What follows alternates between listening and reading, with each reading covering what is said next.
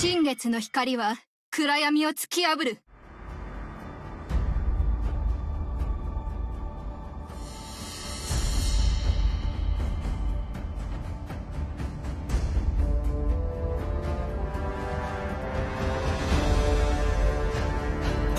全部ぶっ壊してやる。次の目標は誰？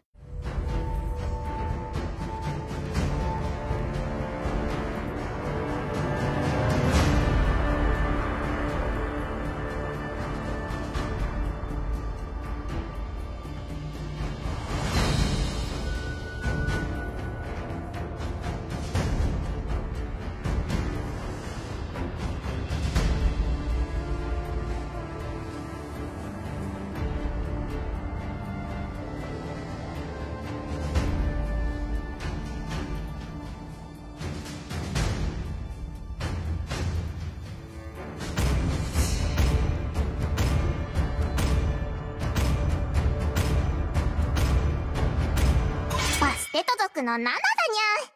友達になってくれるにゃ。必ずや我が一族の復興を果たす。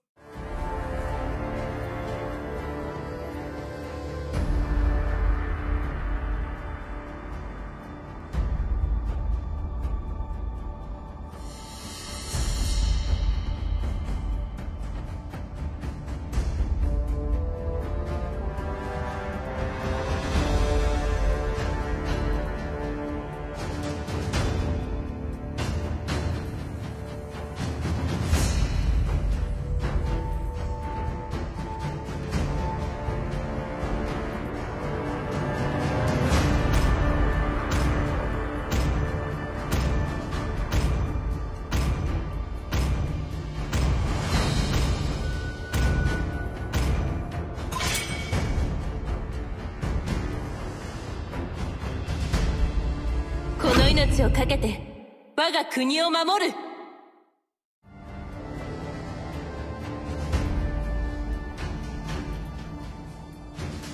命は風のように消えてゆく。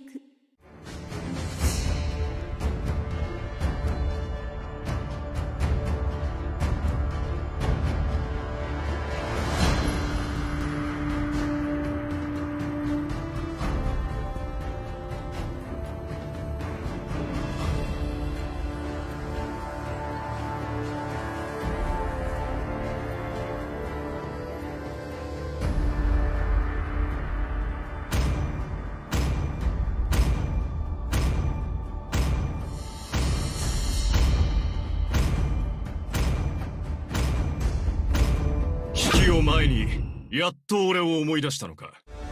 準備はいい？復讐の出発だよ。始まりよ。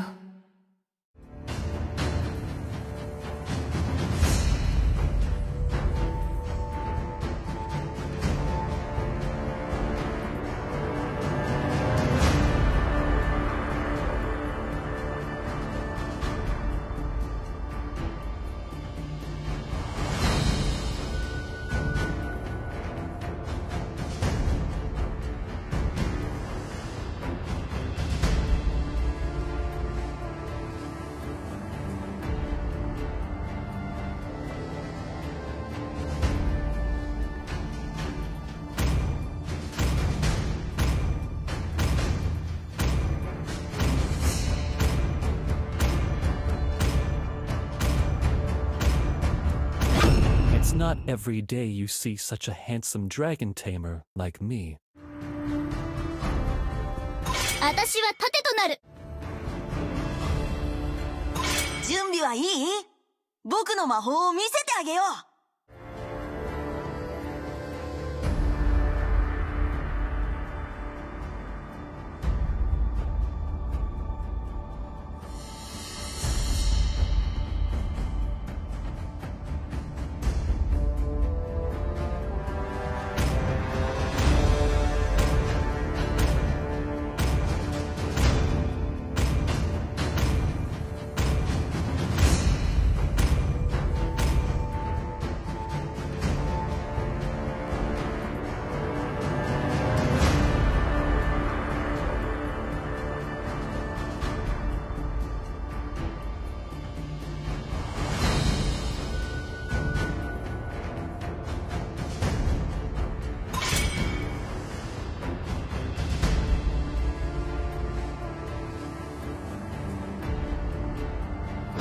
最強参上。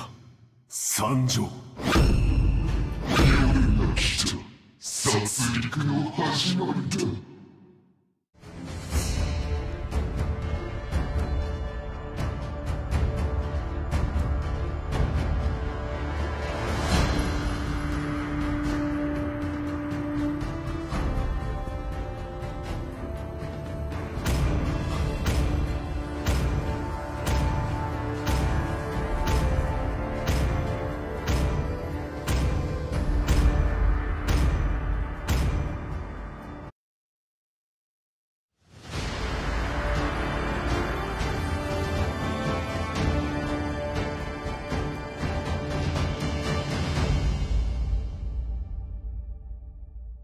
Welcome to Mobile Legends!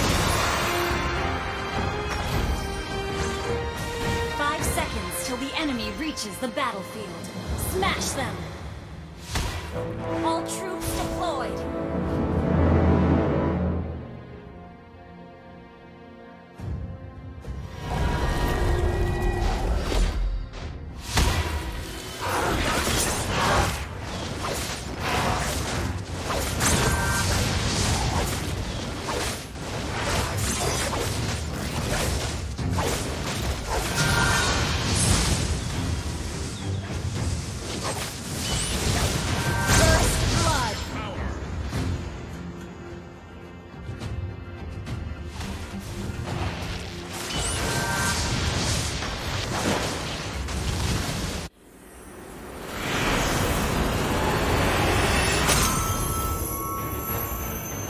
Victory!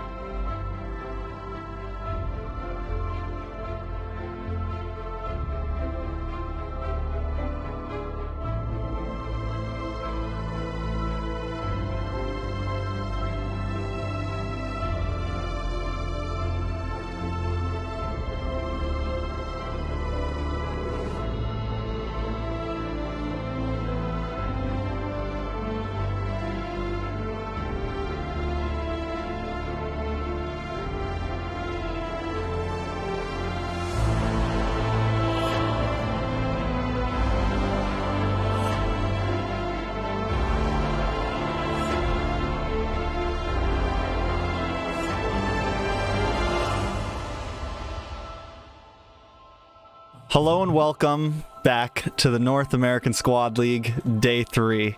I'm really excited about today. We got some awesome lineups. We have Taste the Rainbow up against the Valley coming up in just a few minutes. We have Magical Unicorns up against Team SEXI after that at 8:30 p.m.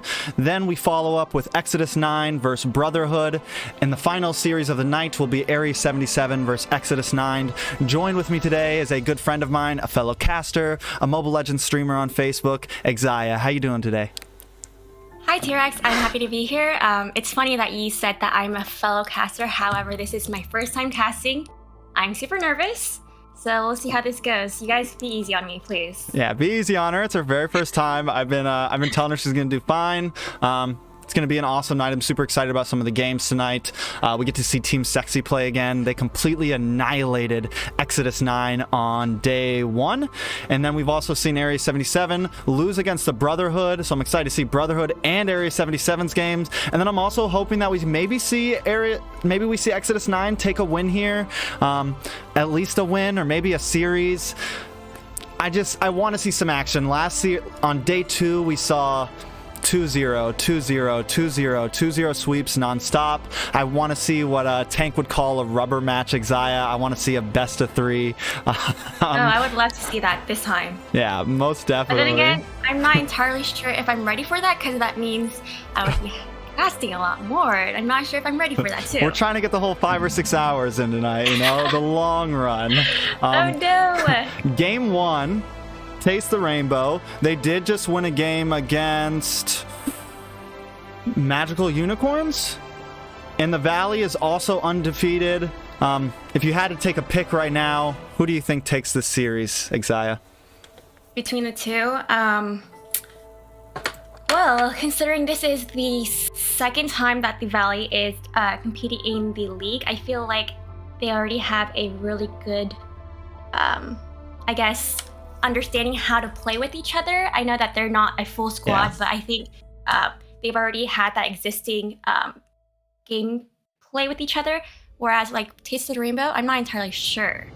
So if I were to pick between the two, I might be choosing the Valley. I'm not sure if it's biased, but I mean, the Valley definitely has a bit more experience in the league. Right. They're definitely considered a top 6 team, someone who are a team that's going to make it to the final 6. But I'm not counting Taste the Rainbow out. I've talked to them. They do have some hard hitters in there and their team. Foe played in the NACT. He made it to top 8 or top 16 with his previous team. So I think it's going to be a good game. I think we may go the full way. We got an East team up against a West team. They're going to be in Central Lobby. Both of them are, you know, there's no favoritism in ping. I think it's going to be interesting. I know both of these teams are ready to go. First band, first pick is going to be going to Taste the Rainbow. So let's not waste any time, Exia. Let's jump into this draft. So up first, we're going to have TDR with first band, first pick. And they're immediately going for what we kind of pointed out as the target band to Eugen as that Selena band. Eugen's been destroying people with Selena. I mean, just arrows non-stop, Exia. Yeah, I actually admire his Selena a lot. I actually used to watch his gameplay specifically just for like the mage gameplay. And I think he's one of the best mages in the NA server. Definitely. I mean, I definitely put him up there. I mean, probably top 10, top 5, maybe top 3. The man's a monster.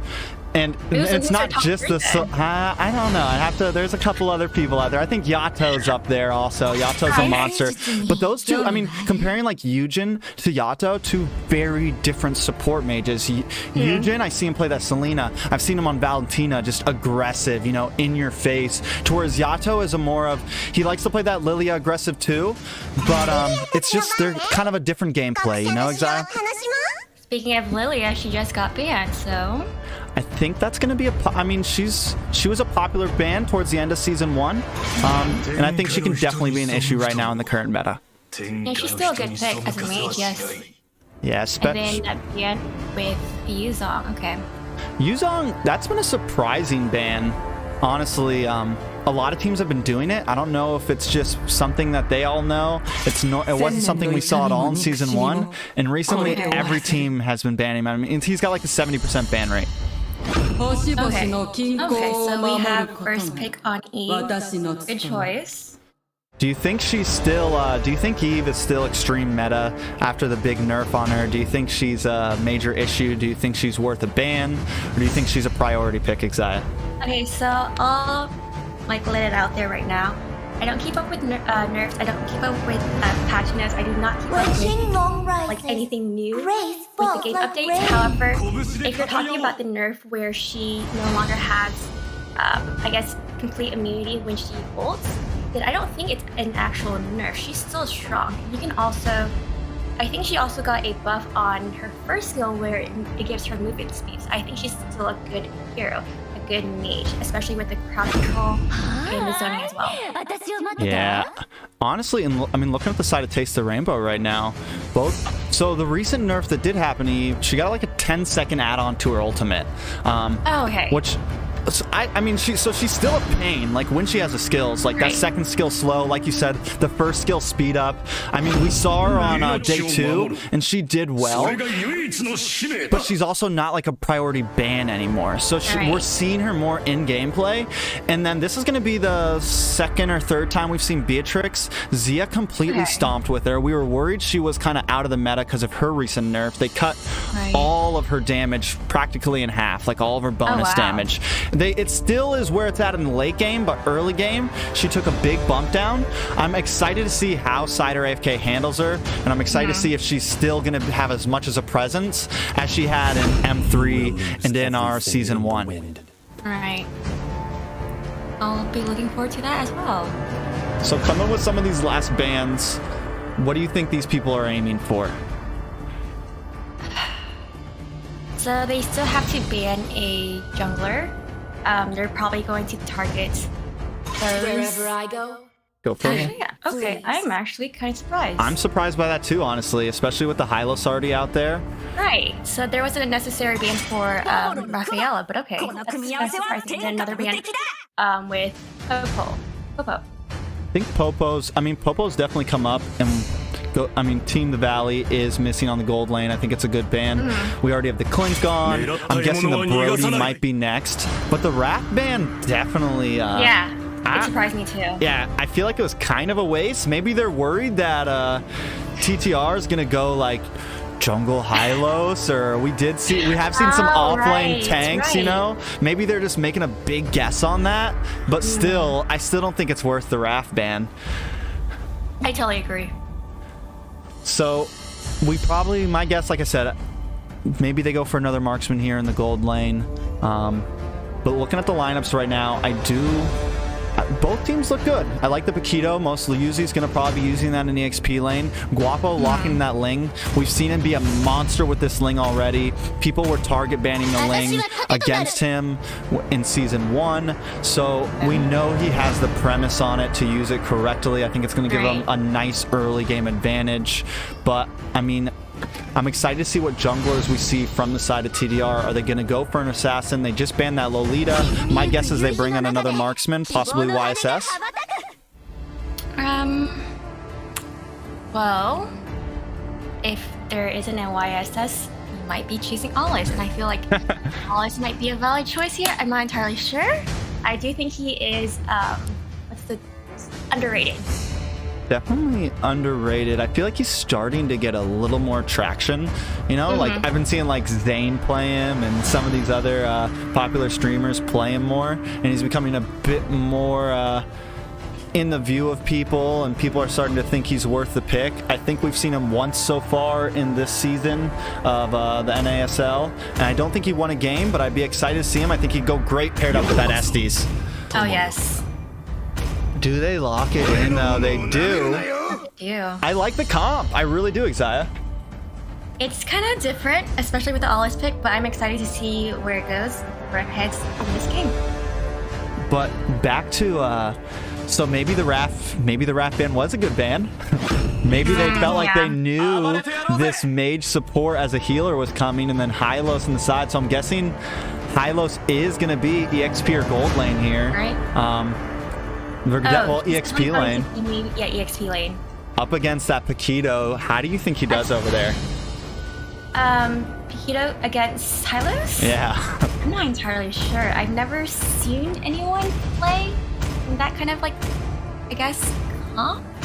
I'm kind of unsure. I haven't seen, well, for me personally, I have not seen Hylos on this side. I'm kind of excited to see how it goes. Definitely excited to see how it goes. Looking at these comps, who do you think won the draft? Well, I do think that Taste the Rainbow's comp is quite interesting. I just gotta give them props to, I guess, going outside the boundaries a little bit, but I actually do like their comp a lot better over the Valleys. So give us a little breakdown of these lanes, where we're seeing everyone go. You know, who do you think takes this early game? Okay, well, with Cag and Eve right now, well, they're both good heroes. I feel like Cag will probably do a lot better. As for bot lane right now, with Estes and both the supports actually at bot lane on gold lane,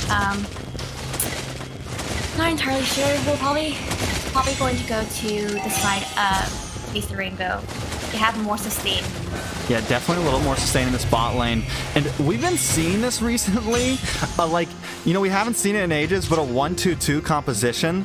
Normally one of the teams will send their support or tank to the gold lane to like help out a little bit. Either because they feel like Claude may lose against the Beatrix, and then the other support ends up going to help because you don't want to be 2v1. And it's just becoming this very common thing recently, but this might be a first blood on the basic. They do get it.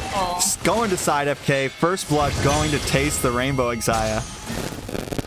And that's what's great about Beatrix. I feel like she has really good early game damage, and that paired with Estes heal, definitely good to stay. Yeah, definitely good sustain. It might be a major problem for them.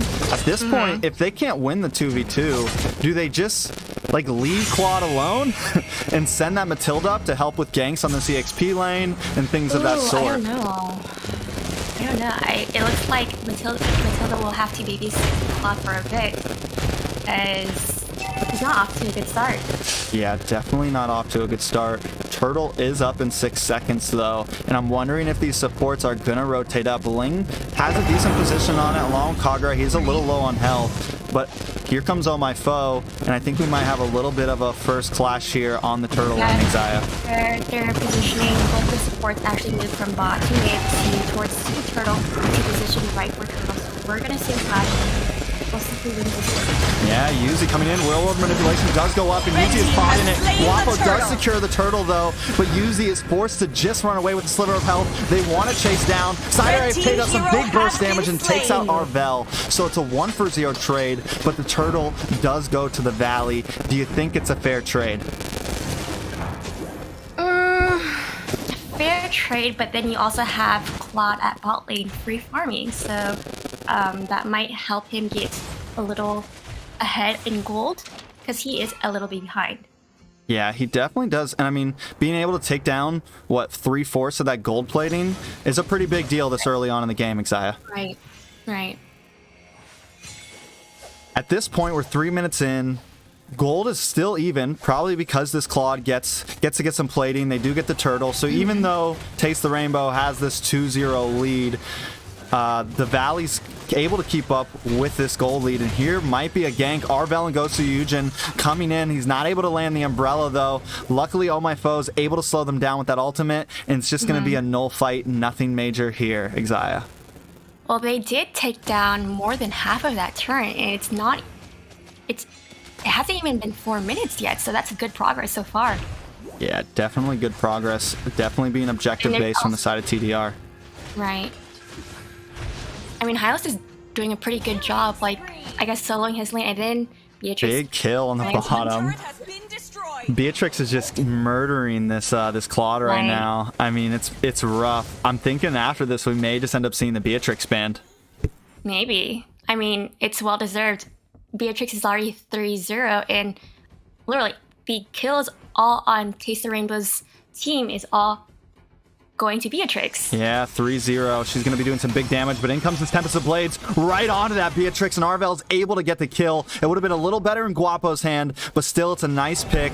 Bring the Valley back into this game. Turtle is up, and all 5 members of the Valley are here up against 4 members of Taste the Rainbow. Just solo trying to come in. He does get the stun onto Arvel, getting that second skill, DPS, but up comes Real Orb Manipulation as Ghost of Yujin takes out Oh My Foe. Guapo caught in the middle of it. Can he get away? He does get taken out by Pretty Queen Mochi, and Basics able to take out that Estes. It's a 2-for-1 trade to the side of the Valley, and it looks like the Valley wants to keep on pushing as Pretty Queen Mochi is forced to go back to base, Exia.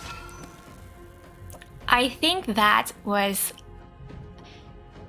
their opportunity to slightly come back from that 3-0 loss, or I guess the lead. Now the score is 4-3. Well, we're seeing that the Valley is slowly catching up. I feel like this will be a pretty tough game. Yeah, I think we may end up just going the long haul here. And the interesting thing about the Valley right now is they were behind, right? They're down a tower right now, but they're still up in gold. They're keeping that farm up. Oh My Foe gets this Turtle uncontested, but still behind in gold as Uzi takes the tier 3 tower in the XP lane, Exia. So at this point, do you think that do you feel like the game is in the hands of the Valley currently? They are, I mean, towers are even. They're keeping this lead, and even though they were behind, they're able to kind of keep this gold lead. Do you think that they're winning this game? If they keep this momentum, Beatrix is going down right there. Oh. I do think that well, it's too soon for me to say, but I feel like the Valley might win this round. I don't know. It's just too early for me to say, but that's my bet right now. I definitely feel like Taste the Rainbow has a little bit of an endgame opportunity having that Estes here, you know? Right. And normally, but wait a second, big engage, Tempest of Blades coming down on Pretty Queen Mochi, and Princess Candy Corn does go down. Yuzi takes a couple tower shots. He gets slowed down by Mochi, but is able to get away. But it's still a nice pick for Taste for the Valley under that tower. I feel like Taste the Rainbow needs to stop getting picked off here. And it's hard to not get picked off when you have this Ling just jumping around the map the way he is. Well, if the Valley does keep up this momentum, I do think that they might take the win here. Yeah, they're definitely starting to skyrocket. They've turned that even gold into a 1.5k lead, and they are pushing in. I mean, look at Yuzi just cutting this lane. Quick to rotate over to mid now. Definitely starting to put Taste the Rainbow in a bit of a tight situation, Exia. And I see that. Will they have a fight near mid? I'm not sure. We'll see. Possible fight near mid, just solo, maybe a little bit overextended there, but he is going to start getting a bit tankier, not taking that damage. Honestly, I felt like he was winning early on against that Paquito in the XP lane. Right. Well, not winning, but he was, I think, maintaining his lane. Yeah. Most definitely. I mean, most people don't against Paquito, right? Right. But the thing is, like, I feel like Hylos... Well, it depends on, I guess, the build of the Hylos, but I'm assuming that's just going to be a standard tank build. I feel like you can't win a 1v1 against a Paquito on Hylos. I feel like Hylos is too team dependent, so definitely if we're talking about oh, well, they're about to get turtle. Big fight. Guapo does get the turtle, though. Tempest of Blades pops off. Inside RFK is in a bit of a bad position. He's forced to flicker out. The SE's ultimate is up, but in comes Basic with that ultimate, and he's cleaning things up. Just Solo does get Yuzi, though, in the back lane. A little bit of a trade of kills. It's a 2-for-1 going to the side of the Valley right now, as Just Solo and Candy Corn go down. The Valley are going to take this tier 3 tower quick to rotate and take as much material as possible whenever they get the advantage in a fight. Right. So I was saying earlier, in a 1v1 against Paquito and Hylos, I feel like Hylos is too team dependent. So I do think Paquito will win his lane, but it looks like... I mean, that was a good team fight, because they're already pushing mid lane. They're also maintaining that gold lead on the Valley side, so we'll see. Where do you... I mean, at this point... To me, it feels like the problem with the Taste the Rainbow comp is you have this jungler who has to move forward. Yes, he gets the speed. He gets the speed boost from one of his skills, but they're getting picked off in that back line. Guapo's able to come in and take out these squish, take out either Estes, take out Yves, take out someone like that, and they're not able to keep up with the variety and movement in these team fights that the Valley is bringing. Right, they do have a lot of mobility. Claude, even basically all of them. They have a lot of mobility, so it's easy for them to catch the back line. Not only that, Ollis, as you were saying earlier, Ollis is a very late game hero. I think, will they get it to late game? I don't know, but the Valley is pretty dominating the map right now. They're controlling the map. Yeah, just, I mean, all over the place. And I think the only opportunity for Taste the Rainbow right now, like you just said, is that late game. They have this Estes, they got Beatrix, they got Yves, you know, they have this Hylos who's going to be nice and tanky, able to absorb damage. And then if they can get this Alos paired up with this Estes and get them both nice and scaled, they may have a chance. I think the Valley knows this, and they want to try to clean this up quick. As we're saying this, they're able to get a kill onto Just Solo. I think that Hylos just biting off a little more than he can chew in some of these team fights.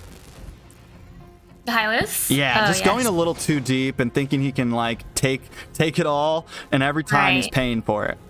Right, and I agree with that. So at this point, the Valley's starting to come in on some of these towers. It looks like TDR may be losing another one, able to just clear this wave. I mean, what can Taste the Rainbow really do to stay in this game? But just wait a second. Another kill going on to Mochi. Oh My Foe also goes down. Basic, though. Titten taken out by Cider AFK. I feel like this Beatrix is honestly the only person really carrying this game, and it may come down to her hands if Taste the Rainbow can possibly win this. Well, then again, Taste the Rainbow, the jungler on Taste the Rainbow, is a late game hero, so we're gonna have to wait to see if they're able to get to late game so that we can see Alice's full potential. See him in action. See if they can get to that 15, 16, 17 minute mark. They're not too far behind in gold, so I mean, the opportunity is still there. Right. Lord is up.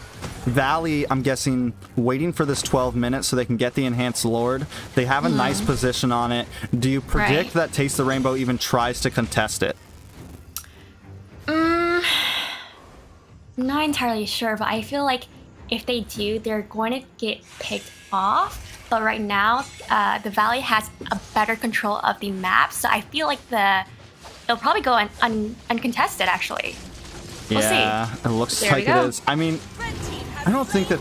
maybe if they get a nice Eve positioning, but Hylos was up. I mean, like you said earlier, the macro of controlling some of these lanes and controlling the map from the Valley is just forcing Taste the Rainbow. Like, this Hylos has to keep going up to the XP lane to clear these waves. They're not really able to take them in a full 5v5. In comes Guapo, though. Real world manipulation does go up. Yuzi gets caught off. Oh My Foe coming in, though. Can this be the turnaround? Basic gets a kill on Cider AFK, though. And in comes Tempest of Blades, followed along with the ult from Basic, and 4 members go down in a matter of seconds, and a Lord is crashing down Exia. Well, you did say that, will this be the turnaround? It looks like it did.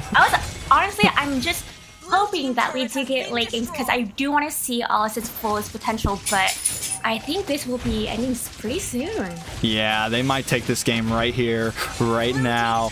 Down goes the inhibitor in just a few seconds. No one's there to protect it. Pretty Queen Mochi and Candy Corn all in their loadsome. In comes Tempest of Blades, and they are quickly deleted. The Nexus goes down, and this is game 1 for the Valley.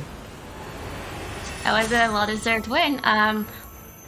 It's kind of interesting because we did see 3-0 on Beatrix early game, and she took the first tower under 4 minutes. So to see that... yeah, what happened? They had that lead. Such a nice lead. Like, where did they fall apart there? I don't know. Like, I don't know. Do you think it might be because... I think the Alice... either... so, I think they started losing... I think the Guapo, as the Ling, was able to just start out-rotating a little bit, catching some of the... they really pushed in that top lane. And I feel like Estes was kind of really hugging on to that Beatrix. So Alos really wasn't able to get the picks, and maybe just Alos wasn't a great... overall just wasn't the best pick here. He was never able to lock down Guapo, the Ling. He was never able to lock down Basic, the Claude. So he wasn't ever able to really get any picks onto the squishies of the side of the Valley, and they were just able to pretty much free roam and clean up matches. Right. They don't have that much mobility in comparison to their jungler Ling. But then again, I'm kind of surprised that you think that Alice might be the bad pick here, but we were talking about how Hylos and both Hylos and Estes was a surprising pick. So do you think we could have done one without the other in this match instead? Definitely possible. I think something needed between that Hylos, the Estes, the like. I think those 4, like, there was just... the only real CC they had was the stun from Hylos, and then they had some area control with the Estes second skill and the Eve second skill. But so you lack mobility, you lack CC, you know, and I get that. I see the comp that they were going with. It looks good on paper, but I don't think it was enough to deal with the Valley. Right, I agree with that. Let's get back to this caster desk real fast and get ready for game 2. What do you think that they need to do what do you think that Taste the Rainbow needs to do to try to come out on top and maybe get a win off the Valley? Maybe have better picks. I honestly don't know. Like I said earlier, I do think that Hylos and Estes pick was kind of a little suspicious. Probably not the best. A little sus, you know. Well, sus. Probably not the best for the enemy's comp. Yeah, like I think that because, like you said, the Beatrix did great. Even the Hylos didn't do horrible in his lane, and that's why I don't think the Hylos was like the Hylos off lane may not be a bad thing, and we might see it in future games up against a Paquito in the XP. But when it came to the mid lane mobility and just the lack of CC, you got an Estes and a Eve. So, like, there's no real engager there other than your Alice, and he just wasn't really able to get in. Even that one at the red buff, that final fight, when it looked like they were really about to, like, take the fight, you know? I was, like, excited, like, oh, this is the turnaround. And it wasn't, so. The irony. But going back to what you were saying about Hylos earlier, you said that he was doing pretty well maintaining his lane, but then again, it's not just maintaining your lane. You also need to be able to win your lane. Win your lane, and also be able to rotate and help your team in other team fights, right? So I think Hylos against Paquito probably not a really good pick. All right, let's see if they completely scratch that from the strategy, or maybe we'll see it again. I do like that some of these teams are trying new things and bringing new things in, but sometimes you just got to keep it simple to win the game. Don't be too crazy. I mean, yes, it's early on in the season. This is probably the time to do it, but you're up against a big team like the Valley. If you can win this, you shake the season, you shake things up, and you make things go a little crazy. I'm sure these teams are ready. We're going to see the Valley first pick this time. I'm ready. Let's jump into game 2 and jump into this draft. I'm ready as well. So, do you think the bans change up? Normally, when we see a team win like the way the Valley did, they normally go for the same strategy. You know, let's just it worked. If it ain't fixed, don't break it. So I think the team we really need to watch for right now is Taste the Rainbow. Do they ban something different, or do they bring in something different here, Xia? I can't remember what their bans were. I think Yuzong was one of them. Was it Esmeralda as well? Not entirely sure, but I Esmeralda, do think Lilia, Yuzong, Valentina. Who else? Those are most of them. Clint. I think the bans were fun. I just think the picks were probably not the best. Yeah, I don't know. I don't know if you really... Like I said, Guapo is vicious on that Ling, man. And I think that may be something you want to get out of the way. You notice how quick the Valley doesn't save that Ling for a 4th or 5th pick. They don't let it get to the second ban phase. If you let that through, the Valley is picking it. So maybe that's something that some of these teams need to take off the list when they're going up against them. You know, that's really surprising, because whenever I play like ranked games, typically people are scared to choose their jungle hero, whether that be an assassin or a ADC. They typically choose their jungle hero maybe second, like towards the end of the, I guess, the towards the last pick? 4th or 5th, you know? Right. That way it doesn't get countered. Right, exactly. But go ahead. So, and that's one of the interesting things about this league is you have some of these players that are so good on certain heroes, you know? And that's when these bans get interesting too, when teams just start target banning people, you know, and you don't see the same bans you see in rank. You normally don't see a Lilia banned in rank, you know? Occasionally you do. There's certain things that just come out because of they know who they're playing against. So, and that's how I've seen games lost and won over that. And I think a lot of these teams got to start getting with the picture. And I don't think they want to let that Ling off through again, but I feel like they're gonna.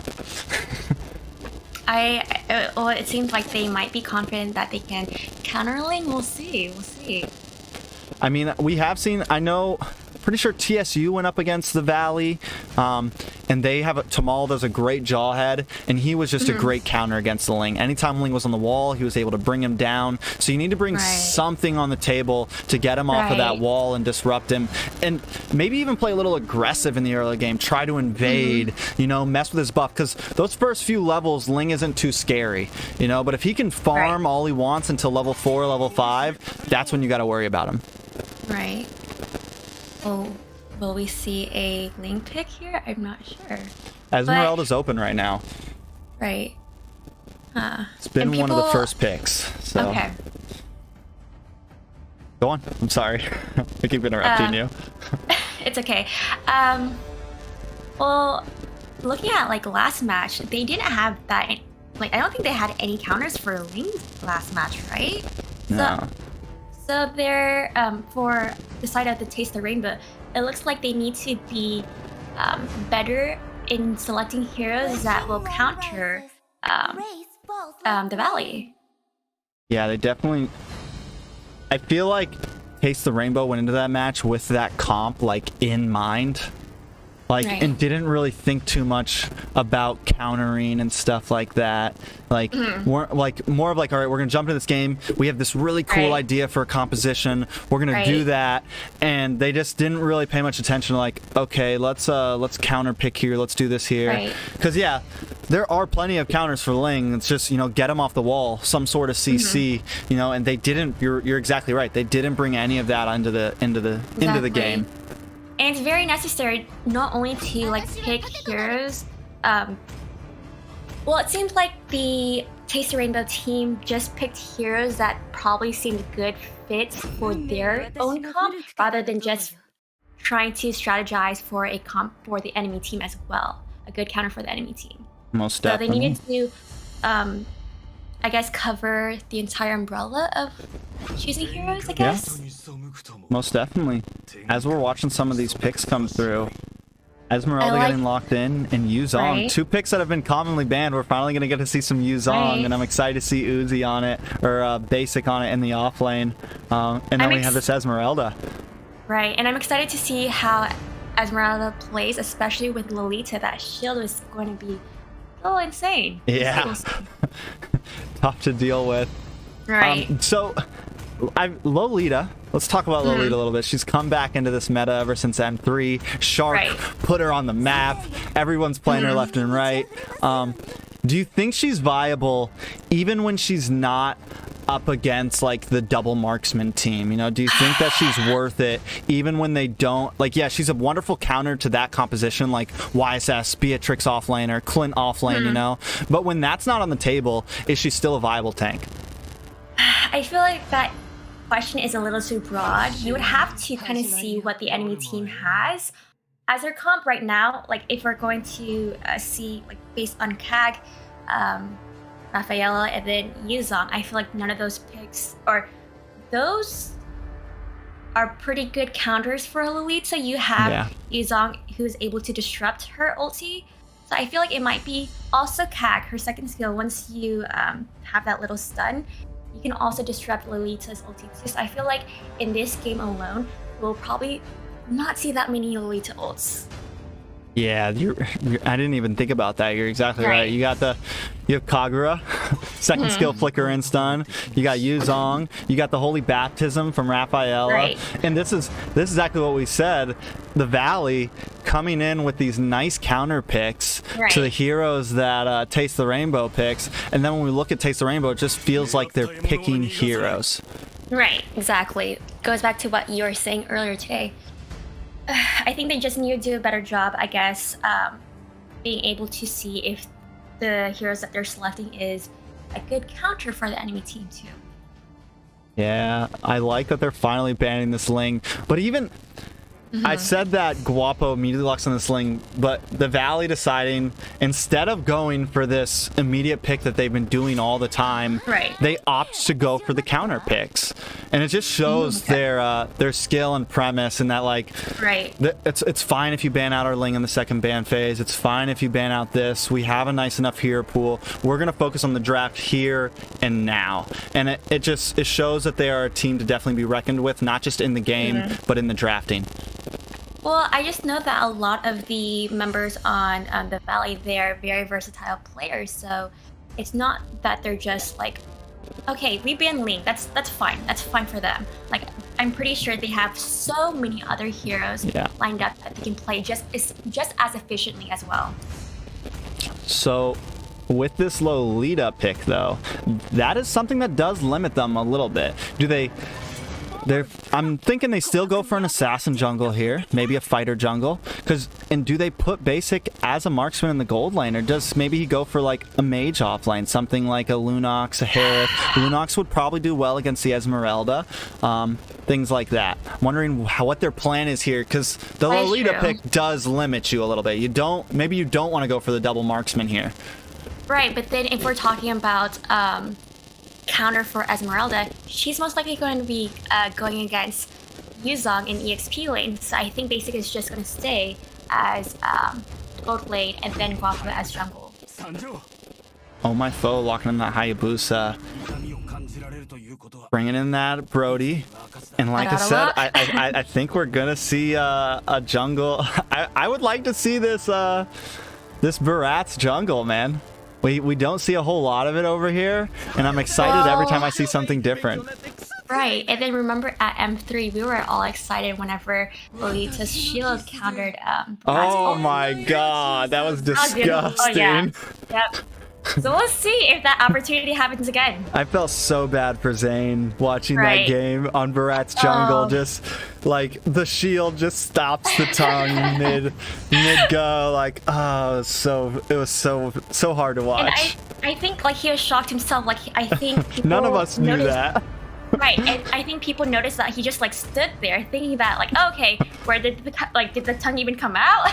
What happened?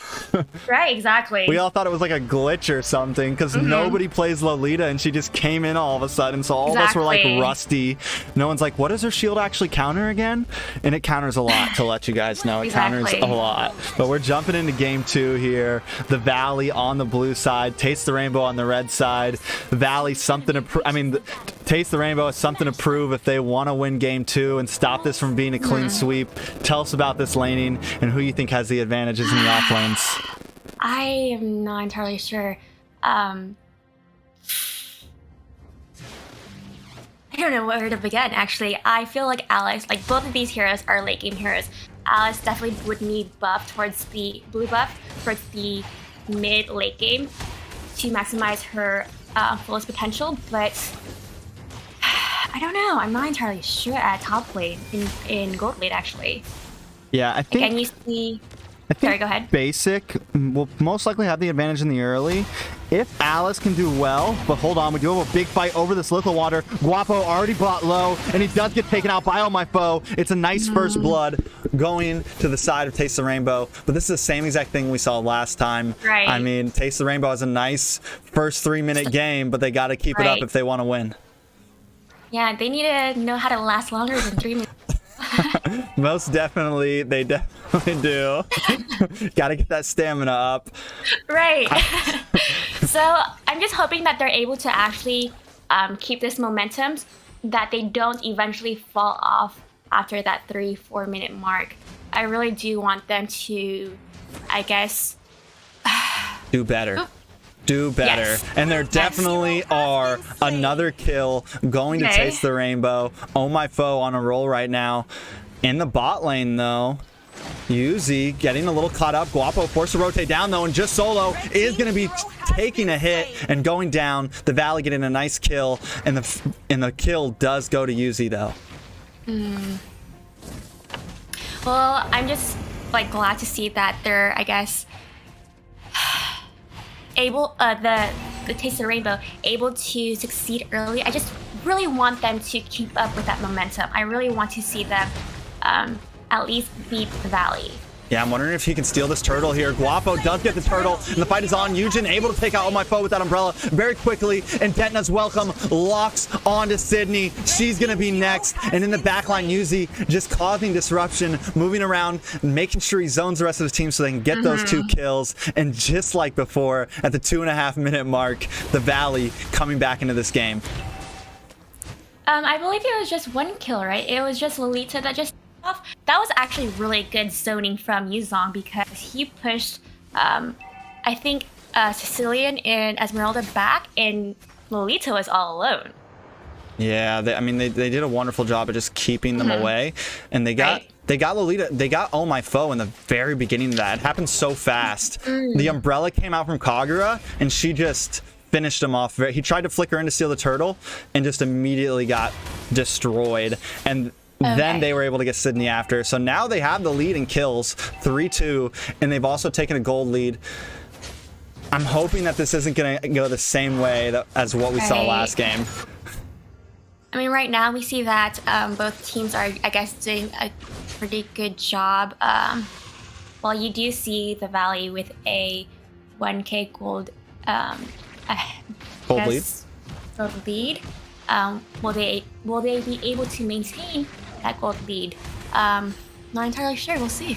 Yeah, and once again, we're seeing this dance in the gold lane. But wait 1 second. Oh, my foe trying to get some nice poke damage. But we're seeing this dance in the gold lane of support and marksman, or tank and marksman, however you want to word it. Like this 1-2-2 comp just happening.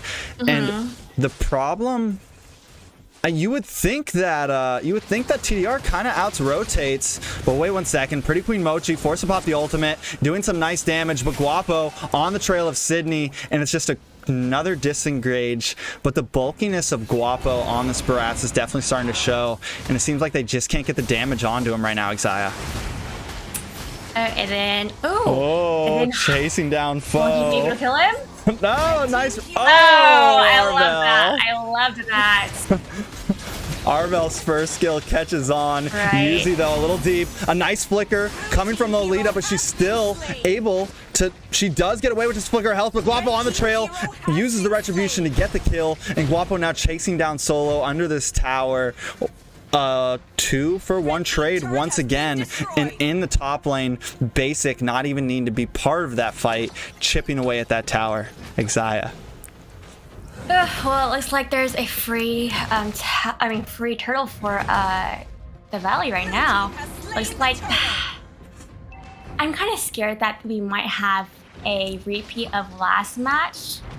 It looks like the Valley is actually doing a really good job maintaining that gold lead, and the gold lead is 3k right now. Towers, I think there's 2 towers down, right?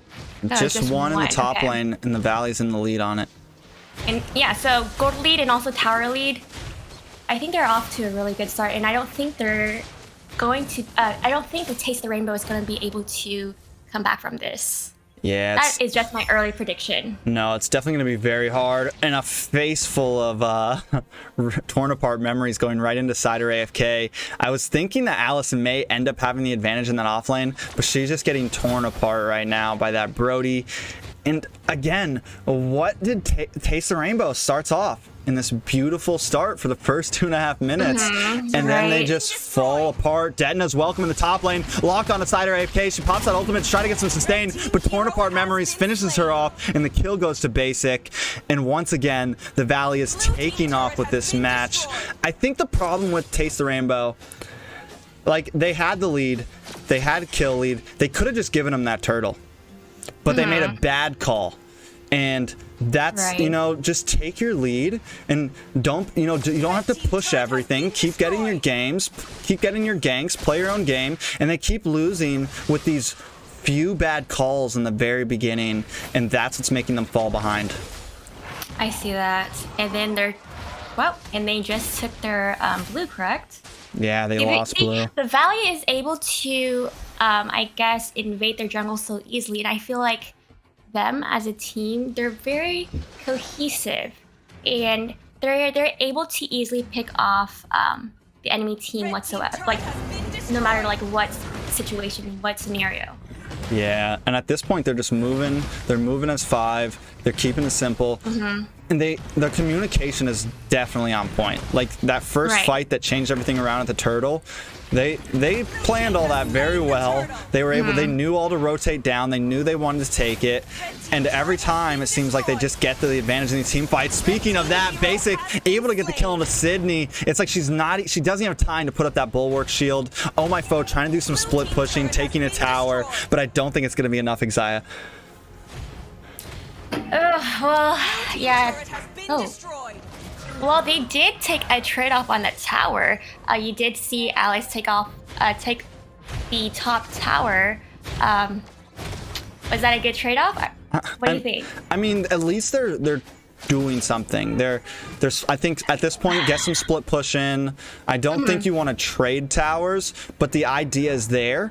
I mean, at this, oh my foe's not doing any damage to this Barats. You know, the fighter jungle works well against this assassin. The ultimate just doesn't seem to really be landing, but he is onto Eugen. But still, can he get the finish? He's so close, but he gets locked down and he's taken out by Basic. A beautiful response from the Valley. Sydney is gonna be next. It's a double kill, and they might just want to chase this down, and that's it. Those little mistakes of overextension coming from Oh My Foe. We've seen it twice now, and I got a feeling we might just see it again before this match is over. Well, if I were to take a guess right now, I think it might be a 2-0. Right now, I think you're right. Unfortunately, I don't want to like admit that. Like, to be realistic, yes, but to talk about the Haya pick, I'm seeing how he does in team fights now. Definitely not a good pick, especially with Barats. They have so much sustain, so much tankiness going on the Valley team that I don't think Haya's ult would do that much damage anyways. Yeah, it doesn't do anything right now. And but that's the thing from the Valley. The Valley saved that Barats for last. So just another beautiful counter pick by them. They just completely tore them apart in that draft once again. And yeah, Hayabusa, I mean, he did so great in that early game. And I think like they should have known that we're not going to be able to take out Guapo with this Hayabusa ult. We're not really going to be able to deal with that jungle. So let's just stick to out-rotating them in the early game and not taking big team fights, you know? Try to just really push these side lanes in. Right. So it seems like... Again, I do think that the Taste of the Rainbow's comp, you have Sicilian, you have, who's that hero? Alice, they're both very good heroes for late game, but will they get to late game? Maybe they need to change up their strategy, their comp, because it seems like they're picking late game heroes as their, I guess, their carry heroes, but not being able to get there. Yes, exactly. Yeah, I mean, and you're right. They got this Esmeralda, they got this Alice, they have this Sicilian. Three heroes that you don't want to go against at the 20-minute mark. But they just... I mean, and I guess their plan is, all right, we're going to do that. And then we got this Hayabusa for the early game. But both times now, the strategies has not worked. They mess up in the early, and then they can never get past this 15-minute mark. And I totally agree with that. Lord crashing down now. Last time the Valley was able to finish it with the first Lord. Will they do it again? It's not an enhanced Lord, so it's not going to get the crash on the tower, but they are moving in. Uzi going right into that backline, causing some disruption. A nice flicker in from that Alice. She pops that Winder Truncheon, able to get some nice damage, and this could be bad for the Valley. 2 members down. Uzi forced to run away. Maybe they got a little too extended. Down goes Guapo. Finally, we see Taste the Rainbow win a nice team fight, evening things up, but the gold lead is still a little behind. At this point, they need to focus on farming and maybe turn this game around. Xayah. It's a really good turnaround. I think they got at the Valley, got a little too greedy at top lane. It was just Lord pushing top lane.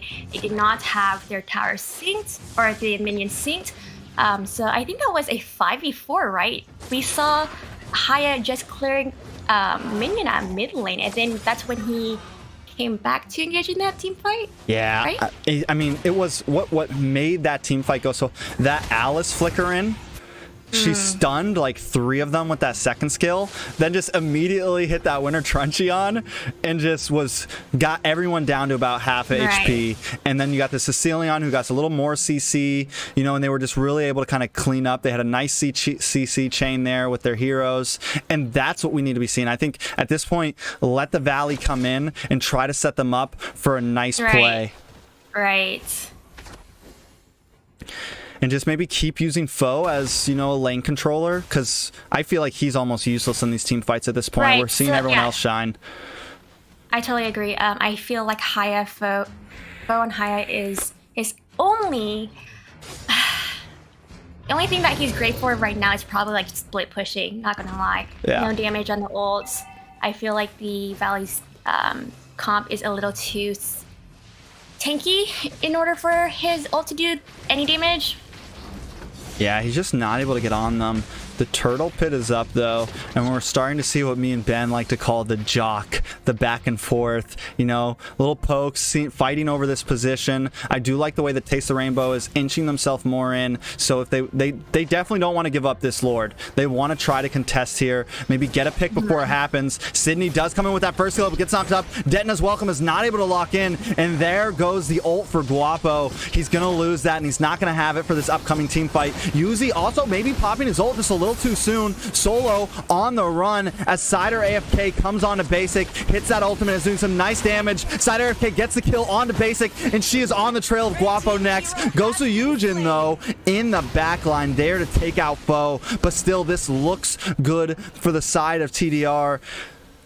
Kind of. Right when I say that, I see the Sicilian just go low health and back to base.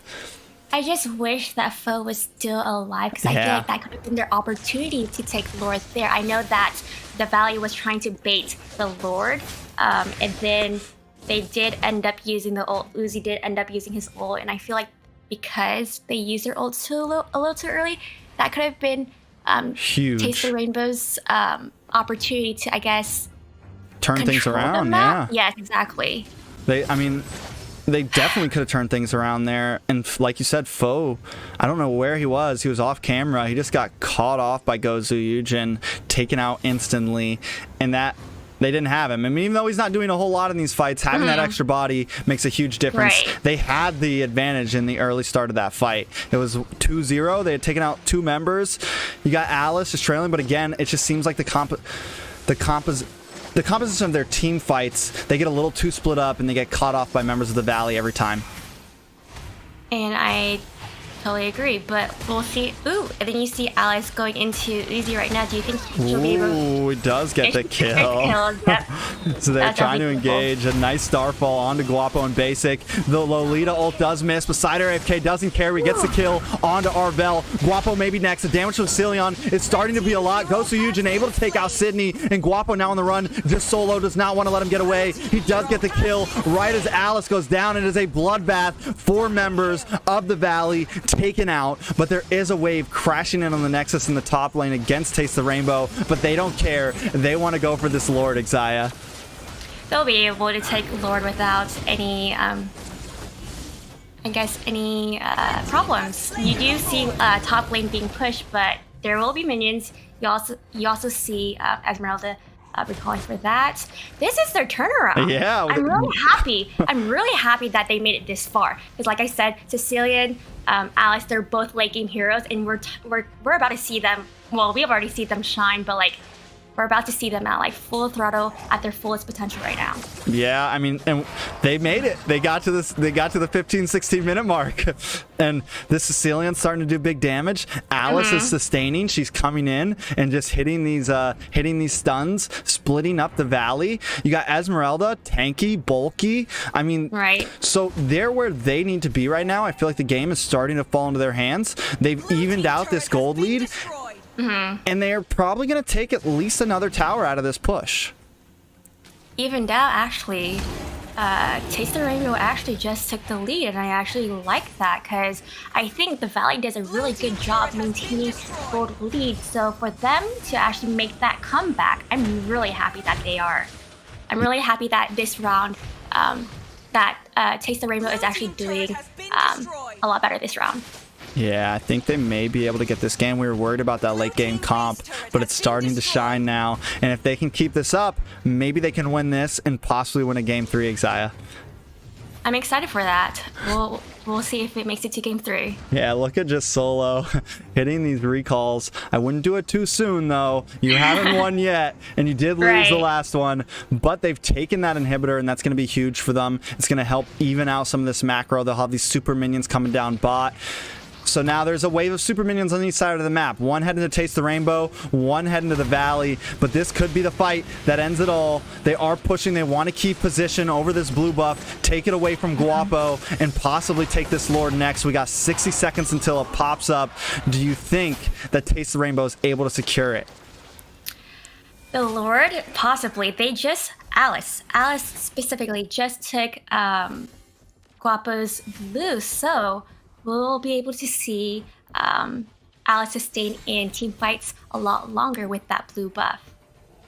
Yeah, well, definitely. I mean, she's a monster at this point. She's just, I mean, she's tearing through them. Even if she ends up dying, she's taking at least 2 or 1 people with her. She's definitely something that they need to watch out for. She's the hero that they have that can actually get to that back line. And if you get caught up by that stun, or you get too worrying about her, then you get caught up by that Sicilian whose damage and those stacks gotta be looking nice right now. I mean, he's outputting some nice damage. He's able to pen through this Barats. I really like how it's looking for Taste the Rainbow right now. I really do hope they win this game right now. I'm really happy that they made it this far. Just right now, like just based on looking at their positioning, who has control of the map, it looks like Taste the Rainbow might just take this sword right here. Yeah, they definitely have a nice position. Bo went down and cleared that bot wave, forced Yuzi to go back and defend. Can they take it? Gosu, Yuzi, Arvel, Guapo, all coming in. Basic Eugen coming around the side. Bo gets the flicker in. The Lord is down to half, but a beautiful ult coming from Lolita along with Cider AFK, doing some nice damage onto Arvel. The immortality does pop though from several of them. Torn apart memories goes off and is able to pop the immortalities on the side of Taste the Rainbow, but this is bad for the Valley. Basic and Yuzi go down. Sydney a little low, but they're going to be able to take out Arvel. A double kill for Pretty Queen Mochi. Eugen on the side able to respond back, but all 5 members are down, or no, 4 members. All that's left is Guapo, and I think just Solo can handle him herself. And as this is happening, you're stopping this recall, and we just have Oh My Foe chipping away at this inhibitor. Is he going to be able to end the game right here? Guapo trying to chase him down. All he has to do is take out these minions. This could be big. Guapo is going to go down. Immortality pops. All that's left is a wave. They may just finish the game here. The death counter is too high, and that is going to be a win for Taste the Rainbow, Xayah. And we're going to game 3. I'm excited to see it. That is huge, man. What a comeback for Taste the Rainbow. Like I said, all they needed to do was just get past mid game, go into late game, because that's when their hero picks shine the most. Yeah, they definitely are shining. I mean, so hopefully they can like nail that down, because we saw Ares 77 doing that comp and they did okay with it. It seems like a few teams are going for more of this end game comp now, and I like seeing that, but it's not something easily mastered, because if you get steamrolled like what happened in game 1, it's going to be very, very rough. So looking at some of these teams, who do you give the MVP for the side of Taste the Rainbow? Taste the Rainbow, I'm pretty sure it's a no-brainer. The Alice. Yes. Alice, really good engagements, especially with the back lane. She was phenomenal. I don't know what to say else. I don't know what else to say about that.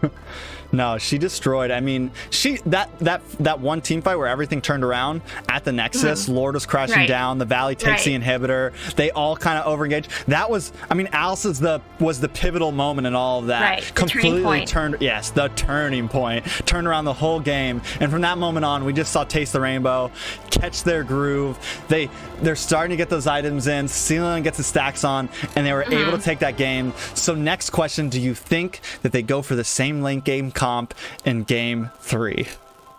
I think they can, but I think they need to do better with their jungle picks. It looks like Foe on like both rounds, the first and the second round, he wasn't necessary. Well, it seems like he wasn't necessary in team fights. So I feel like he could probably pick better a jungler.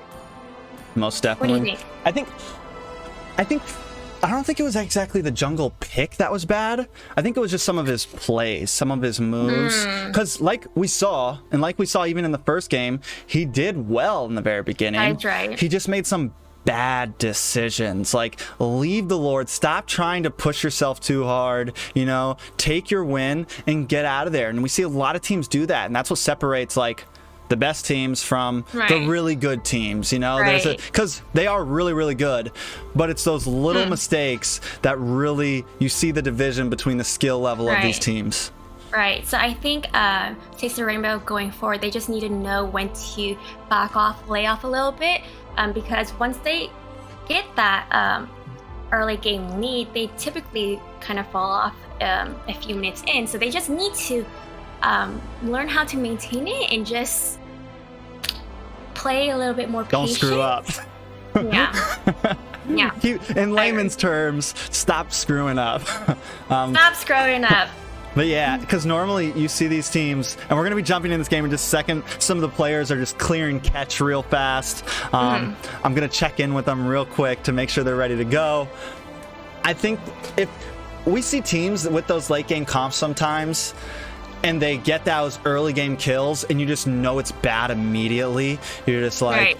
oh god, they have a late game comp and they're winning in the early game. So if Taste the Rainbow could not screw up, I Right. mean, they would steamroll, and then there'd be no catching up, because even if they get, like, they win in the late game, and then even if you see them in, I mean, they win in the early game, and even if you see them in the late game, they don't stand a chance. You know, I mean, the other team Right. doesn't stand a chance because they have all their bases covered. So Right. if they can get those kinks figured out, I think they're definitely a team we want to keep our eyes out for. I do think that their strategy, their late game strategy, is really great. It's just they need to be able to get there first. Yeah. I mean, their late game heroes, their late game picks is not going to be... They're basically rendered useless if you don't get to late game. It's true, and that's what we saw in the first game. We just saw them get complete. I mean, they weren't able. How long did the first game last? I think it lasted about 12 minutes, 30 12 seconds, minutes? because they waited Yeah. for the enhanced lord. So it was after 12. Lasted about 13 minutes, and they cleaned up quick. But let's see. We are going to jump into this game in just a second. Okay. Now that it's 1-1, do you think Taste the Rainbow is going to be able to take this? If they learn exactly what they needed to do from the first game, apply the same thing in the second game, I feel like they could take that third game. We'll see. I'm just hoping that they do, because like I said, I do think that the Valley is a really good team, but I like to root for like the underrated team. They're the first. That's their first time joining the league, correct? Like as a whole? Yeah, this is so this is Taste the Rainbow's first time in the NASL. They are a new face. Right. Foe has competed in events before. A lot of these members have competed. We've seen Mikasa play. So so yeah, they're a new team. Sorry, I saw some comments and they kind of got me laughing a little bit. Ling, though, I love the respect ban. They finally banned that Ling immediately. I told you it was coming. I told you it needed to happen, and they're here and they're doing it. Well, I'm surprised that it took them this long to actually ban Ling. Yeah, especially up against Guapo, right? You don't want to deal with it. Exactly. Well, they didn't ban Ling last round, correct? It was in the second phase that they banned Ling. Oh, second phase, right. So I guess they're not wasting any time. No. They just need to, I guess, apply what they did second game and apply it here so that they can take that third game. Yeah, I think I feel like after watching that game, after watching them completely just come back with that, I have faith in them. We've seen them do good in those first couple minutes. And now we've seen them do good in the late game. Maybe the first game, you got some nerves. You're still feeling things out against this team that holds such a huge premise in the league. So I think that they definitely stand a chance. I put it at 50-50, honestly. 50-50? I think, in my opinion, I do think... I probably agree, yeah. I think it's definitely up in the air. I like the patience of this last band coming in. They're thinking about it. They're not just locking in bands like what you see in rank. They're talking to each other. They're, all right, what do we do here? We go for the Valentina. And that was an auto pick. Okay. Auto pick, quick with Auto it. pick. Didn't Yeah, exactly.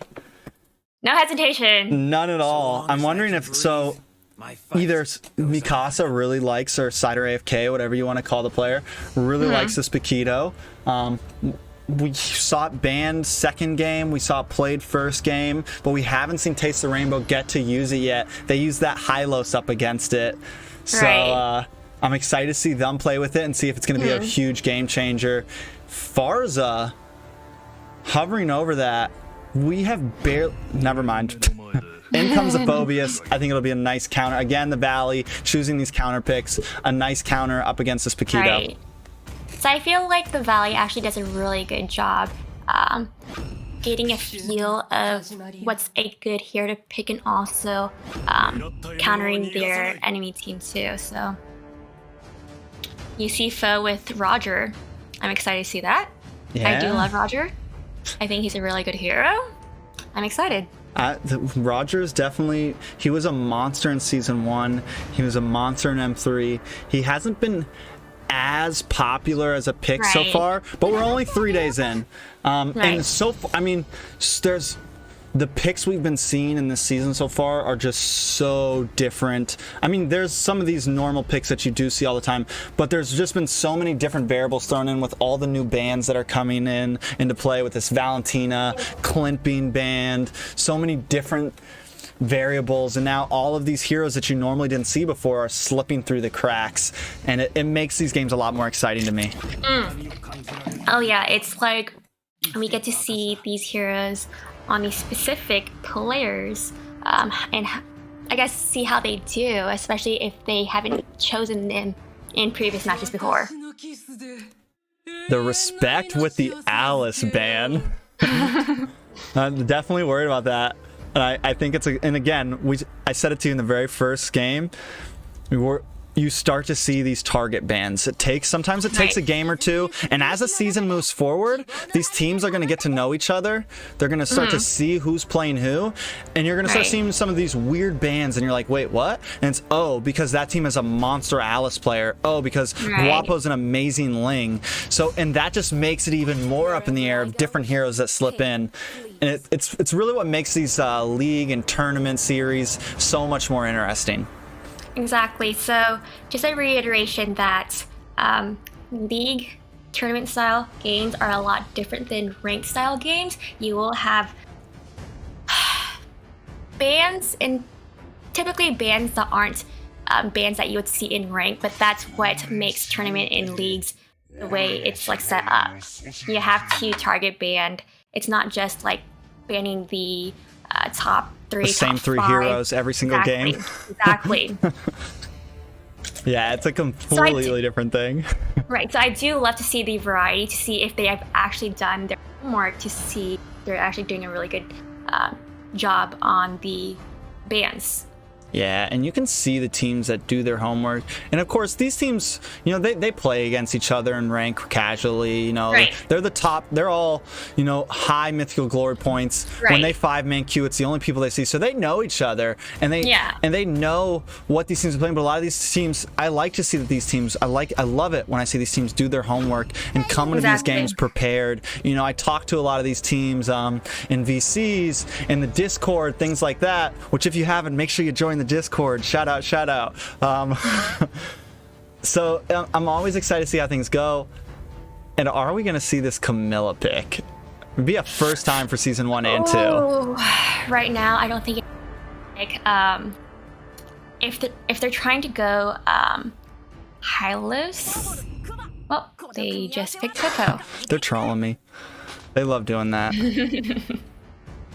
I love the Ruby pick, though, against this Roger and this Paquito. I think she does such a wonderful job. We're going to see her as a tank in the mid lane. I can guarantee it. And she's going to stop that. She's going to stop that Roger in his tracks. That Roger in his tracks when he tries to engage. She's going to stop that Paquito in his tracks when he tries to engage. And she's going to help protect. This Farza. And anytime she does get a nice lock-in, you're going to see that Farza pop that feathered airstrike, and it's just going to be rough for the side of Taste the Rainbow if that combo can get off. But let's pay attention to that last pick on the Taste the Rainbow side with that Filaire, correct? I feel like that would be a really good counter for those that frontline hero on the Valley side with that Ruby. I feel like Filaire will be extremely annoying against that Ruby, so I feel like Ruby might have difficulties setting up some games and some plays, but we'll see. Yeah, you get 2 of those fireballs and get stunned. She's not a super, she has a little dash, but she's not super mobile. So her main goal is definitely going to be working around that Valier. Definitely Right. some nice CC from the side of Taste the Rainbow. You got this Paquito.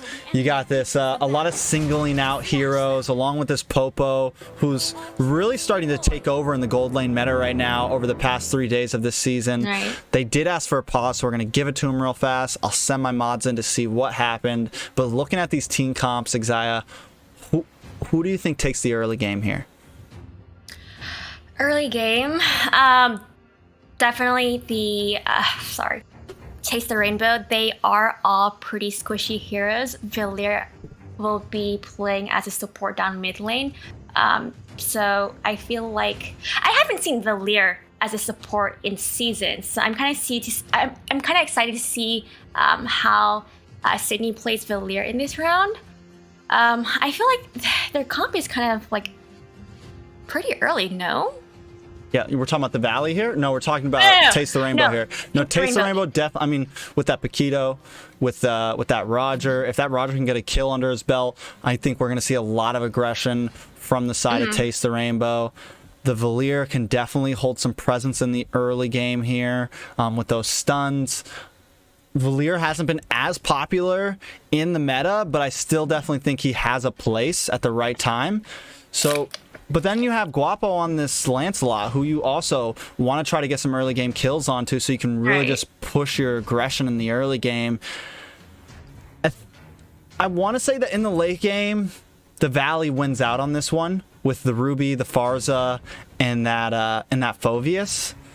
But only time will tell. You know, there's definitely I think TDR, if they get that same early game advantage they've had the past couple times, they really need to not screw it up here, because I don't think they stand a chance when it comes down to 15 minutes. Like I said, I am rooting for the underrated team. They are all really good players. However, it is Taste the Rainbow's first time in the league as a whole, as a team. So I actually want to see them succeed here. I'm saying your name right? Or is it Xia? It's Exia. Exia. Just wanted to make sure. You can also call me Emily. Okay, I didn't know if that was okay. I would rather call you Emily, but we got to get that promo on, you know? Right, but like, honestly, like I still get kind of like, I guess, weirded out when people actually call me by like Exia instead of like my real name, because I'm so used to as Emily. All right, we are going to be jumping back into this, Emily. The teams are ready to go. I don't know exactly what happened, but my mods handle it. Big shout out to Ritzis for doing this tonight. Big shout out to Maysky. Let's jump into game 3. We have our rubber match, and it's the first one of the night. Are you ready for this, Exia? Emily? I'm ready for game 3. I'm really excited that this is the first game first round that we're going to game 3. We did not see that last day. Yeah, on Thursday, correct? Yeah. You were worried about a 3-game series. You're starting to loosen up a little bit, feel comfortable? Yes, I was. It was a lot. Shoutcasting is very nerve-wracking. So for me to like finally loosen up and get into, I guess, spectating all these games, I'm really excited that they've actually Taste the Rainbow has made it this far. Not saying that they're not deserving of that, but like we did see them fall off on the first game, remember? Yeah, and the Valley's good, man. I mean, they're definitely not undeserving. Every team is here for a reason, but the Valley is a good team. Area 77, TSU, some of these teams that have proved themselves in the previous season and then have proved themselves in tournaments, they're good teams. Their stats speak for themselves. So yes, I'm with you. I'm very happy that Taste the Rainbow has gotten a win here. This is what I want to see this season. I want to see upsets. I want to see teams go back and forth. I don't want it to just be an easy sweep for 6 teams to get to the finals. And as we're saying that, a nice pick from the side of the Valley onto you. No, a nice pick from Taste the Rainbow onto UZ. First blood once again, 3 games in a row going to Taste the Rainbow. Right. So like I said, they just need to keep up that momentum, get past that 3 minutes mark, and just, I guess, continue to get into mid to late game. Yeah, and it looks like they're doing well here. They are going to get this turtle, feathered airstrike. They're able to zone them away, and now they're going to really push in here. This could be bad for Arvel. Some nice damage, pretty much Queen Mochi. I'm sorry, it's both their names look so similar, and I get them confused. You got Queen Mochi, and they did actually bring in a sub. We lost Candy Corn, huh? Oh no, the Candy that happened Corn. last game, I think. Solo came in and took Candy Corn's place, but enough of that. Back to the game. This Veil's definitely causing a little bit of issues for the side of the Valley. I did think that right after they secured Lord Taste the Rainbow, I thought that them engaging in that little small fight, they would have maybe lost their momentum there. But I'm good that they like learned to back off and be a little bit more patient. Yeah, and look at Taste the Rainbow. We're only 3 minutes in, and they've taken 2 towers already. This is what I said. They need to focus on getting some of these off lanes, push in. They're doing a wonderful job, and if they can keep this up, the game is probably in their hands. I mean, it does look like so because they already, they do have that 1k gold lead, and also actually 1.3k gold lead. It's creeping. And then also those 2 towers already down under 3 minutes. That's remarkable. Huge, yeah. Yes. Very huge, but just Solo in a bit of a bad position here. He is going to get taken out by Guapo, locked up from that, getting pincered from Gosu Yujin on that. Farza not able to do a lot, and Sydney needs to be careful here. Guapo coming in from the behind. Will he be able to take him out here? They try to close in. Sydney able to dodge. He does use a flicker, but Gosu Yujin on his trail gets stopped in his wings by wings, but the feathered airstrike comes down and secures the kill. A nice pick for the Valley, bringing it to 2-1 on the side of the Valley, but Taste the Rainbow still holding a gold lead. Oh, Arvel taken out. The battle's back and forth. Turtles up. Who do you think takes Turtles here, Xayah?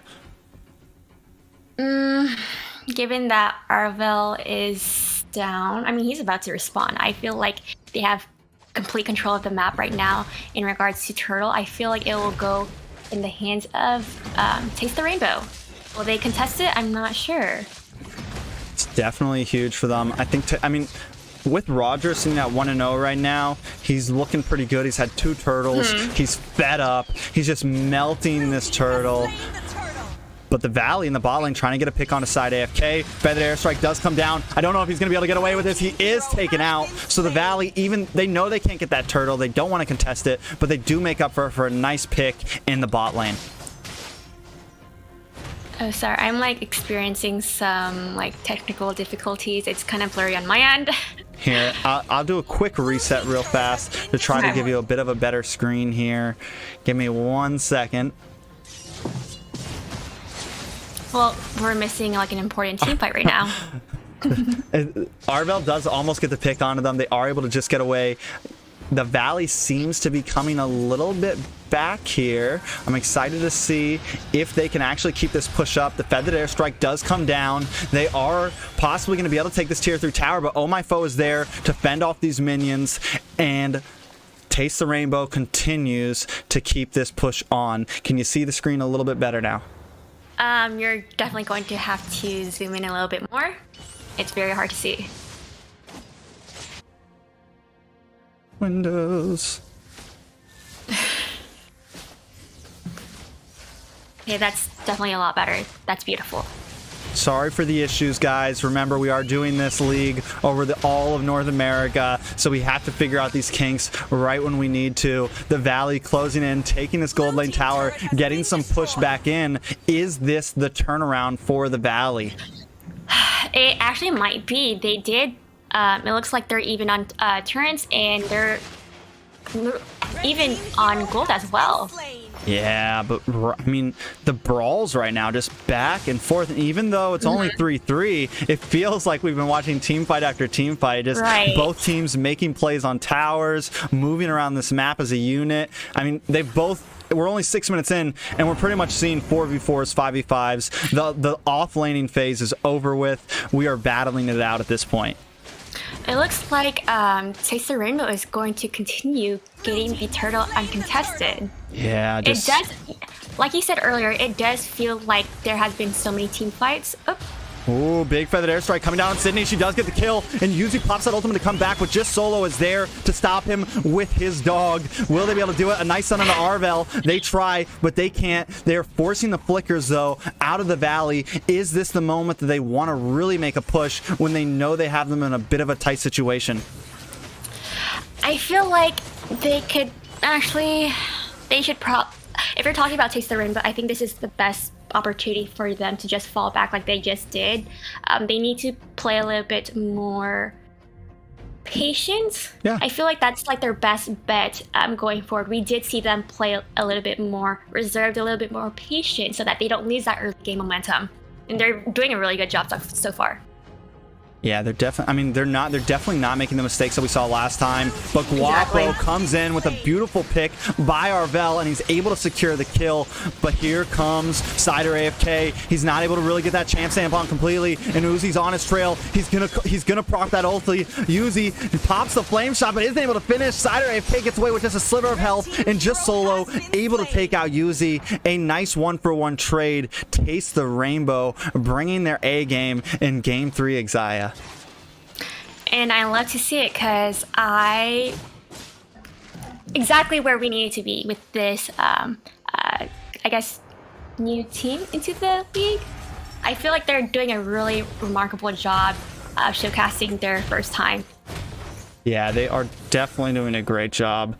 I mean, if they can win this, it puts them tied up, I think, in a top 3 position. And if they can keep, I mean, after taking out the Valley, you've shown that you can play with some of these with some of the top teams in the league, meaning they have a good chance at taking out Area 77. But once again, it's not over yet. I'm offended coming in from Arvel, but she gets taken out by Foe. But now they're all caught under the feathered airstrike, and Beso and Guapo both secure a kill from Taste the Rainbow. Now TDR's on the run, and I think this is the point that we see the Valley try to close in and maybe take a tower here, or possibly revert over to Lord Exia.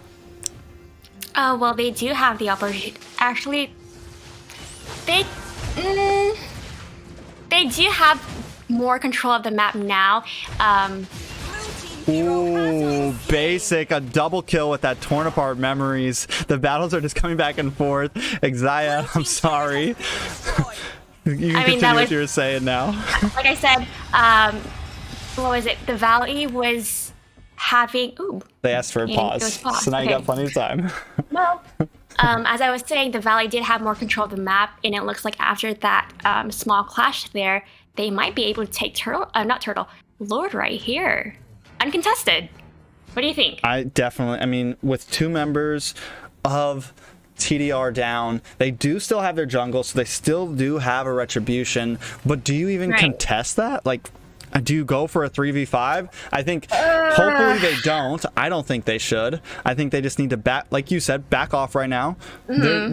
They've finally fallen behind in gold, but it's only 700 gold. Get some farm, defend this push, and wait for a mistake from the Valley. We know the Valley can get pretty aggressive in these Lord pushes, so maybe get the mistake that they made last game and continue on. But again, it's going to be tough for them in this late game. We're already seeing Phoveus just start to smash things. And I'm wondering if they're going to be able to compete as we creep past this 10-minute mark. I do agree with everything that you just said in the past, I guess, minute. They just need to learn how to back off whenever they are down on teammates. Maybe, yes, the Valley, this is their opportunity to take the Lord. However, during this time on Taste the Rainbow side, this is their time to recoup, reorganize, and just continue with the objectives and farming.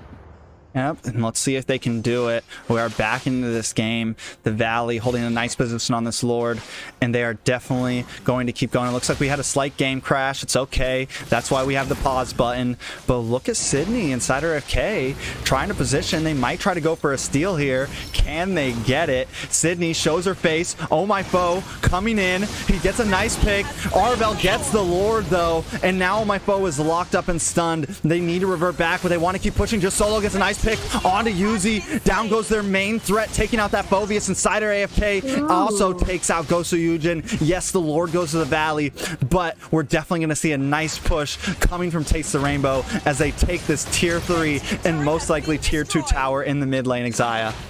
I actually love that they defied what we thought was going to happen. Everything we said. That was definitely something that they needed.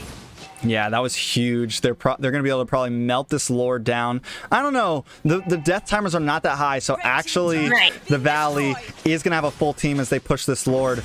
But still, that is much better for the Valley, for TDR than what it could have been. Do you think that was a good trade? Because in my opinion, I do think that Taste the Rainbow, that was... They won on that, for sure. Yeah, they definitely won on that. They took 2 towers. They got kills, you get gold from those kills, and they're going to melt this Lord easily. All they lost in this, they lost that tier 3 tower, and they lost a tier 3 in the top lane. So yeah, they lose 2 towers, but they have a much better position on the map right now. I mean, look at the Valley's towers. They're missing all of them in the bot and the mid lane, and all they have is 1 left in the top. Right, and then they had no problem with that first Lord. Yeah, so I'm thinking we're going to see a Lord too. We got 94 seconds. Can they keep up? After seeing that last team fight, I mean, yes, Lord was crashing down in the Valley, but it gave me a little bit of faith that maybe they can compete in this endgame. I do think it will go into that late game. However, they are struggling at bot lane. Yeah, big pick from Uzi, but he's able to come over from the side. Sydney gets the kill onto him, though. Basic gets the kill onto Cider AFK. It's a 4-3 right now. We do see Ghost of Eugen pop that feathered airstrike, but look at all of these members just crashing down on Guapo. Will he be able to get away? He's forced to use the ultimate just to flicker as Popo goes back to defend the inhibitor. Another nice play from TDR, taking a bit more advantage. They are still a little behind on gold, though, but they are winning these team fights. They are. And I feel like... Okay. I feel like our prediction at Lord was definitely something that... I'm just really happy that they went against our own predictions, because that's definitely where things turned around. They definitely needed that. We know you want to see Taste the Rainbow win. We get it. I'm not gonna lie, I like to see the underdogs win too. I always try to be unbiased in my decisions, and I let my co-casters make those hard decisions. But I would love to see Taste the Rainbow take a win right here, because it just shakes things up, man. I don't want to, like I said, I've said it a million times, and I'll say it again. I don't want to see this whole league be one-sided. I want to see everyone with some loses on their belt. And this is actually a really good, fair fight. I feel like...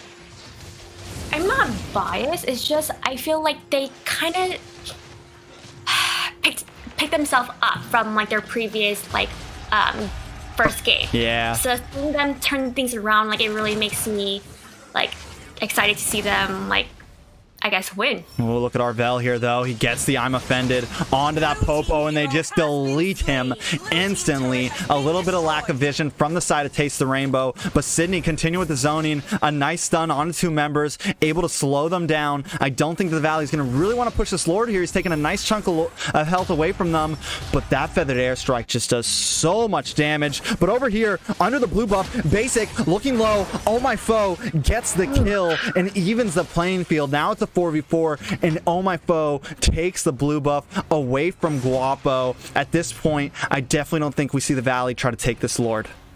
Oh, they definitely won't. They definitely won't. You have Lancelot, who's missing his blue. I feel like he won't be efficient in team fights if they do have a clash at Lord, so I don't think they will even try to bait or start Lord. Yeah, and another beautiful pick on to Ghost of Eugen, and now Yuzi is by himself up against 4 members. The lock from Popo wasn't able to stop him, and he's just proccing this ult non-stop, but they do get the kill, and now it's 5v3 for this Lord, and I think Taste the Rainbow may have the advantage. Guapo trying to come in. Can he get the pick on the side of RFK? He does. Oh My Foe forced to go back and try to zone them away, but they want to keep pushing for this Lord. Guapo and Arvel sitting around the wall, waiting for the pick. Will Guapo get the steal here, or will Oh My Foe take this Lord for themselves? Arvel trying to come in. Guapo does steal the Lord. That is huge for the Valley. They're going to be able to stop this push as Taste the Rainbow backs off and thinks about what they can do next. Guapo not giving them any taste to breathe, though. Immortality does pop, and they're going to get that kill. A little overextended from the side of the Valley there, and the Lord is crashing down bot wave, Xayah. I don't think that gameplay by Guapo was necessary. They needed to. I think he got a little greedy, and I like that was their momentum there, their turnaround for the Valley, but that greedy gameplay might cost them. Greedy. You know, and those are the mistakes we saw from Foe sometimes, and now we just see Guapo make this huge mistake in such a turnaround position. They steal the Lord, they're back in this game, and you lose your jungler, and next you're gonna lose Arvel. Feathered Airstrike does come down, and they're all forced to back off, but still another member of the Valley goes down. They should have no problem cleaning up this Lord. Paquito in the mid lane, keeping tabs on the rest of the Valley's team, clearing out this mid wave. The rest of the Valley coming down to bot as Sydney sits in this bush waiting for the possible push. Lord is gone, and it's back to a stalemate on the map, Exia. Do you think they're going to start a team fight here? Because I think they could have Taste the Rainbow. They could have that advantage right here. Yeah, Cider No, K. no, definitely not. I mean, you have Cag retreating to take care of mid lane, so it's good that they did retreat. They could have probably costed the game there. Yeah, I was worried about Cider AFK. I felt like he was coming in to get that Farza, and I thought he was about to pull a Guapo, you know? So... But it's good. He just went in and out quick. Yeah, just real quick. Made it easy. Was able to move in, but still, you got to be careful. Those are the plays that we see teams lose over, so that could cost a game. Yes, exactly, cost a game, just like what we saw from Guapo. I feel like they could have had the game in the bag right there, but they lost a major key player in some of these team fights. Oh, a nice pick from Marvel on to Cider AFK right as we're talking to him. Is he going to be able to get away? The champ stamp does pop, and he is able to get away in just a second, but Guapo comes in and instantly deletes just Solo, and now it's a 5 against 4 with 30 seconds on the clock for Lord. This could be it for Taste the Rainbow. Yeah, it looks like the Valley has more control of the map. I do think... Okay, with the Lord coming up, do you think that, well, considering that Taste the Rainbow is down on one player, do you think it will go uncontested? Because we did make that prediction previously that they weren't going to contest. They still tried though, right? And that was like a good call. It was definitely a good call, but at this point, just Solo his death timer is up. This Lord though is going to go down, and they're not going to contest it. But over at the base of the Valley, we have Roger just pounding through this inhibitor and is able to take it. So a nice play, I feel like, coming from Taste the Rainbow. Honestly, deciding to opt out and not take this Lord, not scared of the Lord push, and take an inhibitor from them, giving them a little bit of control in the map before Lord comes crashing down. Exia. Well, do you think that they're going to actually? Do you think they defend this? No, okay. They will be able to defend it as long as they do not get picked off. I'm really surprised with this Valier pick. As I did express at the beginning of the game, it's something that hasn't been I guess, tactic in seasons, but Valier as a support really, I think it's like a really good job here. Yeah, he has been doing a wonderful job, and you kind of called it. You said that you thought Valier was going to do well here, and he definitely has. He's been really giving Uzi and Arvel a very hard time in some of these fights, but in comes this crashing Lord along with the Feathered Airstrike, but it looks like Taste the Rainbow is going to be able to take it out nice and quickly. They're able to drag it off to the side also, so it doesn't do any damage onto the Nexus, and once again, we are back to a stalemate. Both teams missing an inhibitor, one from Taste the Rainbow in the mid lane and one from the Valley in the bot lane. Lord up in 90 seconds, but we are creeping more and more into endgame territory, closing in on the 60k gold mark, where everybody has all the items they need. Right, so Taste the Rainbow did a good job at defending the inhibitors. However, it looks like the Valley is zoning so that they can get ready for that. I think we lost you there. Oh, hello? Yep. Zoning for what? For Lord. Oh, for Lord. I mean, that's something they honestly do a great job with. Just overall map presence, zoning, and it's something I think the major issue that Taste the Rainbow's had here is this Farza ultimate. Every time they close in or they get a pick and they want to take the fight, Farza's feathered airstrike is there, and they're all forced to just back off. They gotta run away, you know? So I mean, it's definitely working for the side of the Valley pretty well. I mean, Farza is that hero that has extreme range that can also help zone in team fights. So, well, Farza, she is towards the end of the, I guess, game, like, does do a lot more damage. She's scaling, right? Scaling majorly. Scaling. Bet you thought you'd never use that word. I learned it from Ben. No, she's scaling wonderfully. She's at a point now where she's just doing huge damage. Taking a look at some of these items, I mean, I'm surprised we don't see more Athena shields on the side of Taste the Rainbow, because she's the one who's really doing huge damage, along with, you got Phobius doing the magic damage. And yeah, you got to be scared of that Lancelot, you got to be scared of that Brody, but I think the major problem has been Ghost of Eugen, and none of them are really building much magic damage, but the Lord is up, and the Valley members are low on health. Oh My Fell trying to come in, but he's stopped up by Arvel, and his immortality is forced to pop. Is he going to be able to get taken out here? Uzi comes in with a flame shot, procs his ultimate at all the members, and Basic comes in with that torn apart memories, just cleaning up Taste the Rainbow. 3 members are down. Arvel is going to be able to escape with just a sliver of health, and they're going to finish up by taking out Cider AFK. Down goes Mikasa, and this is most likely going to be the game for the Valley. A insane final fight of the match, possibly. I mean, that was an insane clash. I do that.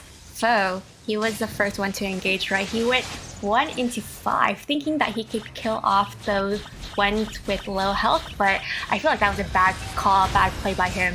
Yeah, and Arvel was just sitting there in that bush waiting for him, and I said how that was going to be a wonderful counter to him. Like, normally a Roger can come in, and when all you guys are at 20% health, just clean up, but Arvel was ready with that second skill, stopped him right when he jumped into that bush, and the rest of the team just melted him down. There goes the first series of the night. Valley takes the win 2-1. How do you feel about that match? It was I feel like the whole series, a wonderful series. Yeah. Taste the Rainbow definitely proves themselves. Even though they lost, they definitely proved themselves.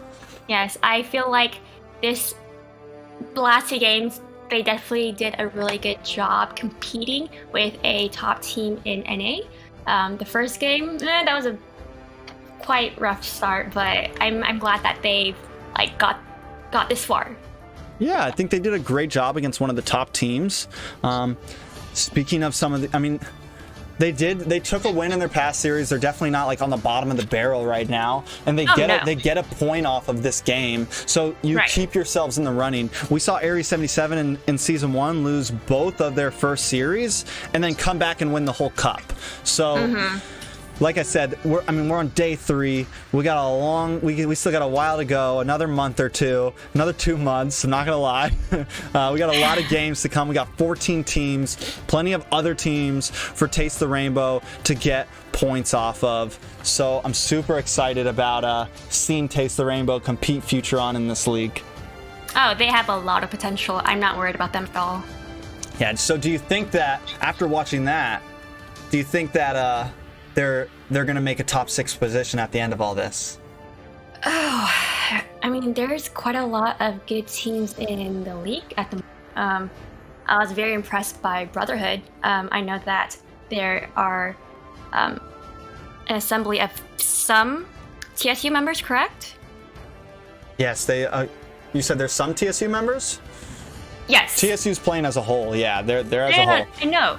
But then Brotherhood as well, I think that they have... So Brotherhood doesn't have TSU members, but they are very close to TSU. Like the manager, the person, my in-between for both teams is the same person.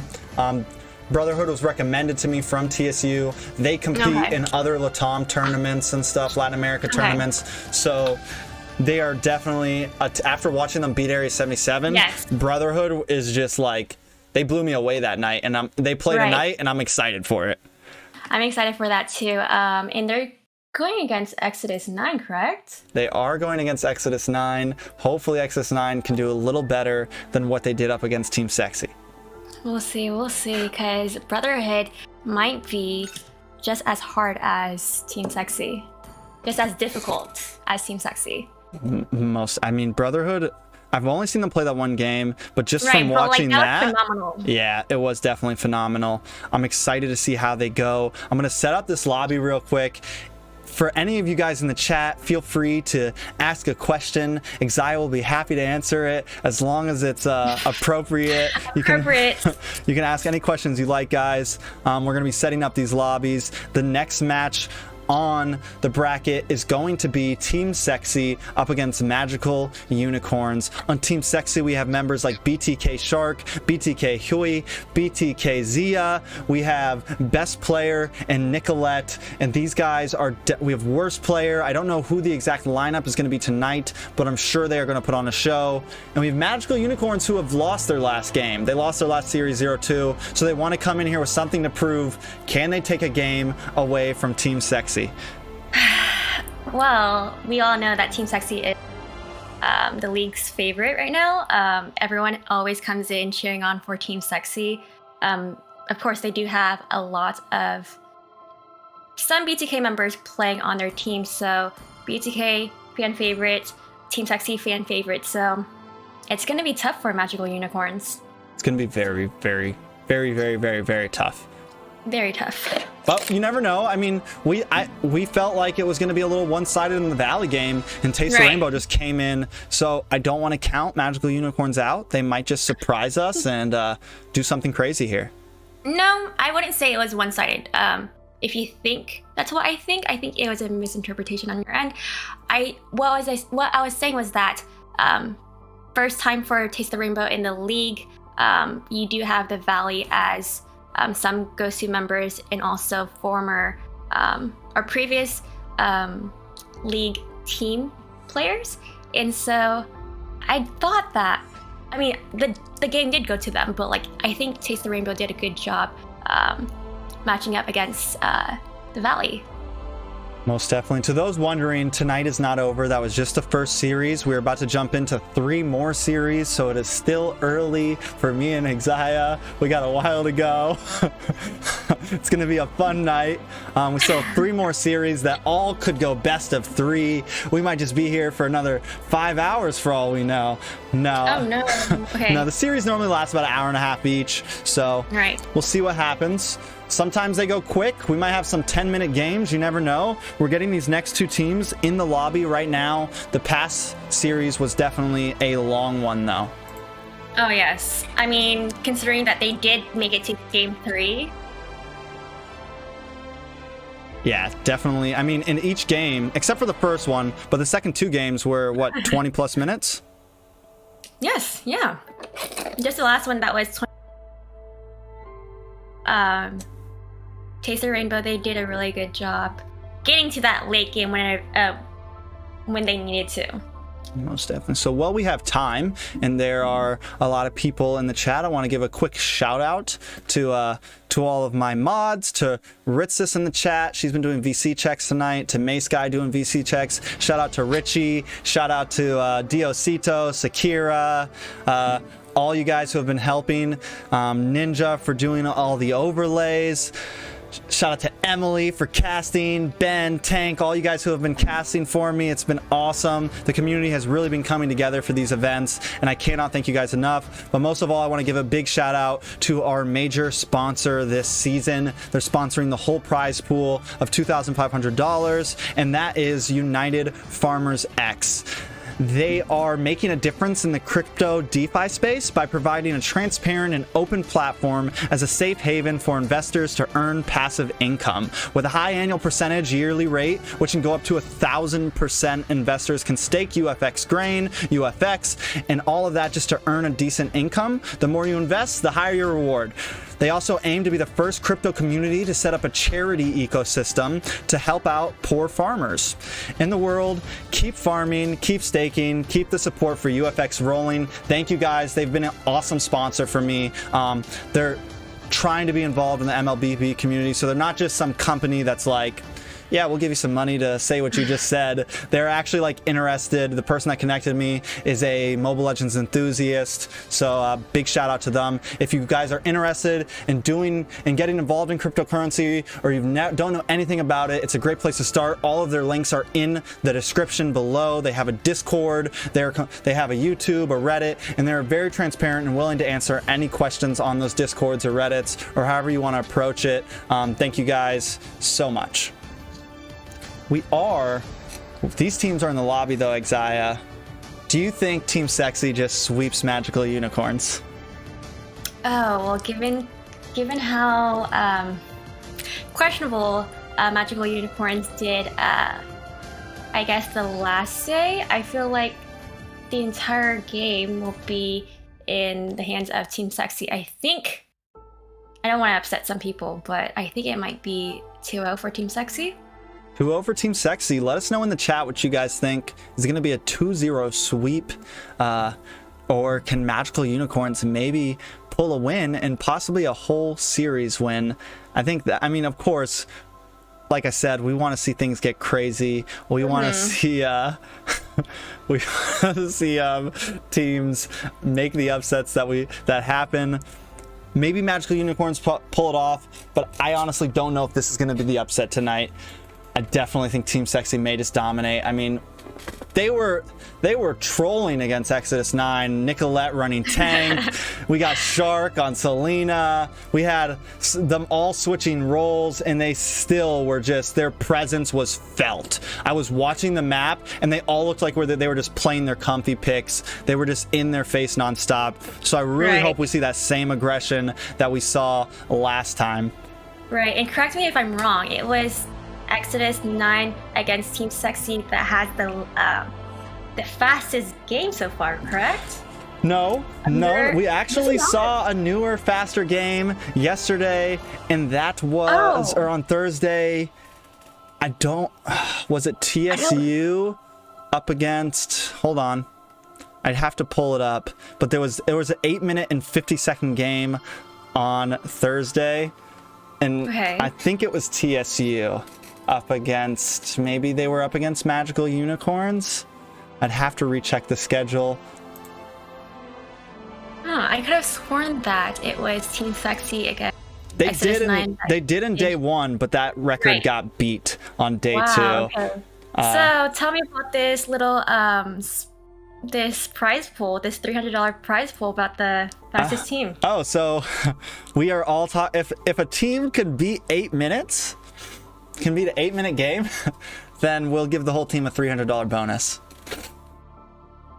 That's from it's from me, Tank, and possibly Ben.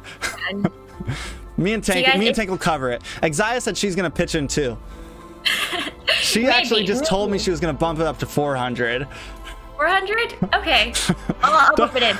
I don't think anyone's gonna beat an 8-minute game though. So actually, I feel like it would be pretty difficult unless you have an extremely good team going against like maybe a less experienced team.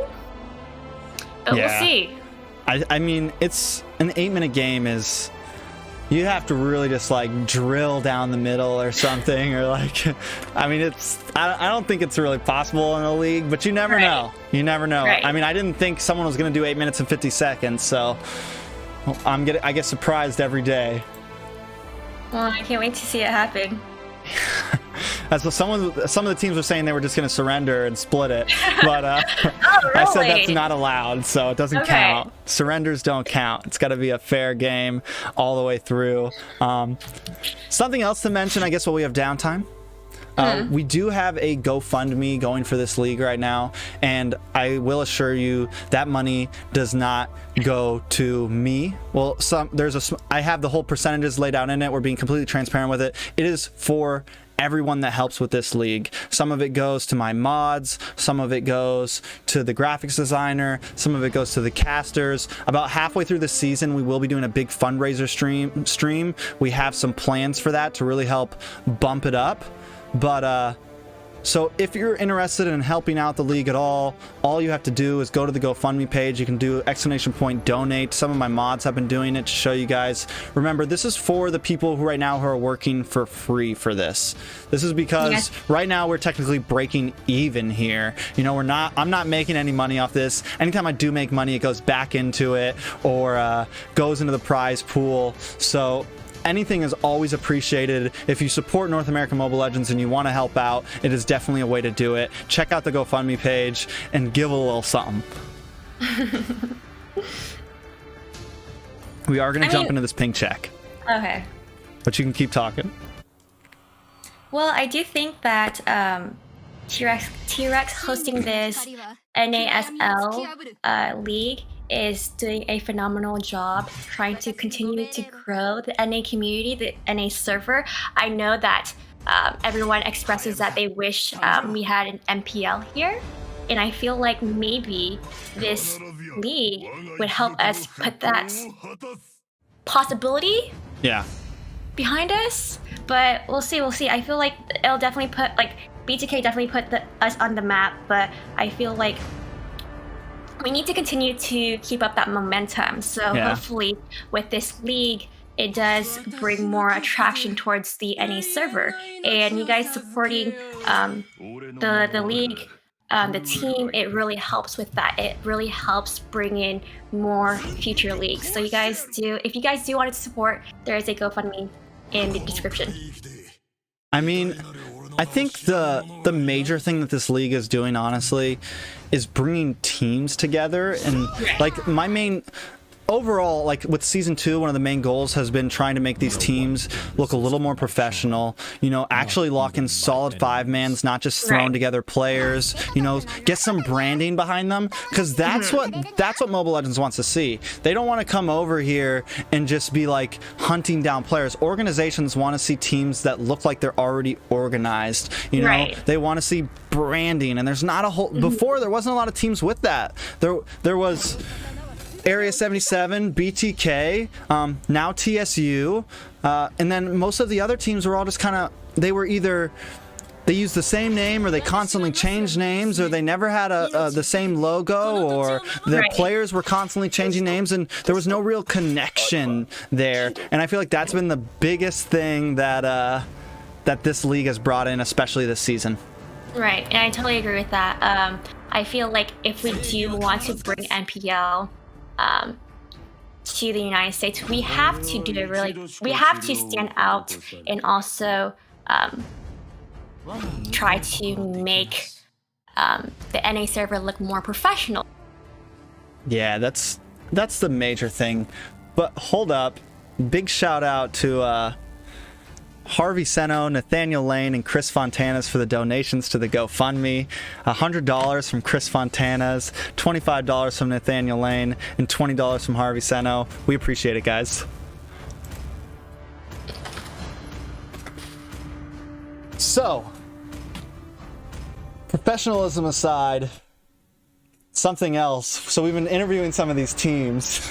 Oh man, I wish you were there. I wish you were there. Me and Ben were interviewing some of these teams the other day, and boy, do they love each other, man. I mean, I'm going to be posting a video soon with some of these interviews of some of the teams. Another thing to help raise team awareness and help build branding and help build a scene, you know, like we were just talking about. And it was fun. It was fun, man. It was a lot of fun talking to all these players and hearing the way some of them talk about each other and stuff. And of course, there's a mutual respect, and most of them are all kind of jokingly trash talking each other. But it's definitely going to be a fun video to watch whenever it comes out. Well, can you give me a little sneak peek? Come on, the audience deserves it. The audience, you'll have to just tune in the video when it gets posted. I can confirm to you, I didn't know this for the longest time. I finally learned that the player Nicolette is actually a girl. Oh, okay. I never knew for sure, and a lot of people said that it was a boy. Some people said it was a girl. Some people said this and that. So I was in VC with Team SEXI talking to them, giving them an interview, and she turns on her mic, and I'm like, "Oh my God, you're actually a girl!" Oh, don't tell me mode. No, not at all. No, it was actually funny because they were actually all kind of a little like shy at first, you know, and there was like that unease of because like interview, they didn't know. And as we all started, then some other teams jumped in and we were all talking, everyone started to get really comfortable. And that's what I meant, like just the comfortability I think happening with all these teams and the professionalism coming in. It's amazing to see happen. Well, as I always say, like there is a lack of female representation in the NA server, let alone in this game. It's not a common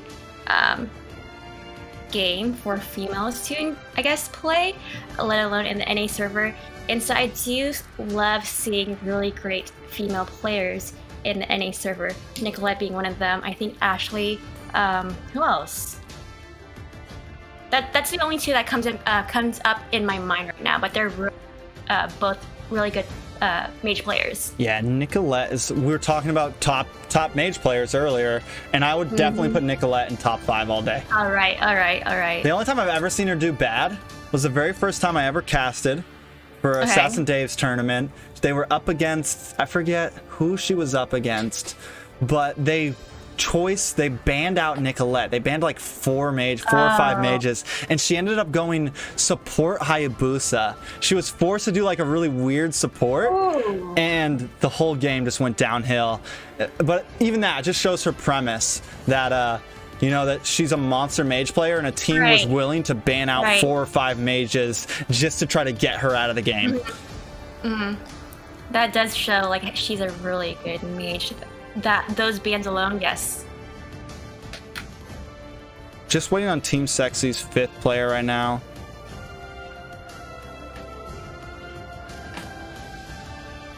If you want to read some questions from the chat or something while I'm handling this.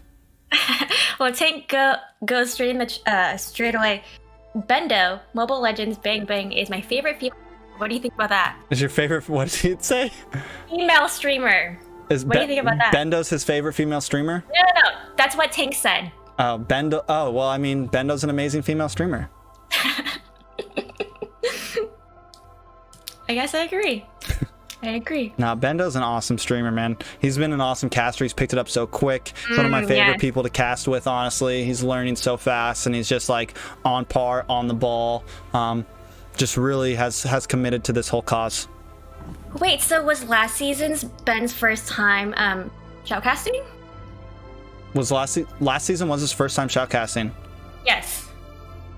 Was it? Yes, it was. Wow, because I think that was the first time I saw him, and I think he did he has a lot of enthusiasm, kind of unmatched, but like he also has a lot of game knowledge too. Like he throws out like all these like MOBA terms. I'm the type of person who likes to simplify everything. But like he knows his terms. He definitely does. Like he knows how to keep it going and keep on pulling up new subjects. He knows how to stay on the ball and keep things moving. He's always it's always an easy cast when I cast with Ben. Yeah. I can see the some people are asking about your Instagram. My Instagram, does it really matter? Let's focus on the league. No Instagram for you guys, sorry. You guys can check out her live stream though. She's an awesome content creator. Check her out on Facebook. If you click !casters, her link does come up. We are on a 3-minute counter, and the 5th member of Team SEXI has not come in yet. Are they going to take a loss like this? I'm wondering. We're just waiting on their 5th to jump in the game. Yeah, all 5 of them are in the lobby, are in the VC right now. So I'm just wondering what's going on and why their 5th member hasn't joined the lobby yet. Well, I'm reading a comment right now. You mentioned a non-platonic intimate message between Tank and T-Rex last week. Can you expose them on your nah? What do you think about that? Should I do it? What's going on? Me and Tank? No! Was it platonic? It was non-platonic between you and Tank. You guys got some like little suspicion going on between you two. That's my buddy. It's a bromance. It's a bromance. It's a bromance. Okay. Don't be jealous. It's a bromance. I'm not jealous at all. Me, Tank, Ben, all the other guys. us OG Facebook streamers gotta stick together. Oh, okay. So I guess I'm not included in that. You're a girl. No girls allowed. Okay, cuties, right? Exactly. We are going to jump into this ban, though. The teams are ready to go. This is going to be Magical Unicorns against Team SEXI, and they immediately come off with this Valentina ban. Is this not a pink check? We already did a pink check. Oh, okay, We're jumping right into it. Okay. Right in, diving right in. No waste of time. And so Valentina has just been a constant ban. It doesn't matter what teams are playing, they're always getting rid of her. Do you agree with that and think that it's just a huge threat? I think she's a well-deserved ban. She I feel like if you know how to play her well, she is a phenomenal mage. Not only that, but like she does have some Sorry, I lost you. Oh, hello? Sometimes your mic just goes in and out for like a quick second, or like the end of your sentence, you'll cut off immediately. Oh, okay. I lost my train of thought, but I do think that she is a well-deserved ban. I agree. We've seen a few teams get to play her, and she's definitely been a huge issue every time she comes in. I saw Eugen destroy with her in season 1, got MVP, and then we just saw her in day 2, and even with a counter like Phoveus against her, because she dashes around so much, she was still a huge problem. So I definitely think she deserves the ban. We are seeing that glue ban come in, along with this Clint and Yves. We've seen Yves be banned sometimes, and then sometimes not. But one thing is Team SEXI has almost always banned her. I don't think they care about the nerf on her. They don't like playing against her, and they almost always get rid of her immediately. And we see an Edith ban. Another interesting ban from Team SEXI. They're one of the only teams banning her right now. Yeah. And even when she slips through, no one's really playing her. It's kind of interesting because it's like whenever it's open in just normal rank, I feel like people like go after her. Yeah. I could be wrong, but like in these matches, it's like no one really cares to pick her. Definitely, and she's definitely been a hot pick or ban in casual rank. But when it comes to this league, I've always personally kind of said that she's not worth the ban, though a lot of people disagree. But it seems like a lot of these teams don't feel like she is either, or they just haven't really fit her into the composition yet. BTK Shark coming in with this Chow.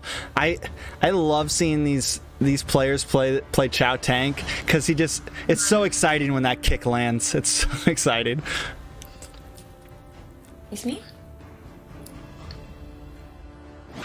Next pick is going to be Esmeralda. Another normal instant pick. We've seen her banned or picked. She's never left off of the table in one of those two things, Zaya. Do you think that's actually going to be a lock on Kimmy? It could be. I feel like Kimmy would be kind of sus here. I'm not sure. She's been a decent mid lane mage. It's not something uncommon. We see her every once in a while as like a mid lane support mage. Oh, okay. A support mage? Okay. We'll see what the rest of their comp looks like, but I'm not really too fond of this Kimmy pick. I feel like she's too squishy. That continuous damage as maybe a support mage, yes, but like definitely not like the only mage. She does not do enough burst damage as a mage should do. You're gonna go for that Lilia pick instead. I think it's a good. I really like Lilia against Esmeralda. I think she does any heroes that really want to come in, she can do pretty well against. And Esmeralda needs to get in your face, and as long as Lilia's there to slow her down, do that AoE CC, she should be able to be a decent counter that, and also help with some early game aggression after that level 4 spike. Alright, she is actually a really good, Lilia is a really good early game mage. I get kind of scared playing against her, especially if I'm like mid laning against her. Yeah, you just need to. Best way to play against a Lilia early game, be a little patient, have her first. Going in and out again. Early, yeah. Oh, sorry. That does make her a really strong game here. Yeah, I think So like what's so scary about her really though is the ability to just dive under towers right after that level 4 right. and then just hit those black shoes and be immediately out of it. She can take 2 or 3 tower hits and then get away.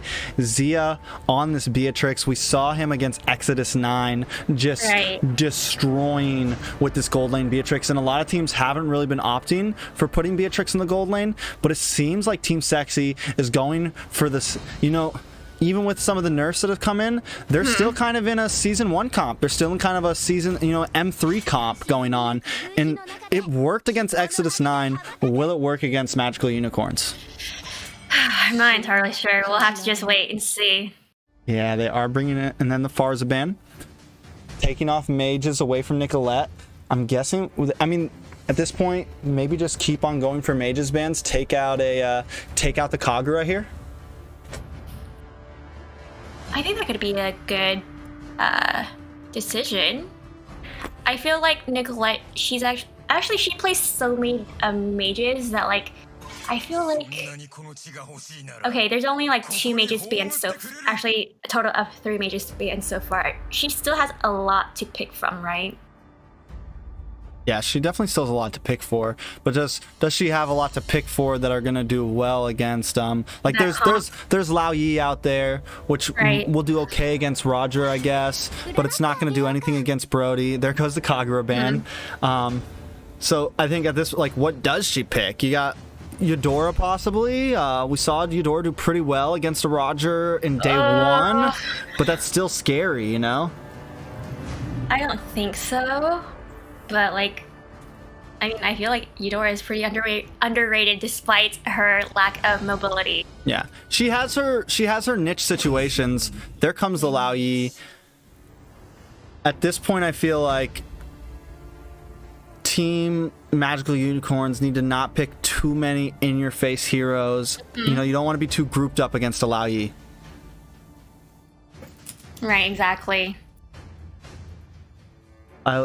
The Phoveus could be decent here against the Chow, against the, I do not like the Estes pick into Lao Yi, though. I'm not entirely sure how I feel.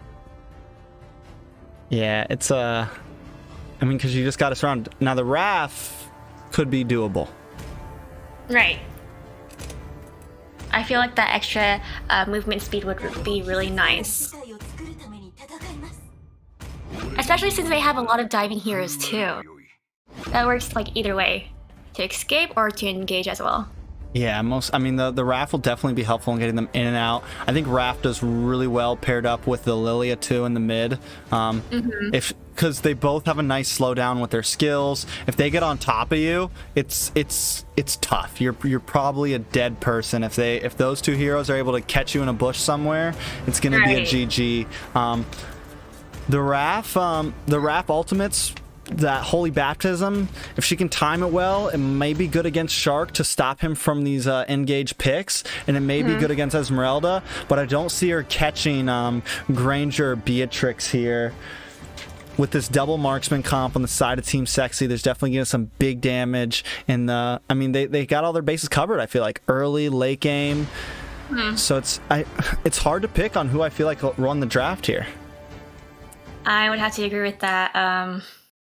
We'll just have to wait and see.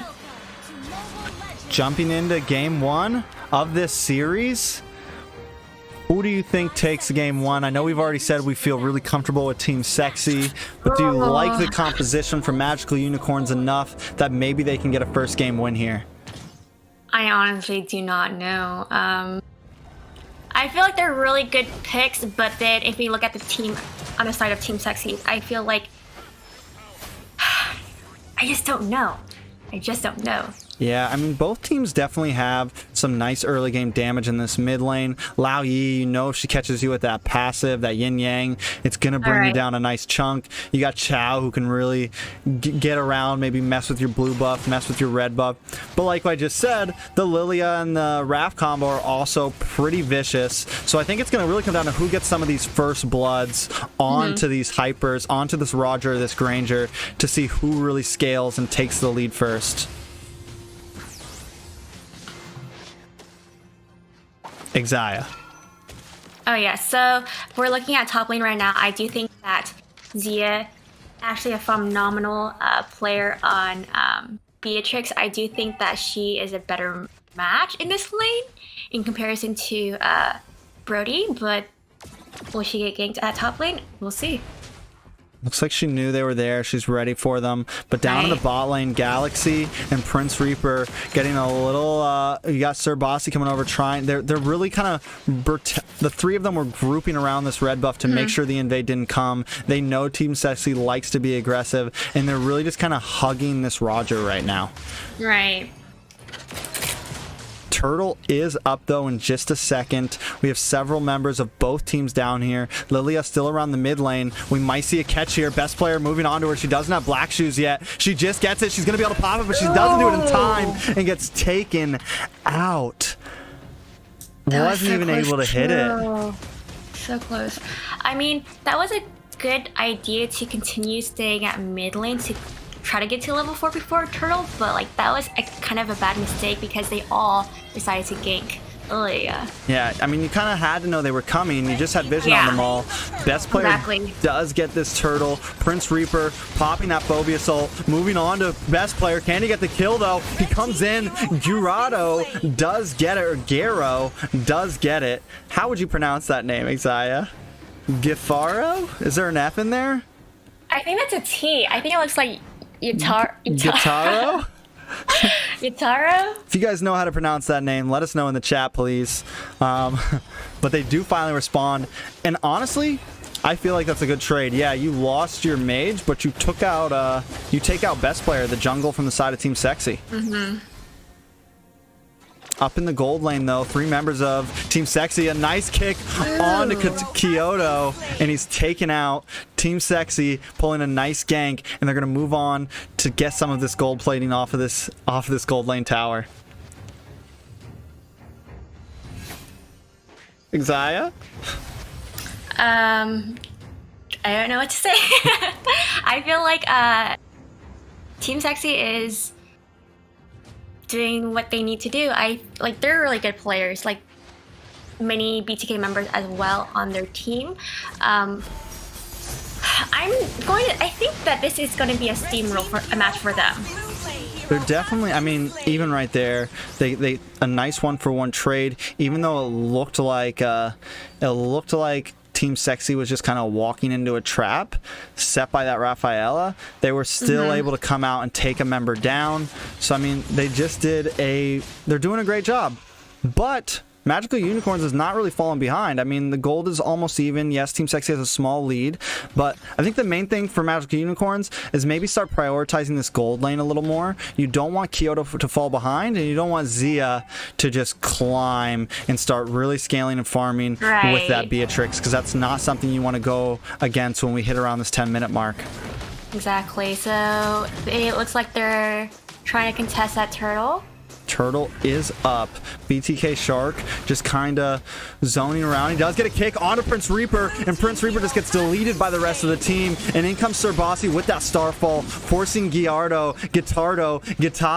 away. And now the Lord, now the Turtle is here.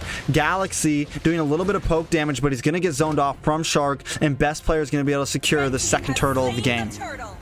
See, it looks like every time the Magical Unicorns tried to focus on objectives, they just kept on getting outplayed, like we saw at Turtle. Yeah, definitely getting outplayed there. I mean, they're just... Team SEXI just plays a good game, but right as we're counting Magical Unicorns down, they get another beautiful pick on to best player. But Zia in the gold lane taking a tower and Kyoto, but the rest of Team Magical Unicorns in the bottom here, they're going to be able to take Sir Bossy out. Is he going to be able to escape? No, Prince Reaper gets the kill, and they're going to trade towers. It's a 2-for-1 trade, and even on the towers, a nice come up for Magical Unicorns. Okay, and as I said earlier, I thought this was going to be a steamroll, but I am mistaken. No, I love being proved wrong, though. Most definitely. Look at that kick from Shark, though, onto Raph. Gitaro goes down. Another pick coming in from the side of Team SEXI, and they are also Also, though, they do end up taking the advantage in that pass trade because Zia rotates to mid and takes that mid tier 3 tower. And this is going to open up the map for Team SEXI a little bit. I'm just surprised that they already took down mid tower that early on. Yeah, I mean, quickly. And a big pick onto Galaxy. This is bad for Magical Unicorns. You're barely holding on there. Even though you're taking out best player and getting these 2 kills, you're way behind on gold. And now with Roger taking a death and no kills under his belt, it's going to be a hard game for Magical Unicorns. Oh, I definitely agree. I feel like Magical Unicorns pulled out. It's good that the rest of their teammates are backing off because it could be a bloodbath there, but they just need to play a little bit more careful if they actually want a fair fight against Team SEXI.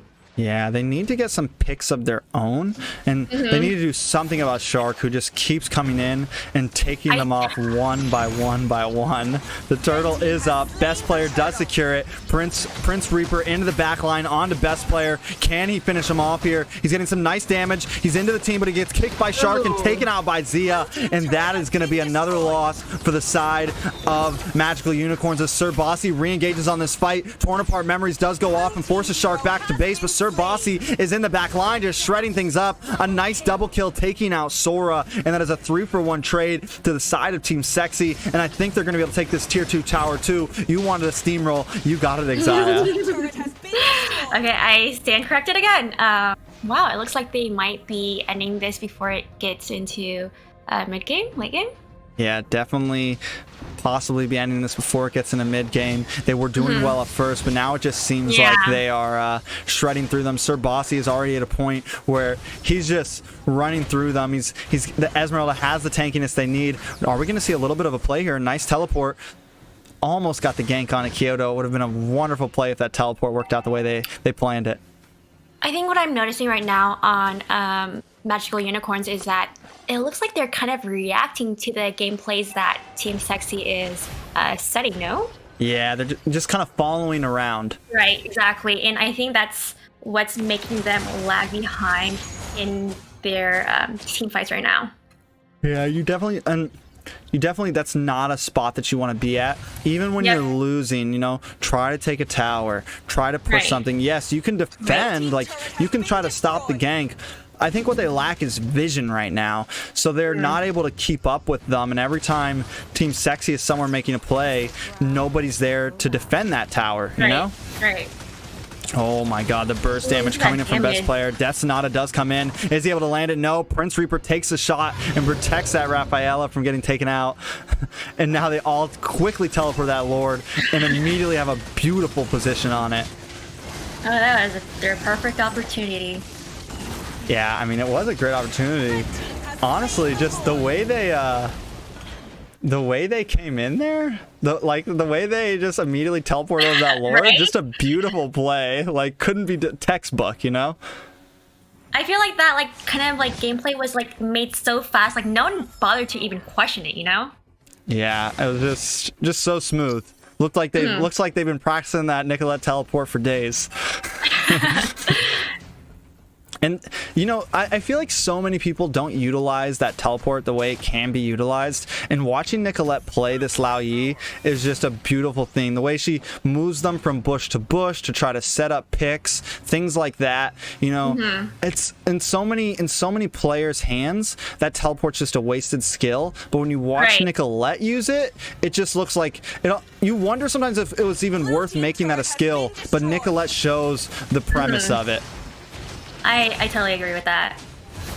Look at BTK Shark just sitting here, waiting, zoning. No one even wants to get close to him because they know the kick can come. Death Sonata comes in, but Zia gets the kill onto Galaxy. Sir Bossy in under the Nexus. Prince Reaper trying to do something against best player, but he just can't get the finish. The kick comes from Shark, and he's taken out right before he's able to secure a kill. And Team SEXI is moving in for the clinch. A wave of minions coming down the mid, bottom, and top. They're going to try to take the game right here, right now. They're going to move on to this middle inhibitor. Sir Bossy gets the Starfall as Shark gets the knock up on a Sora, and a wonderful shot from the sniper of Zia cleans up, and the Nexus is slowly starting to take damage. They're not impatient. They don't want to try to end it there. Instead, they move on, get a couple more chip damage onto this top inhibitor, and wait for the next wave. This could be the moment, but they don't push too hard. Shark with a beautiful flicker kick onto Guitaro, and this may be the game. They are going to be able to take out Prince Reaper also, along with this inhibitor, and wait for the next wave of minions, Xayah. I feel like that could have been a, I guess, play where Team SEXI could have gotten a little greedy, but like they actually handled that pretty well. They did not. They accomplished that team fight in all the turns as well. All the inhibitors, right? Galaxy though in the back line though takes out best player, takes out Shark, able to get the double killer. No, best player and Nicolette. A nice turnaround, and right when I was saying that Team SEXI wasn't being too greedy, they lose a couple members, but they're still holding a strong lead. 7K gold lead right now. Lord is up in 17 minutes though. Do you think this would be the opportunity for Magical? I think even though with the death timer right now, I feel like Team SEXI still has control of more of the map than Magical Unicorn does. Yeah. So if they were to actually go for a Lord, it would actually be in the hands of Team SEXI. Yeah, they definitely didn't have enough time there. It's a little too early in the game. The death counters are a little too short. They couldn't make it, but it does give them some air to breathe and maybe make a play here. I don't know if they want to contest, but I think they know. Well, look at the passive from Yao Lao. He locks all of them up, and they don't even care. Sir Bossy comes into that back lane and just zones them away. Magical Unicorn stands no chance in contesting this Lord. Zia just landing those sniper shots onto Prince Reaper, and he's brought down to barely any health as Sir Bossy chases him down, but Galaxy able to get the kill because Sir Bossy's a little too overextended, but Team SEXI still gets that Lord take. Well, okay, what I'm seeing right now with sorry, I keep on forgetting Magical Unicorns, I feel like they're kind of a little scattered in the jungle. I feel like they're kind of, they could, like the Phoveus, Prince Reaper on Phoveus, I feel like he easily got picked off. He was just one hit from dying, and I feel like their positioning whenever they, I guess, try to engage in these time fights, it's not cohesive. They're not playing as a team. What do you think? Yeah, either Prince Reaper gets a little too overextended, or someone's on the other side of the map. But also another major problem they're having, Zia with this sniper just slamming all of them in a beautiful combo coming in from Team SEXI. Zia takes out Prince Reaper, and this is going to be it for the side of Magical Unicorns. I think another hit from this Lord onto the Nexus. The rest of Team SEXI cleans up, and the Nexus goes down. That is it for game one, Xayah. What did you think about that? They finished that game in victory. I would have expected that they were going to finish it a lot faster, considering their day one game against Exodus 9.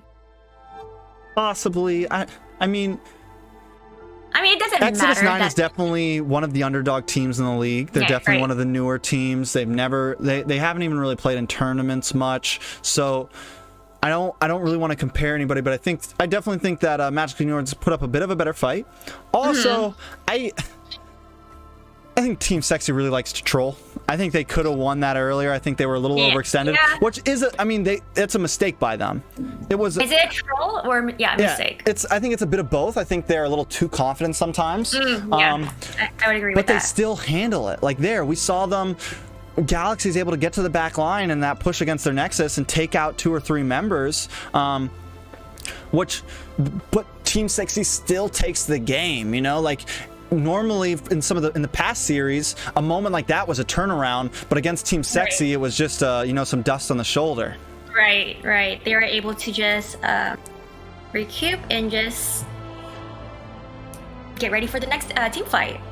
So when we talk about MVP or anything, normally I don't go along with what Moonton says, but this time I'm still giving it to Zia. A complete monster. Almost probably 80% of the sniper shots landed on somebody, and we're just taking away 1/3 of their health, 1/3 of their health, 1/3 of their health.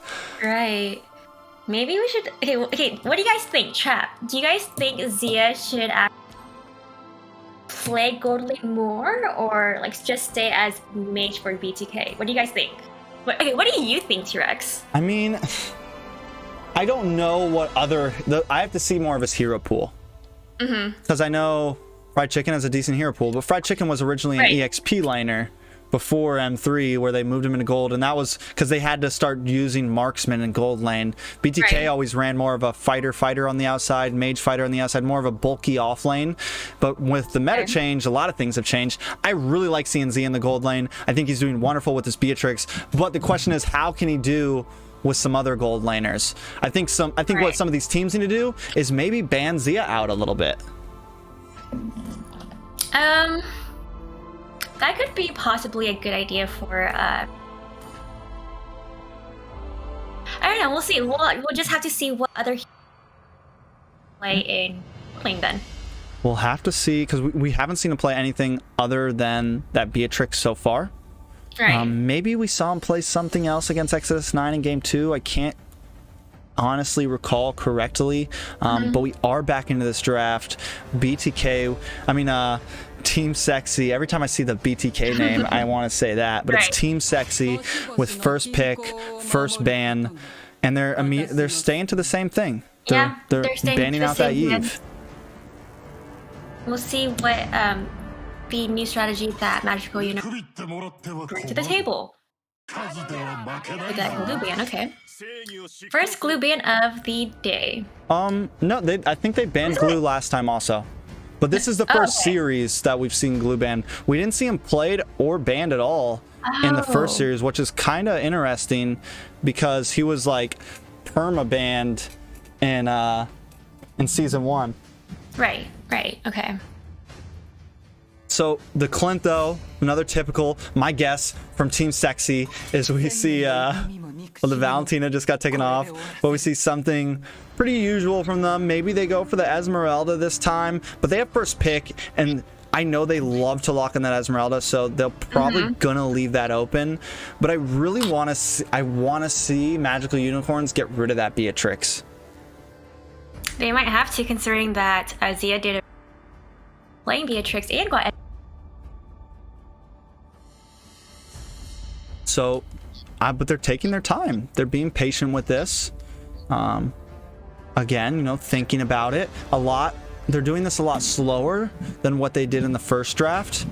First draft, it was like bam, bam, bam. They didn't have to think about it. This time, maybe they do a choice ban here, take out the Roger or something like that. They go for the Edith. Same exact as last time. What took them so long? I don't know. I guess they just want to elongate the game. Yeah, really just let's just troll these casters. Give me 1 second. I need you to handle the bans for just a second. I have someone at my door. Oh, okay. Hello, you guys. Hello. How are you guys doing? I feel kind of alone being at the mic without T-Rex, y'all.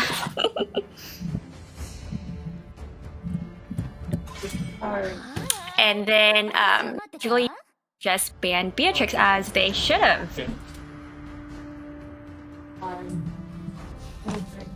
I'm kind of curious to see what they're going to first pick on Team SEXI's side.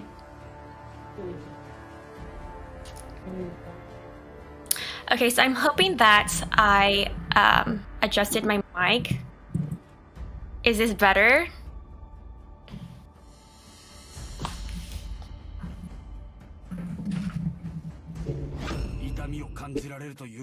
Okay, and then they first lock Brody. Zia and Brody. So it looks like Zia has more hero pools on the gold lane.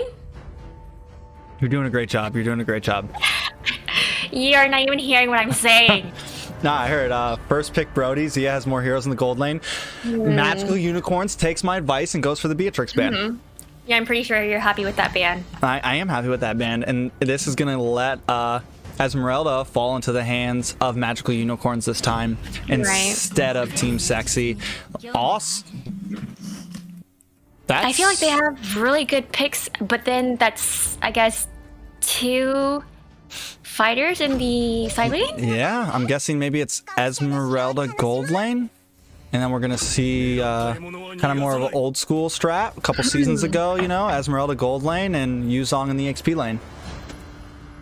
Hey, so do you? Hey, just a random question. Do you think it's necessary to have a marksman if you want to be able to make it past like mid, or be able to win late game? Because I feel like with their comp right now on Magical Unicorns, they might lock in a ADC on jungle. What do you think? I mean, I definitely don't. You don't need to have a marksman in the gold lane. I think it's just the most popular thing right now. It's what's winning games. Right. But also, you do see some different strategies happen sometimes, you know? I don't know how Esmeralda is going to do against Brody. That's the problem, is in the early game, these fighters get outranged. So unless you can really get the jump on them or get some nice gold lane ganks early on, and they do have this Matilda, so it can match up pretty well, and they do have the gank ability. I think maybe they lock in an assassin here and just try to really push hard early game, like just steamroll early game, and then you do have Esmeralda for the end. But if you can get a nice gold lane gank and slow down that Brody immediately, then you kind of have the advantage with the fighter in the offlane. I'm excited to see how lineup goes. Yeah, I question it. I'm honestly worried about the double fighters on the offlane. Right. Maybe they do something crazy and like put Yuzong or Esmeralda in the mid, you know? Oh no, that's definitely not gonna happen.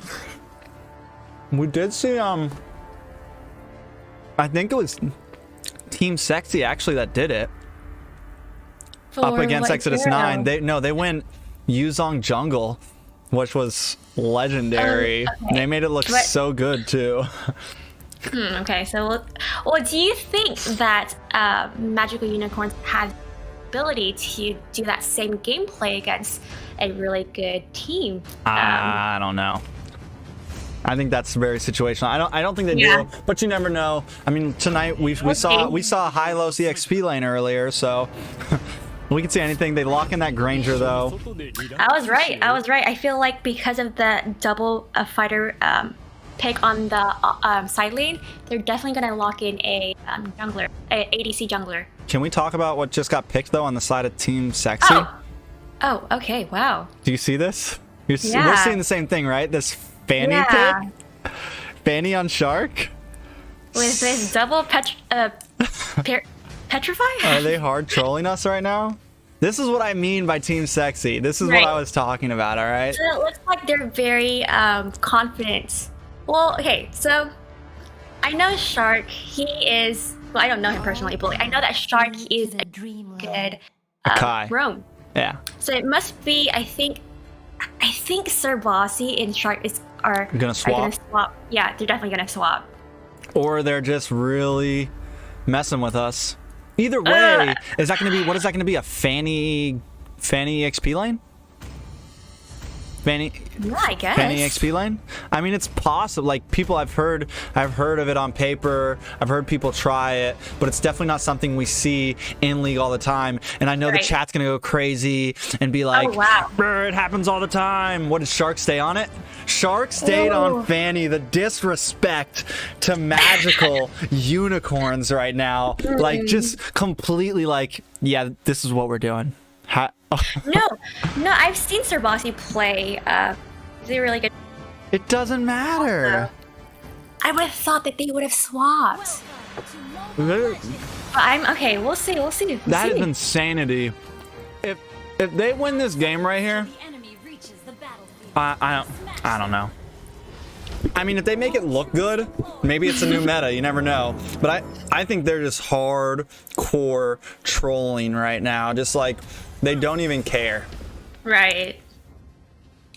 I mean, even if they troll this game and they lose, they still... Yeah, they're just that confident that we can win game 3, right? Looks like they're not worried. Not worried at all. BTK Shark sitting on Fanny. Words I thought I would never, ever say while casting. But here it is. Season 2, Series 2, Game 3, Xayah. I mean, what do we even say? Who do you think has the early game here? I mean, you can't really give like a correct analysis when you have comps like this. Exactly. God, so we'll just have to wait. So is this gonna be? Is she building?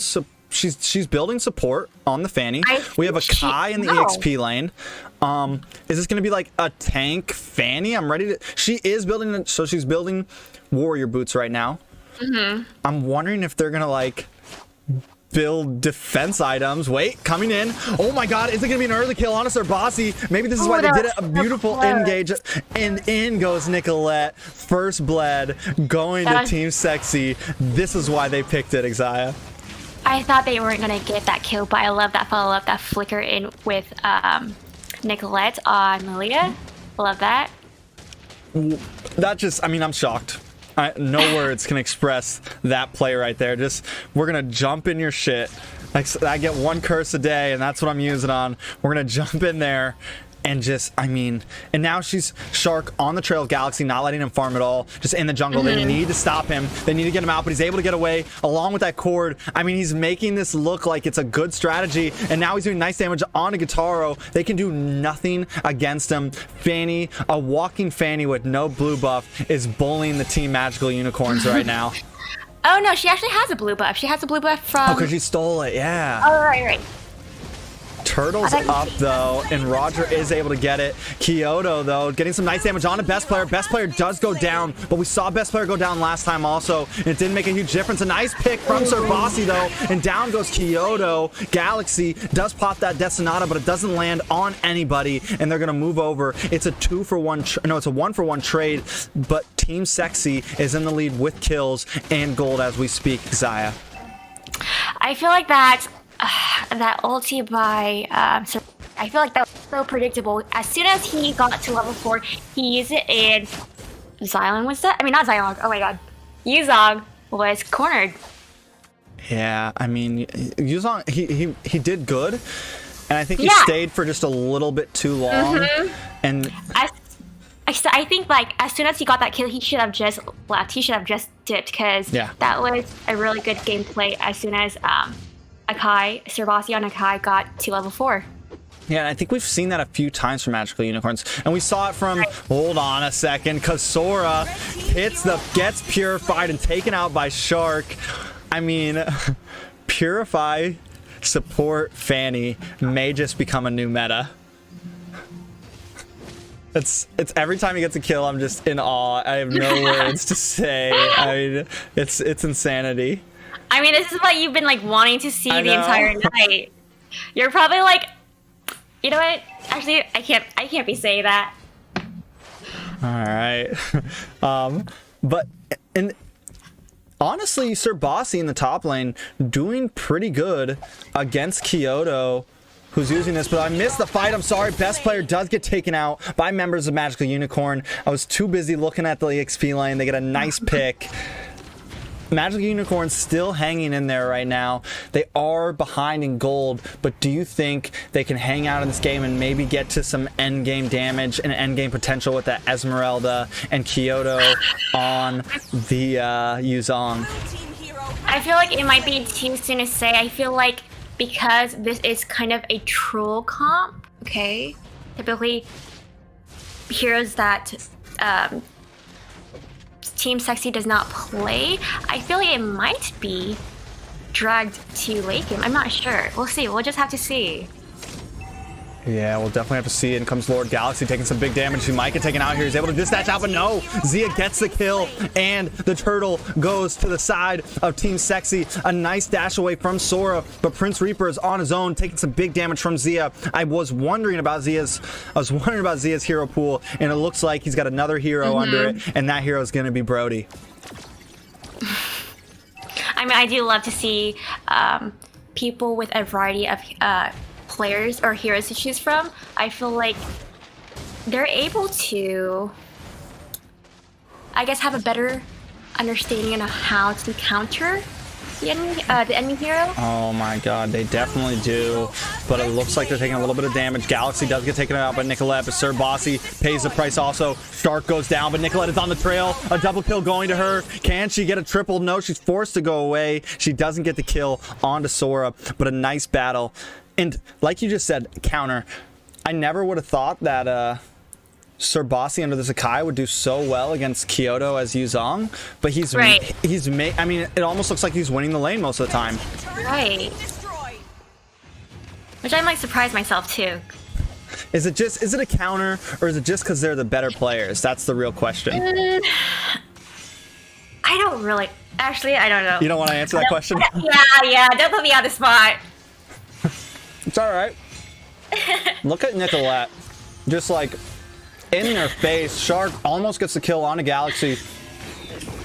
In comes Starfall from Prince Reaper. Nicolette keeps pushing forward. She had to use those black shoes, but she's ready to go. A member goes down, Guitaro, and now they're gonna push this. They may take this inhibitor, I mean this tower along with it. Prince Reaper, Kyoto, Sora trying to defend, but the blue buff is now getting eaten up by the side of Team Sexy. Sir Bossy with a nice stun onto Prince Reaper, and Sora zoning them off. They're gonna be able to take this blue buff here as Sir Bossy keeps that Esmeralda away, and Galaxy is gonna be next. He gets taken out by Shark. Well taken out directly after by Guitaro, but still it's a wonderful fight, but they keep on going. Prince Reaper now taking big damage from best player, and he gets the kill. It's a 2-for-1 trade to the side of Team Hate. Okay, see, like, even though they have a troll comp, they're doing pretty well.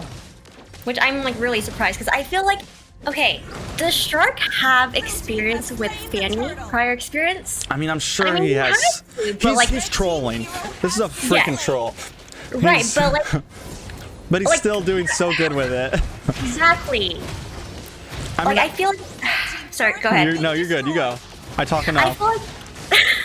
I feel like to play Fanny how Shark is playing Fanny right now, it has to be like several hundred games in, but we don't see him playing Fanny let alone like a lot. No, at all. I've never seen him play Fanny in any tournament before, but he's doing it today, and he's making it look good.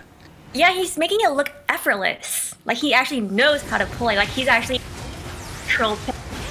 I mean, I'm sure he has some games. He's definitely has some games with her. I'm sure they all have. I mean, all of these players have huge hero pools. Right. They play several different heroes. It's just normally when they're competing, they stick to a typical role. But this right here, and like I said, against XS9, they did the same thing. They all switched roles. They switched lanes. They're not worried about these teams. They don't just think. They know in their minds that they are the better team, and they're showing that right now. I mean, and it's fun to watch. It's beautiful to see. Oh yeah, this is your type of gameplay. You've been asking it for all. You've been asking for it for all night. Oh, a little bit of a chase though, and the black shoes pop and save the day. Sora over in the Nexus is able to kill Shark, but Prince Reaper maybe the next one down. Best player gets the kill, and now they're just gonna take that and bounce back. Take the kill, bounce back, and we see so many teams make the mistake of keep on pushing forward, but not Team Sexy. I feel like Team Sexy does a really good job of doing that. Yeah, they do. They know most of the top. That's why I said it earlier. It's what separates the top teams from really good teams. You know, because all of these teams are good, but it's just knowing when to back off, knowing when to go in, knowing like how to jock as Ben likes to say. And Shark over here on Galaxy doing some zoning so that they can secure this Lord, and they do get it. There's nothing they're going to be able to do. And Nicolette just pops those black shoes. Sir Bossy locks onto Kyoto, gets him close to this wall, and they may be able to get the kill. He pops that dragon form and gets away, but best player's on his trail. Torn apart memories gets the mega kill. A beautiful play, and this might just be a GG. A member down, the rest of them going back to the fountain to get their health back as Lord crashes down in just a few seconds. Minions coming down. What can magical unicorns do right now? T-Rex, I'm gonna have to take a call if you don't mind. No problem. Handle it. Okay. They're coming down on this inhibitor. The Lord is coming down the mid lane.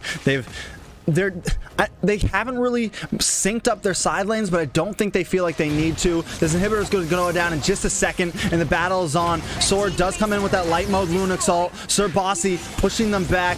This is going to be it. Lord on the base, but they're not able to get the push that they need to. A wave of minions coming against this top inhibitor. They're going to be able to take it, and this might be the opportunity. Galaxy pops that Death Sonata only once. In comes Shark, doing some big damage. Kyoto on the run.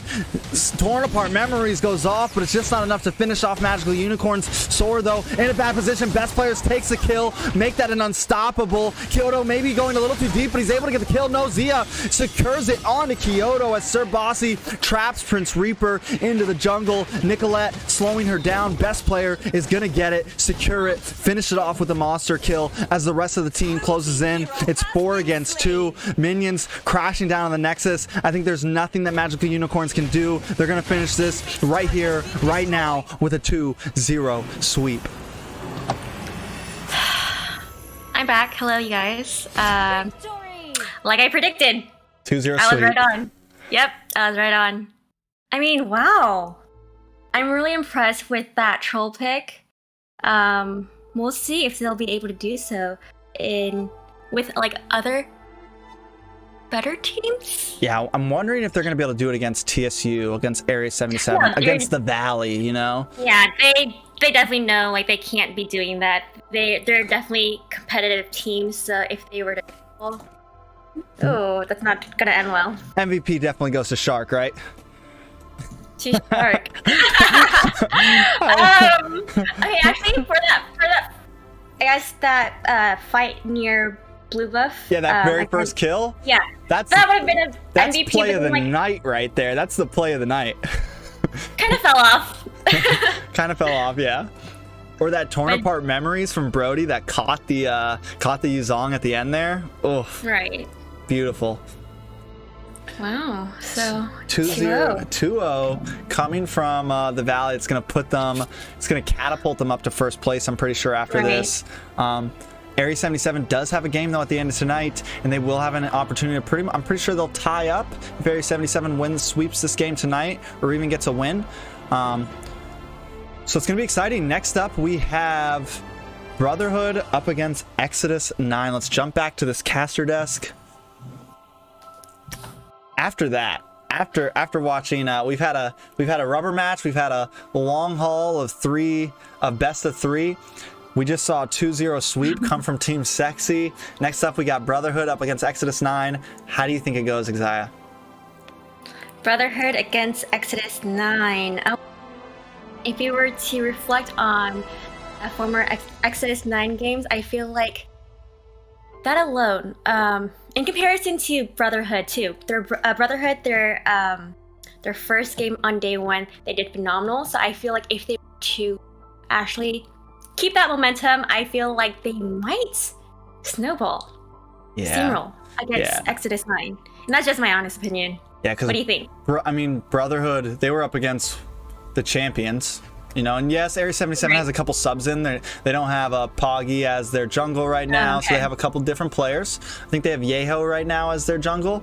But still, for Brotherhood to do what they did, like, and Area 77 won in the late game on all of those. So like, we know Brotherhood has a nice early game. Yeah.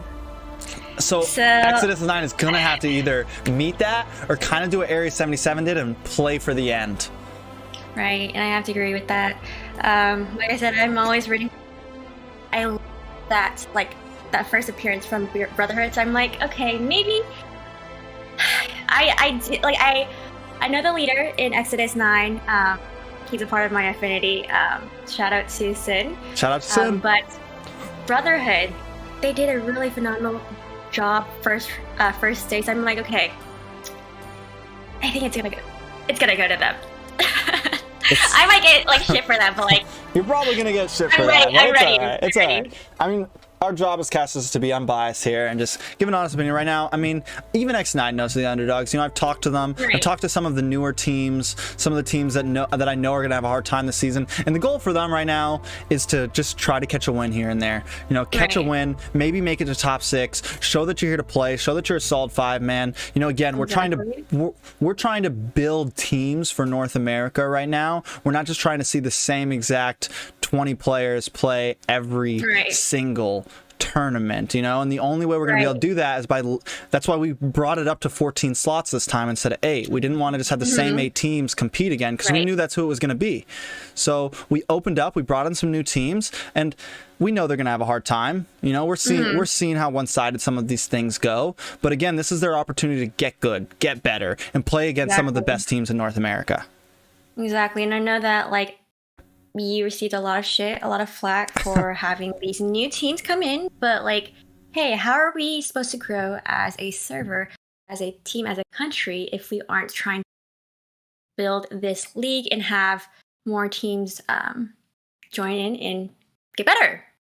Exactly. And that's the exact thought, you know. And there's, I mean, it's so hard to pick 14 teams out of all these good teams that come in. So there were so many different things that came into it, and the choice is there. And I think we've talked about next season maybe doing some qualifier things, like a small tournament maybe, and like the tops, not for the, so like Area 77, TSU, the Valley, these teams that are most likely going to get reinvited depending on how good they do here, they'll have locked in spots. But we may do qualifier rounds for the league on season 3, things like that. All these things are still getting worked on, still getting kinked on. You know, it's only season 2. We're still a baby. We're just starting to walk, you know. So I'm really proud that like you put together this recurring league, something that the NA server does, at least since everyone has been trying for MPO. I do want to thank you for having me on. So putting in so much energy and effort into this league. So you guys, once again, there is a GoFundMe on.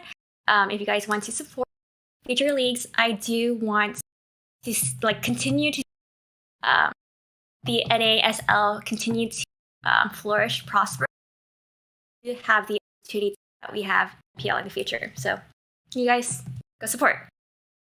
We will be seeing Exia on future days. She's on the she is on the schedule for casting, so we're all stuck with her. We're gonna have to like slowly. We do need to work on your mic. I don't know what's going on with that tonight. Yeah, it's going like in and out, and I feel bad because you'll like be saying something so great, and then it's just like So thank you, T-Rex, for the league. Okay, you guys, it is not a Walmart mic. It's actually a mic like that. It's a good mic. We know. I just don't know what's wrong with it. Yeah, someone's hacking my mic. All right, we have someone. If XS9 wins this series, someone will donate $100 to the GoFundMe. If you guys haven't, once again, we had some donations already tonight. Check out the GoFundMe. The money is not for me. It's for all the mods, for the casters, for more to go to the prize pool. We had another big dono. Shout out Harvey Seno for the $120 dono, the biggest donation so far. Thank you so much, Harvey. I don't know what your name is in the chat or anything, so I really can't say anything. But big shout out. So far, the biggest donation. He just topped Chris Fontana's, who donated 100 and put in 120. Is anyone trying to beat that 120 tonight? I love that. I love that. So, come on, he's gonna do it. All right, you bums. All right, give me, if you want to take a second to maybe answer some questions, read some chat. I'm going to get this other team into this lobby real fast. So feel free to fire away, guys. We'll see. Do you guys have any questions for T-Rex? No. If you are asking for my Instagram, that's not relevant. Come on. You guys can watch her live stream on Facebook. I'm sure she'll be streaming tomorrow night. Oh, maybe. Once I get my PC up. Do you guys want to see my beautiful... It's not completely built. Oh, that's what that is back there. But yeah, that's my tower, my mini tower. I built that myself. That took 8 hours, y'all. And I did a live stream for the thing. I'm really... Who the fuck knows how to freaking build a PC? Y'all, call me Bobette the Builder. Do you know how to freestyle rap? No, I do not. I do. Yeah, T-Rex. Yeah, but like, yeah, I if got you want to. bars. Okay, then show us. No, $100 donation and I'll drop some bars. Okay. $100 donation to the GoFundMe and put You a guys heard note it? on it that says drop bars. You guys heard it? Make T-Rex do it live. Come on. All right. Do you have cats? I do not. You have cats. I have cats. I have 2. See, I'm not a cat lady like T-Rex is. I'm a cat lady now. That's what you're Cat saying? lady. Cat lady. Wait, you have 2? I have 2 cats, yes. So the this one little that you... kitten showed up on my porch with a that was dying. Layla, right? You called her Layla? Yes, Layla. Did Like the you, trash marksman. wait. Didn't you stuff her in a trash bag? What's the story about no, that? I didn't stuff her in a trash bag. That'd be. Okay. I would never harm an animal intentionally. Well, like, I think FBI is like watching. After hearing me on live stream talking about stuffing cats in a bags. No, I said when I was beating you in a 1v1, I said you were acting like a cat that was stuffed in a bag. You were all getting crazy. That's But what that happened. Nana gameplay, though. That Nana gameplay. We went Nana versus Nana. You can have that win. Okay, let's only talk about that and that. Only that. Is that a shoebox on my piano? No, that is the M3 gift box that I got from Moonton for doing the Assassin Dave tournament. They sent me that.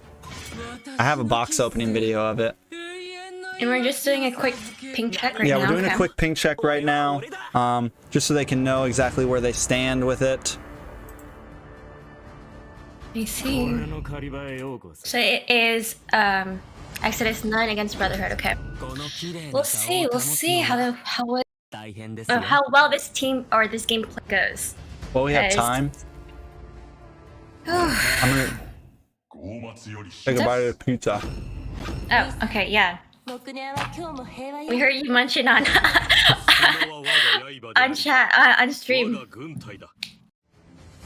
I just don't care anymore. I mean, okay. I mean, it kind of sounds kind of. I'm like, it's not. ASMR? No, it's just like you're just like talking with your mouth full, and so you're just like. Still sounds better than your mic. I'm just kidding.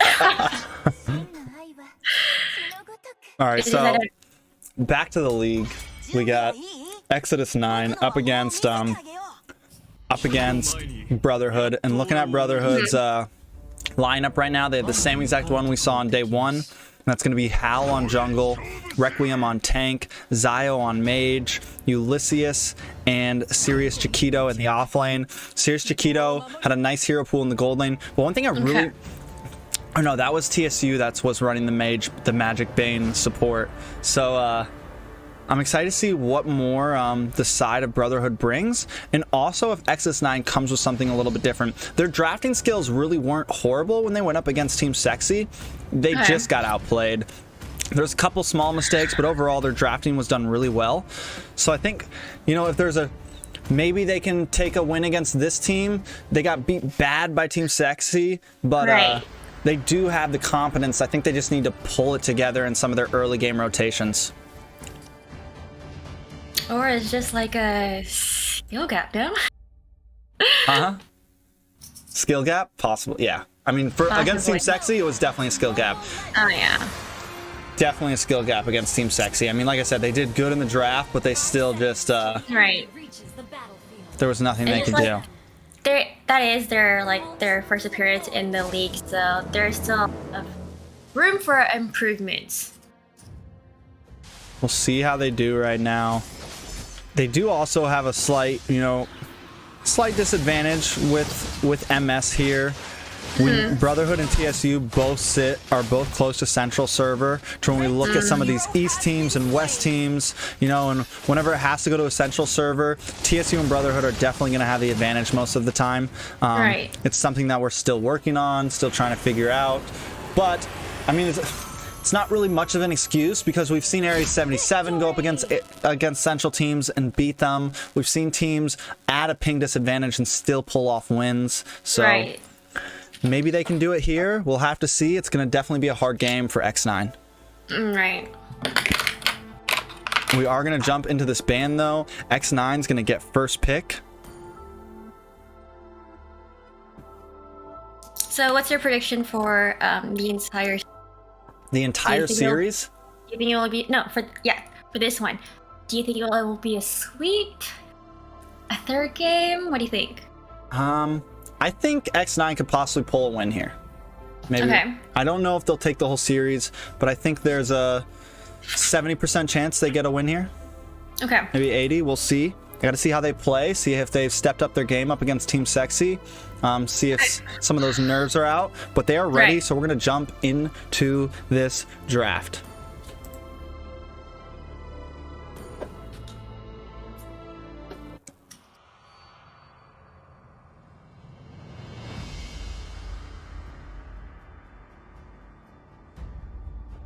So jumping on the beginning, we're going to see Exodus 9 with first ban, first pick.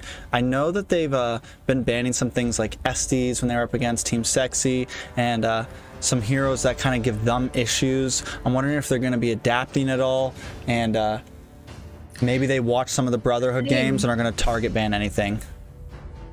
Was it the Team Brotherhood that did really well with Glue?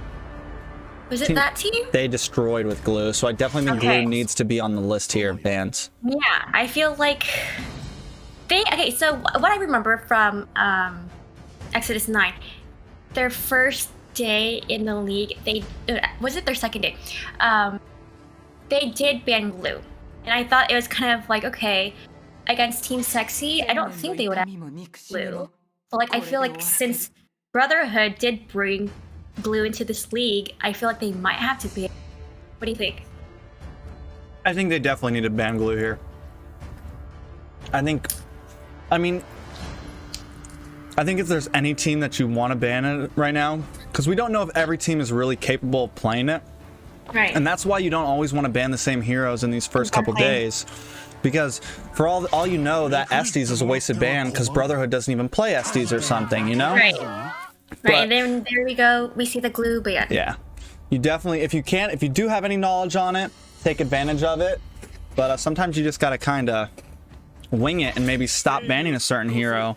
Because especially if you lose your first game, you know, then maybe you really need to switch something up. So we're going to see how this first game goes. Brotherhood just doing a pretty typical draft right now with the Valentina and the Clint. I'm not surprised about the bans there. Yeah, I'm not surprised about it at all. I think they're just gonna, like we see some of the other good teams do or something, and when it's first ban, just do the regular. Right, but like not only that, like there are good heroes to play. No matter how, I do know that Exodus 9 does play Clint and Valentina both, so not sure if they're banning it like to target ban, but or if they're just banning it because of the meta. They're overpowered, yeah. Yeah. You don't even have to be a great Clint to make him look good, you know? Yeah, but either way, those were good bans. Yeah. And there comes that Yuzong ban once again. I'm still wondering if that's a ban that's really worth it, you know? Yuzong? Yeah, do you think it's really, I mean, I was saying hypothetically, maybe it's because so many teams are going this double marksman and he does so well against that. But is it really worth the ban? Some teams are doing it all the time. Some teams are never banning it at all. Maybe in this case, it might be a target ban too. I'm pretty Exodus 9 does have a nice Yuzong. Yeah. Leonis does play Yuzong pretty well. So maybe they looked into some of the players and saw some of their hero pool. But it's not just Brotherhood. A lot of teams have been doing it. Looks like they're going to opt in for this Esmeralda pick immediately. And like I said, this is something that even the good teams do. So I don't think the X9 really has trouble drafting, and we're going to see the rest here. But I think they just need to kind of close in that skill gap. Right. What do you think that Brotherhood goes for here? We see that Brody. Do you think they lock in a jungle immediately? Do you think they go for more of a tank mage for their first three? I'm not entirely sure. Like I said, I don't have much knowledge on Brotherhood. Their first gameplay, first day, that was phenomenal. I know that like riled up the crowd, but I don't know. Definitely did. I think of Lilia. We've seen Lilia do good against Esmeralda. It might be a decent pick here. We've seen a lot of teams pick that Lilia into the Esmeralda. Or the Ruby. The Ruby's another. I mentioned it earlier. Ruby's a good. I feel like Ruby's a great counter to Esmeralda. Right. I'm kind of curious, like what they'll as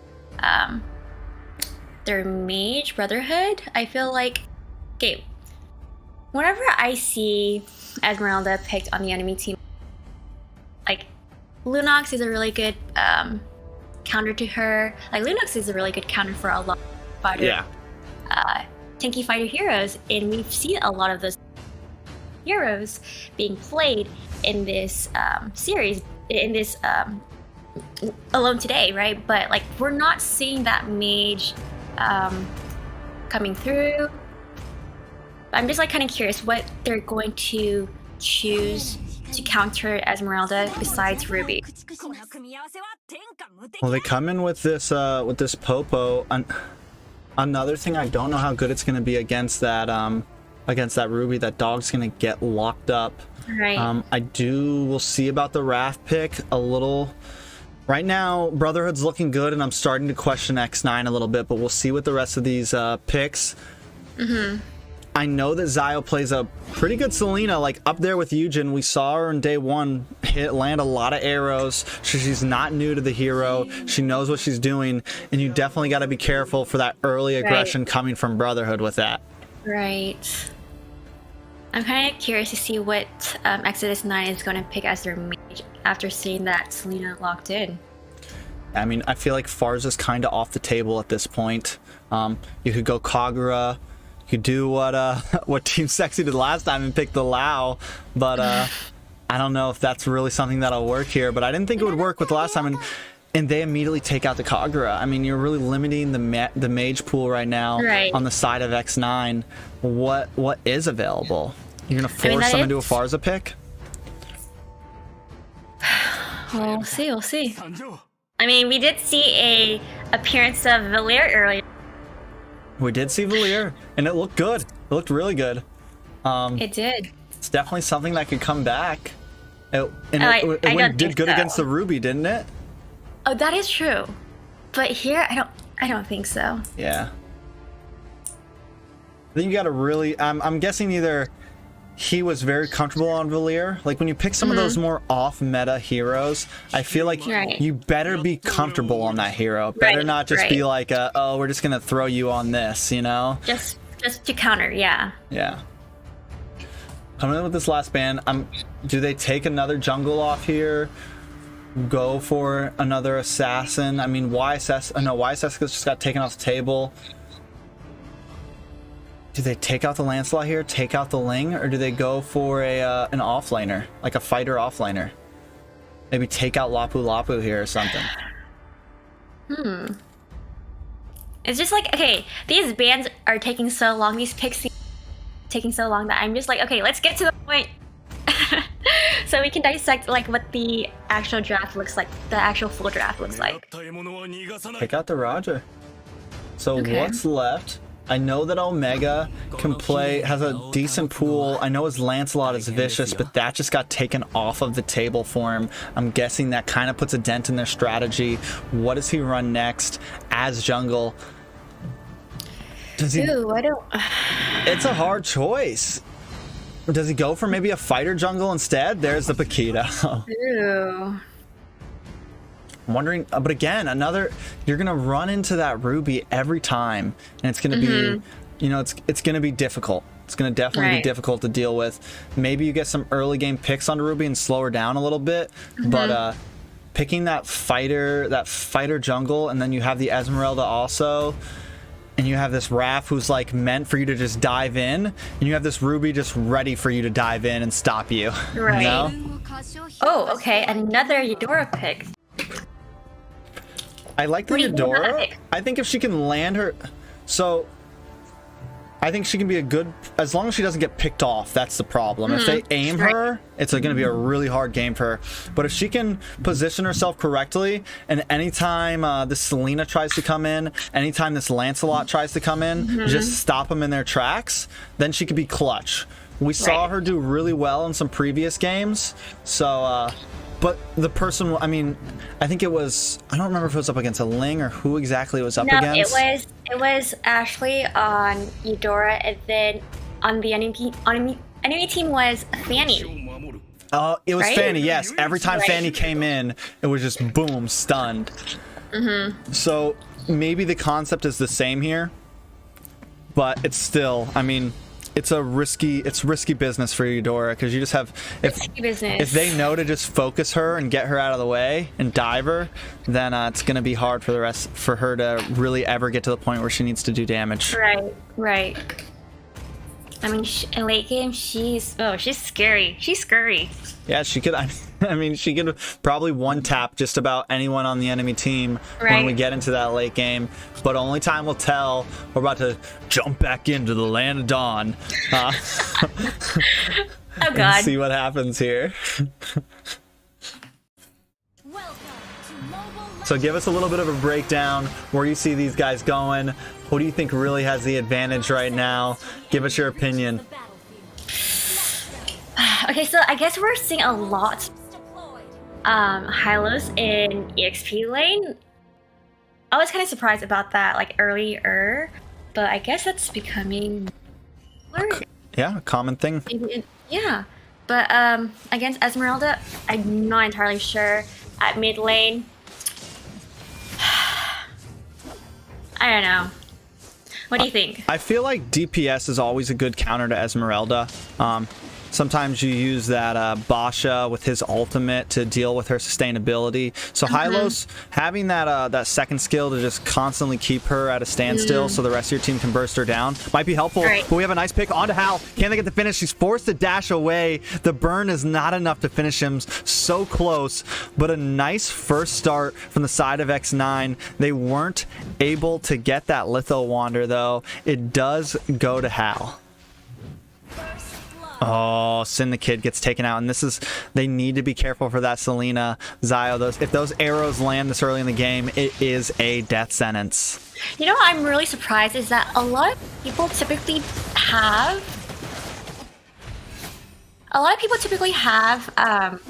Purify on Esmeralda, no? Because I feel like her biggest counters are like any type of CC, and then that stun rendered her useless. Yeah, I guess Sin decided to opt out for Flicker, which it's true. You normally always see Esmeralda with Purify, but it looks like he felt the need that he wanted a bit different. But we got a nice gank onto Chiquito, a nice first kill to the side of XS9. These are the ganks they need to be doing. Focus on that gold lane. I think it's very important, and it's going to give them a nice rotation down to this turtle. But I definitely think it's going to be that flicker is either going to do wonders or it's going to do horrible. I don't think there's going to be an in-between. Well, considering that they have a lot of CC, Ruby, you have actually all of their heroes except for Lancelot. They all have CC. Yes, like Brody and Hylos doesn't have like that much CC, but it's still going to stop her in her tracks. Yeah, it'll definitely stop her in her tracks. All of Brotherhood sitting up on this EXP lane right now, and it looks like X9 is going to follow behind, maybe try to start a fight here. Zio putting down that Abyssal Trap to help get vision. The rest of Team Exodus 9 coming in. Requiem gets a stop on Leonis. He's running this Rafaela right now, and they're just going to kind of stand still here. A nice pick onto Leonis. Good burst damage, but the stun comes on a Requiem from Lucius. And again, just kind of back and forth. I think at that point, Exodus 9 probably should have just... Well, they were all sitting at top. Let's push mid. You know, this is you mentioned it earlier of chasing around, and instead they decided to go up there, and they did ultimately nothing. A nice pick from Zio onto Rafaela here, but again, they need to play their own game if they want to keep up with these other teams. So that was a good back off from Exodus 9, but unfortunately, Raph did get stunned by the Selena stun. It's just like, okay, that was okay, they were heading in the right way. It's just that specific gameplay, unfortunate. Yeah. Esmeralda sitting, getting some vision over by this blue buff. She is going to run into Hal here.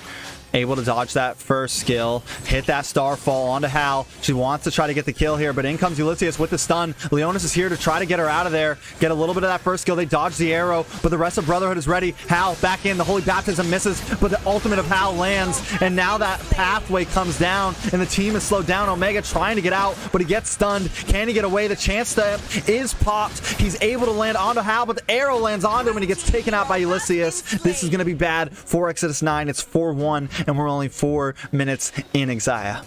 See, going back to that gameplay, especially with Esmeralda, she kept on getting CC'd from Ruby and also Hylos. So, do you still think Probably should have gone Purify.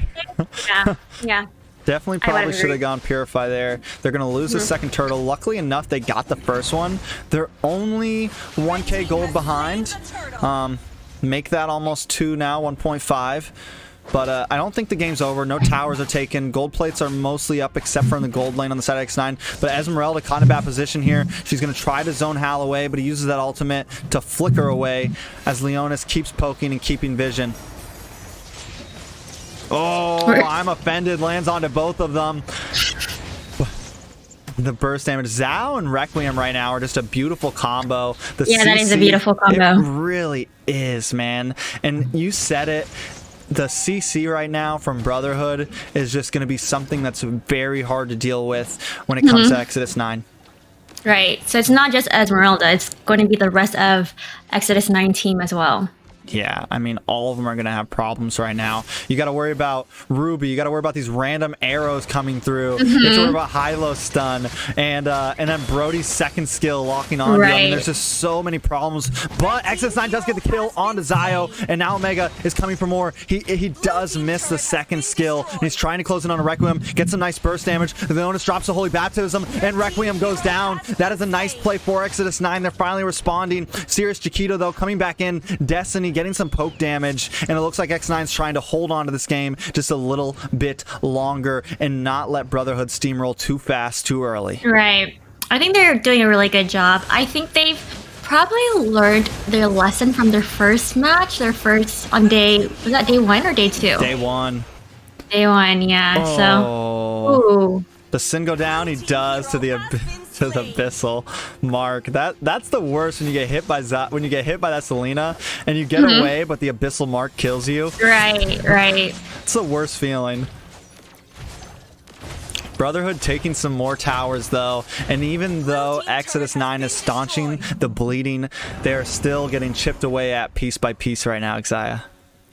Right, but like I think they're doing a pretty good job not getting picked off that much. I mean, they're only 3 kills, you know? Yeah, it's only 3 to 6. Leonis takes some burst damage there. I think they need to ignore this turtle and push a tower, you know, pushing this take objectives elsewhere. Yeah, take an objective elsewhere because you have the opportunity here, you know? Use a hero to kind of zone them into that turtle and make sure that's where they focus and then push somewhere else. Well, it looks like they're going towards top lane to push that tower, which is a really good objective to do so, considering that they were all at bot lane for that turtle. So they do take this tower.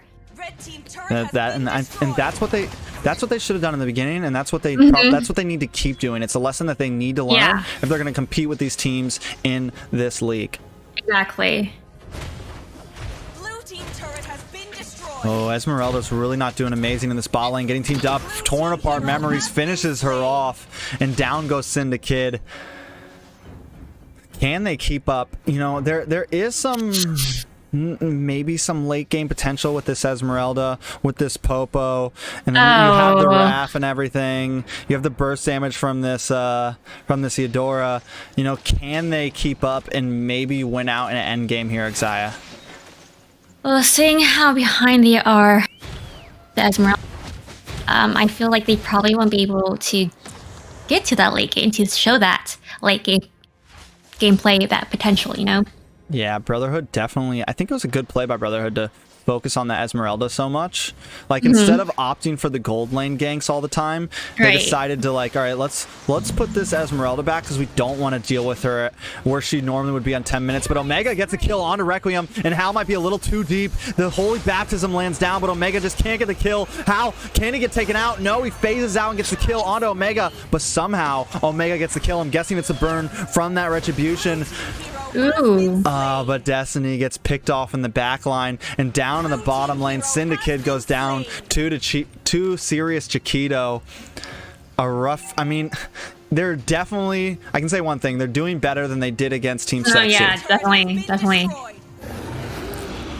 Lord is up though in 3 seconds. My guess is Brotherhood doesn't even wait for the enhanced Lord. They take this as soon as possible.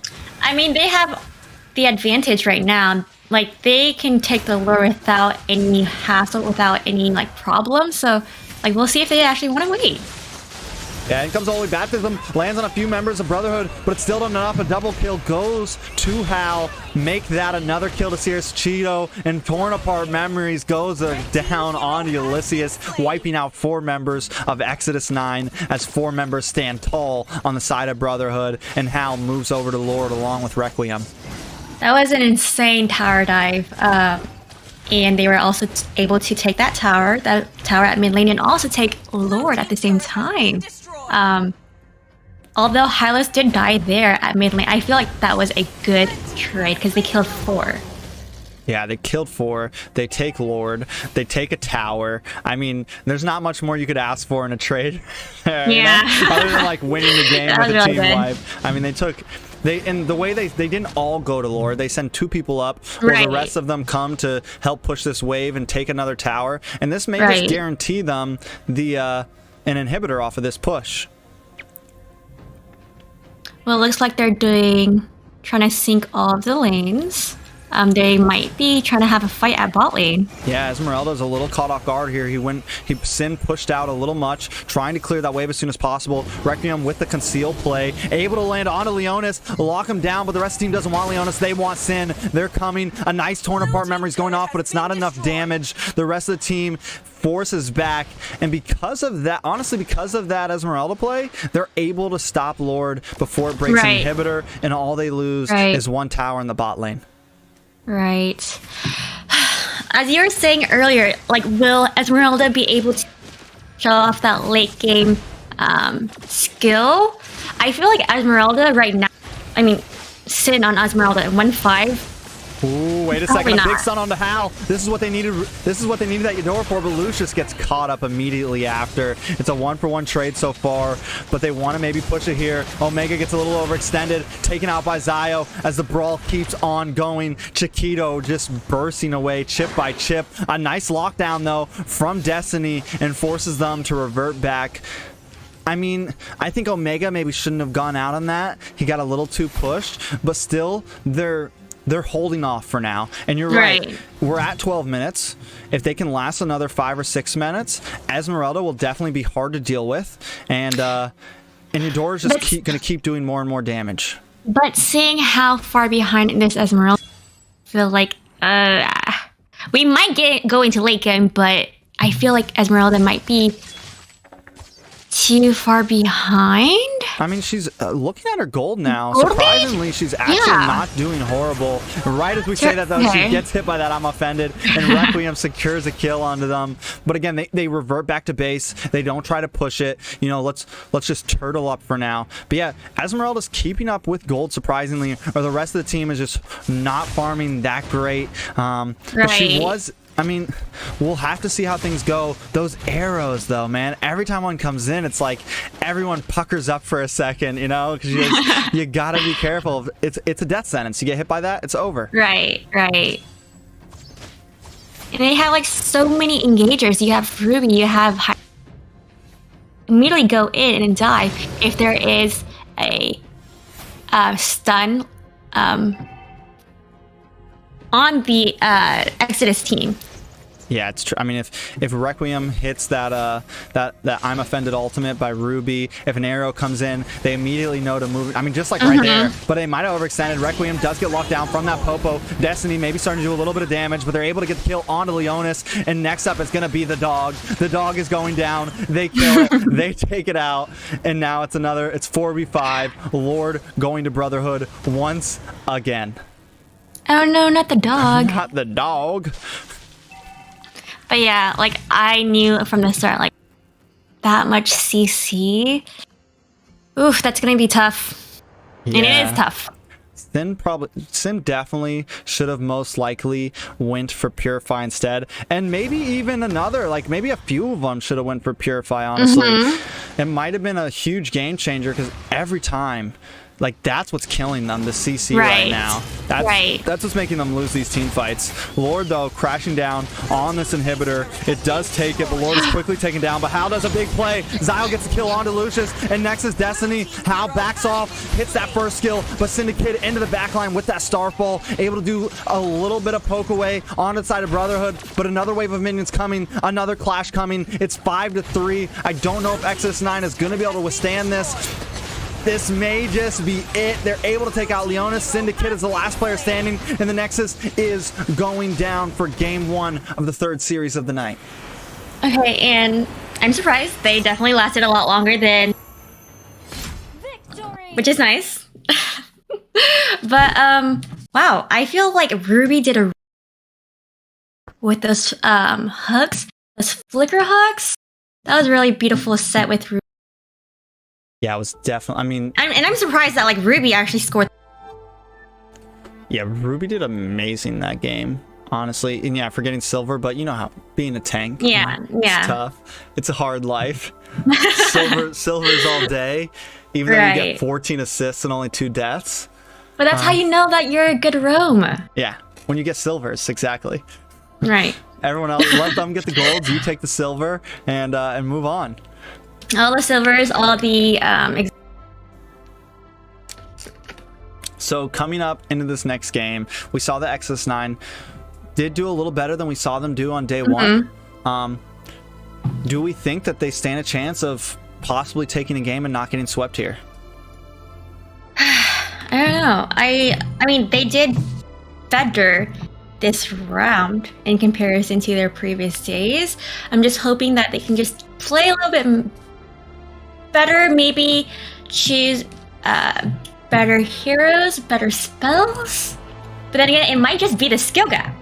Might just be the skill gap, couple bad choices. Right. Honestly, I feel like they did, for like team fight wise, and some of those moments they did do good. But like you said, there's just, it's those small mess ups, those small mistakes which make a huge difference. All it takes is one mistake to turn a whole game around or stop you in your tracks before you're ever able to get a lead. Hopefully we can do something here. Let's jump back to this caster desk before we jump into game 2. The teams are ready. Brotherhood is going to have first pick on this next one. We'll see if it's a sweep.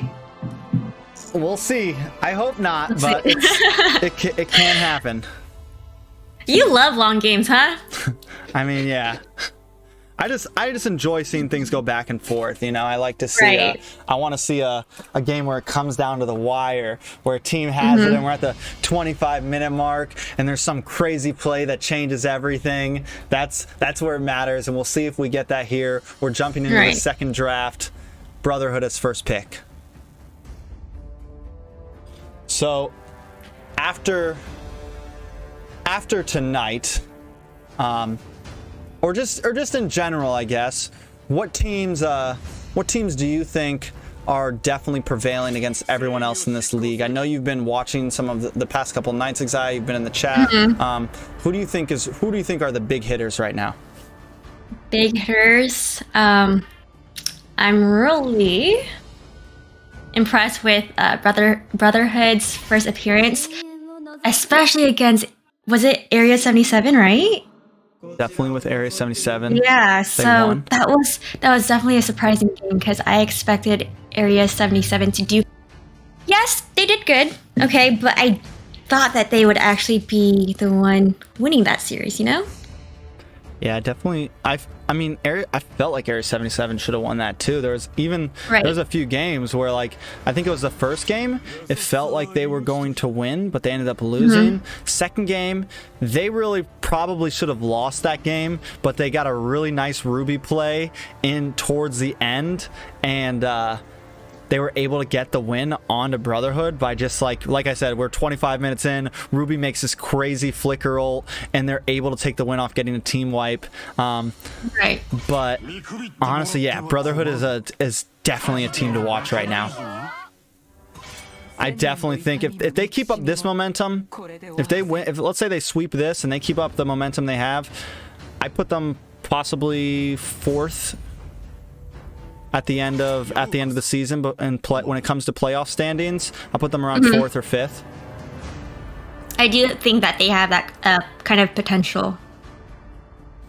I do love seeing like new teams forming and also being taking down these not former champions, but really good existing teams that were already playing in the league. Yeah. In season 1.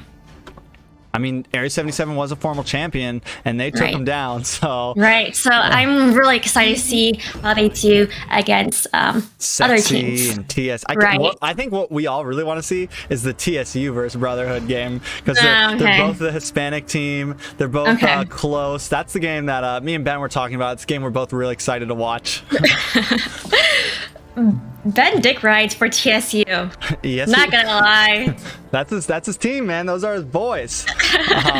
Nothing wrong with having a favorite team. You know, we got to support somebody. I'm a big Area 77 fan. That showed a lot last season. I think I've always said that they're definitely top 3. I felt like they always came behind BTK. I think BTK was BTK's leagues above almost everyone in NA, but at least the 5-man lineup that they were doing.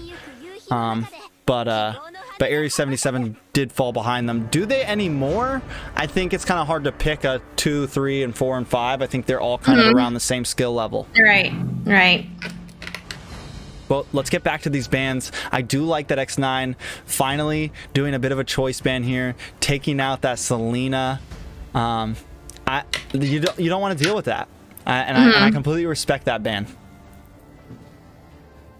So, do you think that Sin on Esmeralda again Flicker will make that same mistake? If the enemy team comp does have a lot of CCD, he will make that. I'm sorry, I coughed. I don't know. I mean, and right now, again, heavy CC on the side of Brotherhood. But what did we just see? Is this going to be a gold lane CC? Cecilion? Oh, I just realized that. Yeah, double mages on the side of... Because I feel like Veil would be the better pick down mid lane. But I'm just kind of surprised that they actually picked 2 double mage. And it looks like X9 responding by picking 2 fighters for the off lane, saying we don't want a marksman in our gold lane. We're going to put Esmeralda up there and Destiny on the Slapu down in the XP lane. Leonis locking on to this Matilda. Looking real divey, in-your-face type team right now from the side of X9. Towards when we look at the side of Brotherhood, all we see is long-distance fighters other than that Grok. Right. I'm definitely excited to see that this double mage comp in play in game. Do you think they're trolling like Team SEXI did to Magical Unicorns? No, I don't think so. I feel like this is valid picks. Yeah. I don't know. Definitely if valid. Right.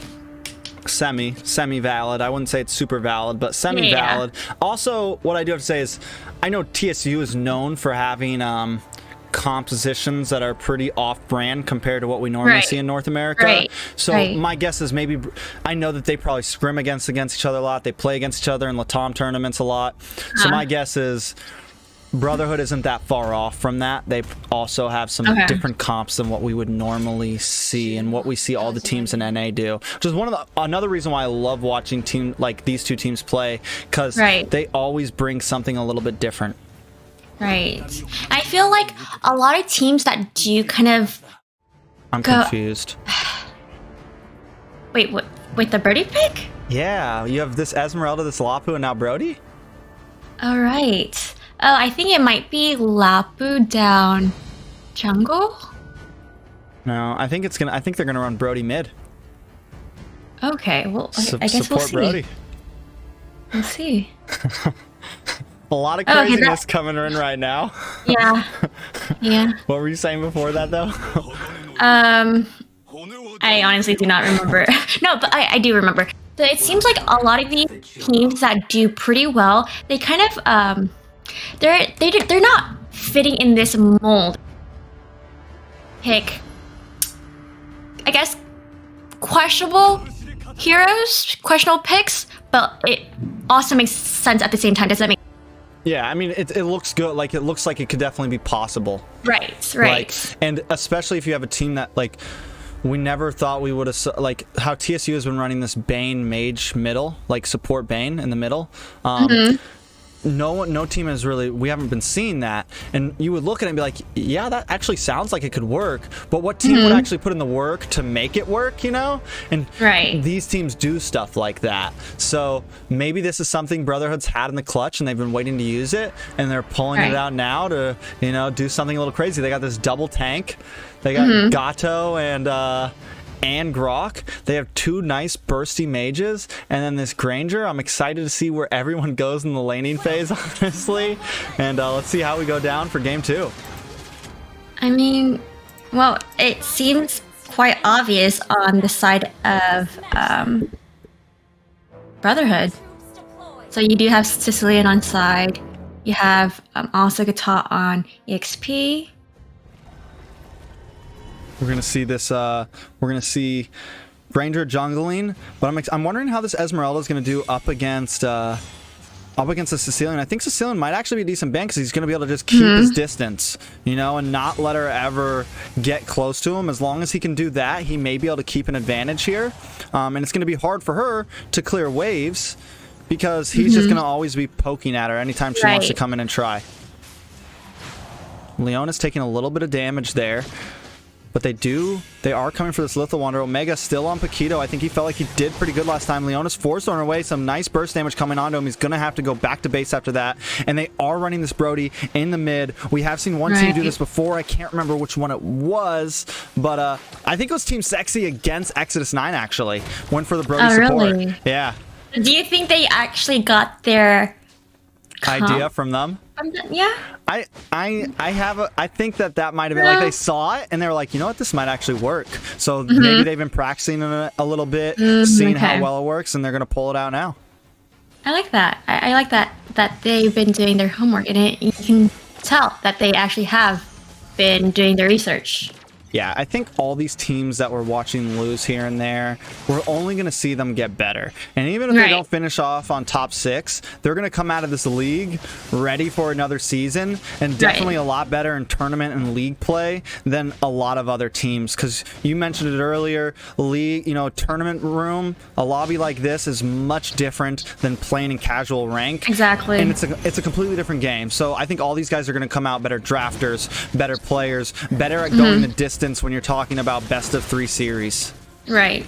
And I totally agree with that. So you see that's a really good objective. They are focusing on top tower. Yes, they are. And this is what I said they needed to do. But they are going to get traded up possibly for this mid lane tower. We do have an engage here. Nice knock up onto Leonis. The damage is able to take him out. Serious Chiquito gets the kill. But still, not a horrible play. They almost take that tower. First blood going to Brotherhood, though. And they are going to start creeping up with a gold lead of almost 1,000. Right. Oh, a nice wall from Requiem. Destiny trying to survive here. Requiem under the tower. Destinata goes off. He misses the second and third shot. And Destiny just gets away. But it's the help of Zio. Comes in from the side, knocks her up, and gets the kill. That was a beautiful follow-up, yes. Yeah, just a positioning, man. Just knowing to come in from the side there. Right. Golly. Right when you want to commend someone on getting away from something, they're just taken out. Omega might be biting off a bit more than he can chew. 1v2 over here, taking a big damage. What was he thinking there? That was a rough play by Omega. And now another knock-up onto Destiny. This is... Purify would have been good here. He still got that... No, he did pick Purify this time, so maybe he learned a little something. He just had to use it earlier, so the recall's still up. Right. I mean, they're probably gonna... They do lose this tower. They're falling behind a little bit. Do you think they can keep up here? Oh, man. If they're continuing to get picked off like this, probably not. Yeah, they're a little too spread up here. And you don't, once again, yes, they don't have Selena, but once that veil knocks you up, it's a death sentence once again. Once you get CC'd by one of them, it's over for you. The rest of the team is just always there. Right. Yeah, I don't think there's any way of like them being able to come back unless they Brotherhood somehow messes up. I think that's their only chance. Yeah, and Brotherhood doesn't seem like the type of team that's going to make a huge mistake. Turtle is up. Another knockup from Zio. He just keeps landing them. He's got to be 8 for 10 right now, 9 for 10. Leonis walking right into Requiem. Takes some burst damage from that first skill. Hal trying to come in and get some damage on him. Destiny sitting in the bush, waiting for the shot. Daddy taking huge burst damage from Zio's ultimate, and is going to have to go back to base after this. This is going to give Brotherhood a major priority over this Turtle, and there's going to be nothing that Exodus 9 can do about it currently. Oh, Destinata coming in, able to land on Leonis, possibly. Hal tries to close him for the kill, gets dived on from Destiny, and is forced to go back, but the rest of the team is there and has his back as he goes back up to this gold lane. Yeah, like I said, I love to see new faces, new teams being able to. Well, actually, it's both of these teams' first time in the league, but. Okay. However, Exodus 9 has been struggling in day one, but I kind of want to see them play better. Yeah, definitely want to see them play better. But, I mean, Brotherhood definitely has a lot of experience in tournaments, and it's showing right now. And another knock-up on to Daddy. Destinata coming in from Al. The rest of the team is forced to go back. I mean, what can they even do right now?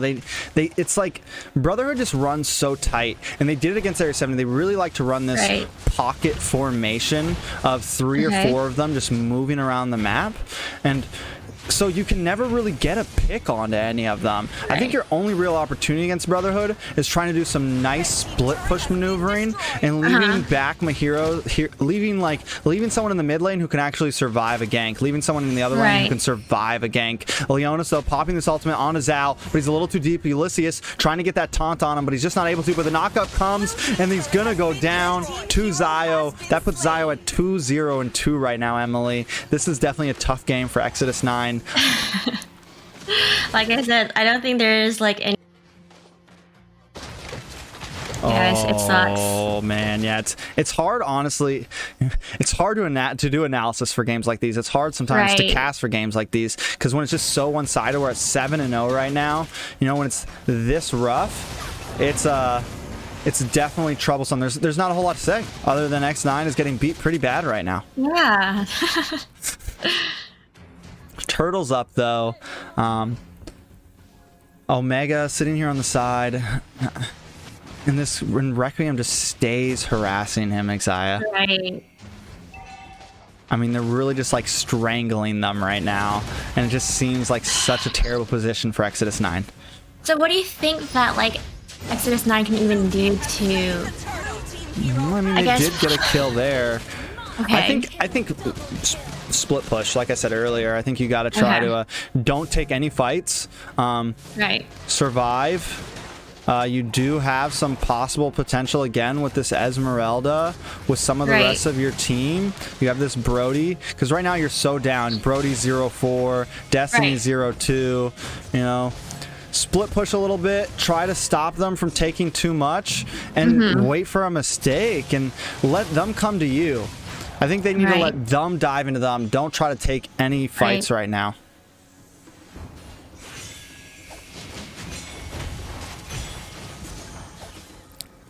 We also do have First Lord coming up soon. First Lord is up in 69 seconds. But I don't think they can contest this. Yeah, definitely not. Maybe they can get a steal. I mean, if they feel like that's something they could go for a steal here.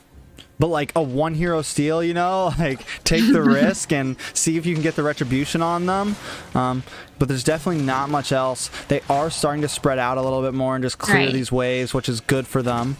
I don't think they should. They need to not get picked off, but they also need to not just. They need to try to keep wave management up, which is a hard thing to do right now.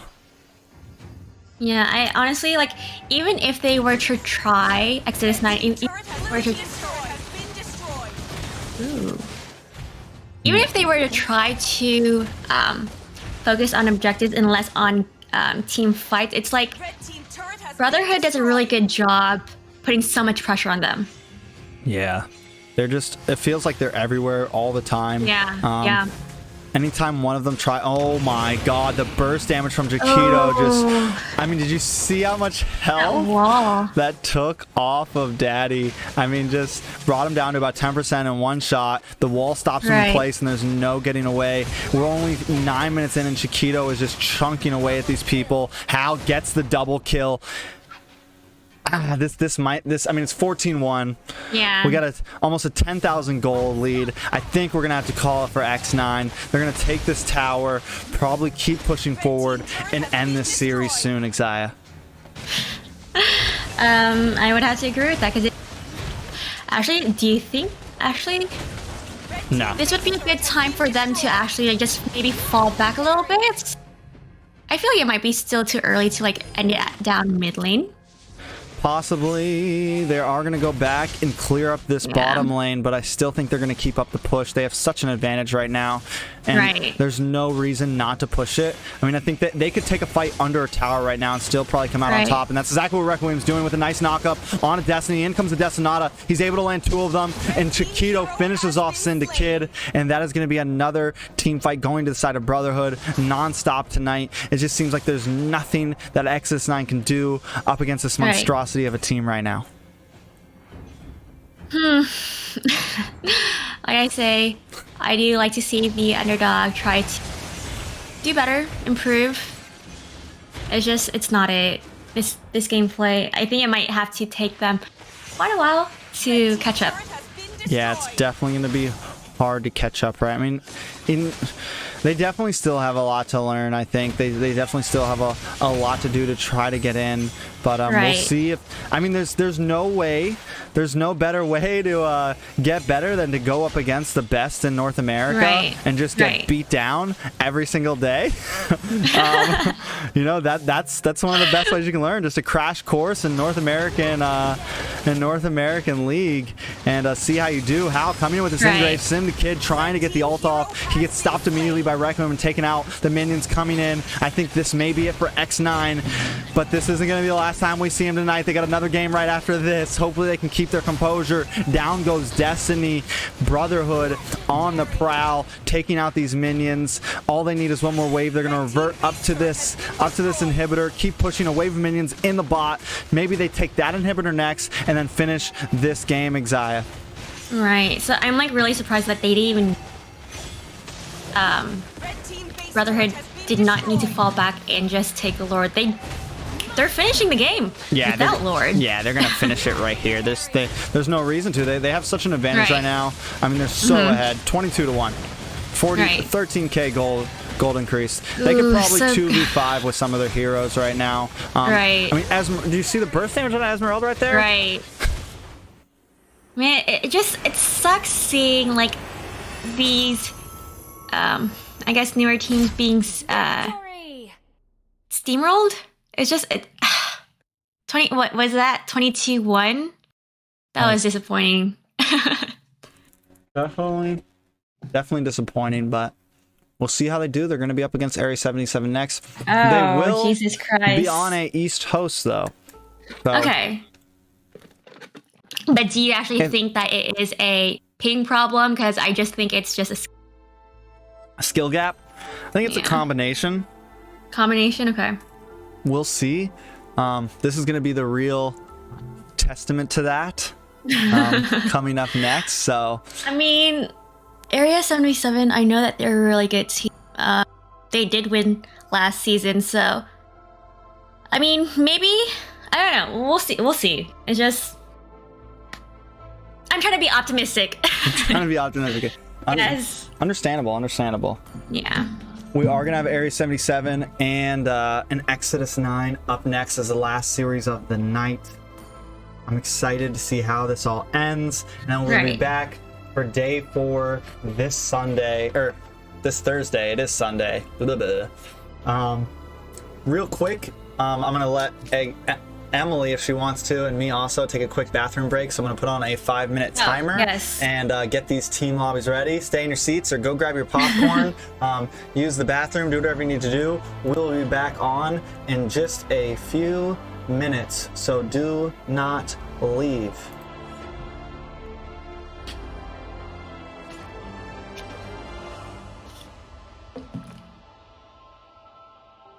Okay. I was just waiting for your...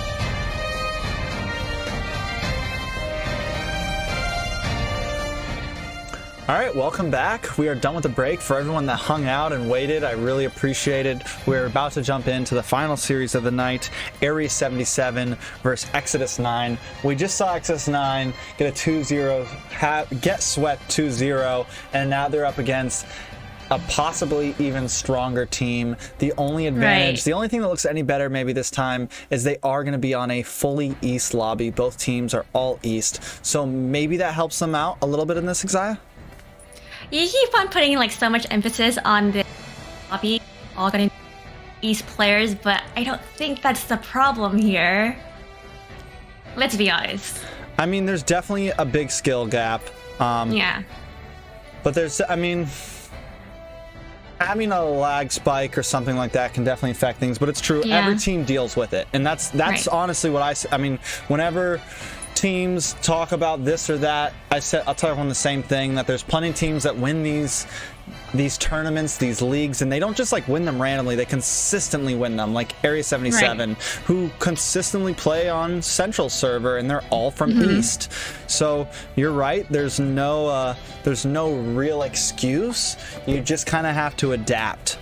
Right, and we hope to see that they've actually learned to adapt, because seeing them go up against a really good team. Yeah, I feel like Area 77 might be like one of the, I mean, no brainer. They did win the season the last season, but like that defeat from Brotherhood, I don't know if it's actually like valid. Maybe, of course it is valid, but it's like, okay, maybe we can't just base on like Area 77 on just that one game against, or those games against Brotherhood. No? I mean, you're right. I definitely don't think Area 77 just because they lost to Brotherhood doesn't mean anything major. We are going to jump into this draft, and I need you to take it real fast, because this kitten is probably going to turn off my computer if I let her hang out too long. Well, right off the bat, they did ban glue, which would, I guess, make sense, but does Exodus 9 play glue? And then you also have a Estes ban. I feel like Estes is always a good ban. I mean, he does get banned in casual rank, however, I do think he did a good ban in this league as well.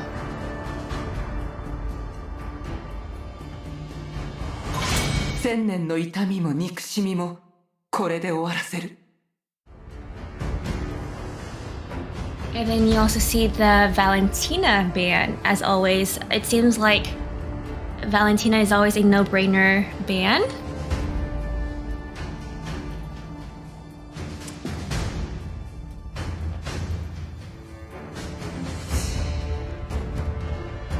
Looks like Area 77 still has that glue fever after that Brotherhood game, and they're going to be banning that now, huh, Exia?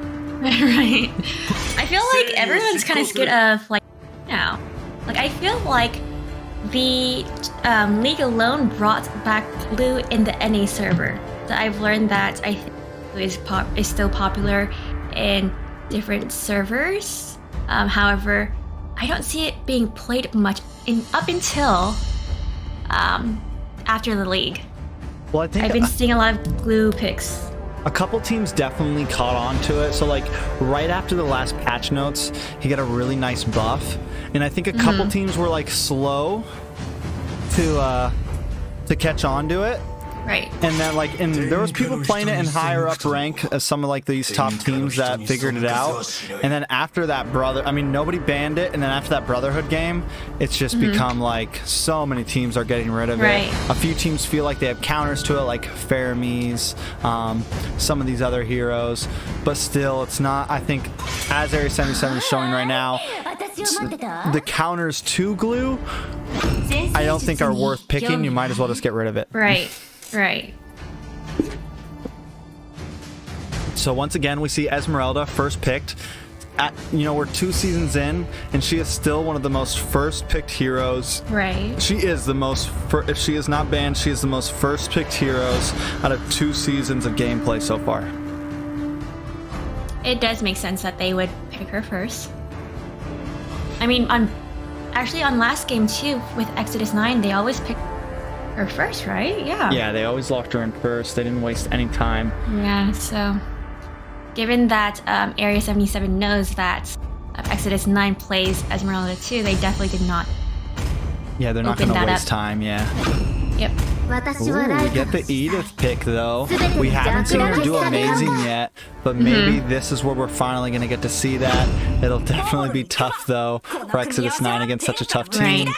But we'll see how good Edith does here. Yato bringing in this Farza, Keto. I mean, after the I mean not Paquito, Popo and Koopa. I really like the fact that in this season Popo and Koopa has really come up. We didn't see him a lot in season 1. A lot of people, he barely ever got played, but like choosing him over Brody right now, you know, like, Right. and that just shows like Popo's up there as he's definitely top 4, I feel like, marksman gold lane. Right. But he may just, some teams consider him better than Brody, better than Beatrix. Oh, okay. Wow. Well, Beatrix, yeah, they just received a nerf, so I've been seeing less gameplays of Beatrix. I mean, it would make sense. Okay. The Roger pick. I like it. I like it. I know that Sin's, and this time we're going to see Sin go into the jungle role instead of seeing him in offlane. I think that may end up being another issue that Exodus 9 is having. Really getting all of their players into solid roles. We see them hop around a lot. We saw Leonis on jungle. He's now subbed out. They're bringing in... they brought in Lucius this time, who's going to be running mage. My guess is Destiny's going to be going tank here. And we're going to see, Omega's going to be going tank here, and Destiny's going to be going mage. So, Destiny's going to be going gold lane, I guess. But the point is that they're kind of flopping around a lot, and I think it's I feel like that can really kind of set you back, you know, not getting comfortable in the same role always. I know people always praise the ability to be a all-rounder. However, I do see like the limitations of doing so. What's the term? Jack of all trades, master of none. Yeah, that can be applied here. Most definitely. And so yeah, I think all these teams can, I mean, most of these teams, most of the players can play just about any role, I'm sure. Right. But when it comes, once again, when it comes down to a league, when it comes down to really competing, you need to have a solid role that you're practicing every single day. You know, you never see a quarterback play, you know, on the side or something. You never see a defensive player become a running back, you know, catching the ball in the back. You know, it's you have to have you need to have something that you get good at and you master when it comes down to this high level of competitiveness. Right, and I totally agree. We see the Brody pick taking out some of these gold lanes, taking out this Matilda. I'm excited. I'm wondering what exactly we're going to see from a tank on the side of Exodus 9.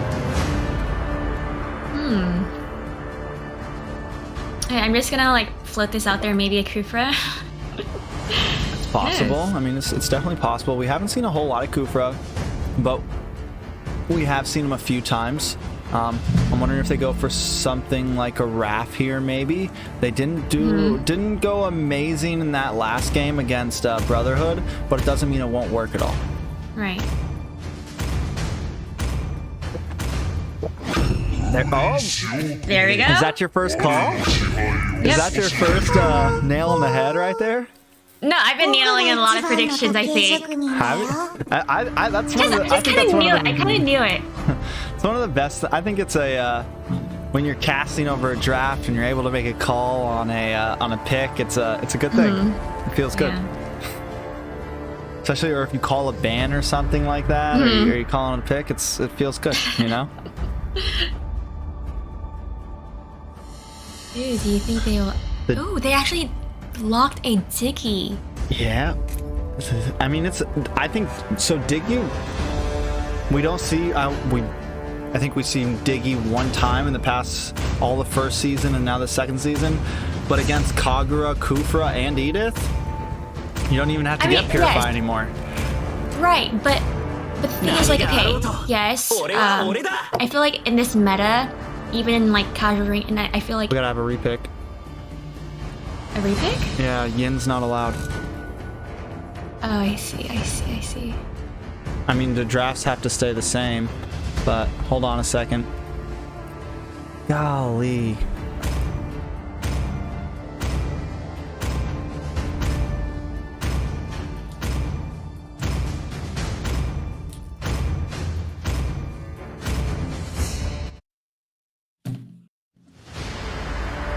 For those that don't know, Yin is not allowed right now. He came out before, or anytime a league or a tournament happens, if a hero comes out within 2 weeks of it starting, it is not allowed in that event. They knew. Alright, so they knew that they weren't supposed to pick that. No, okay, never mind. Victory!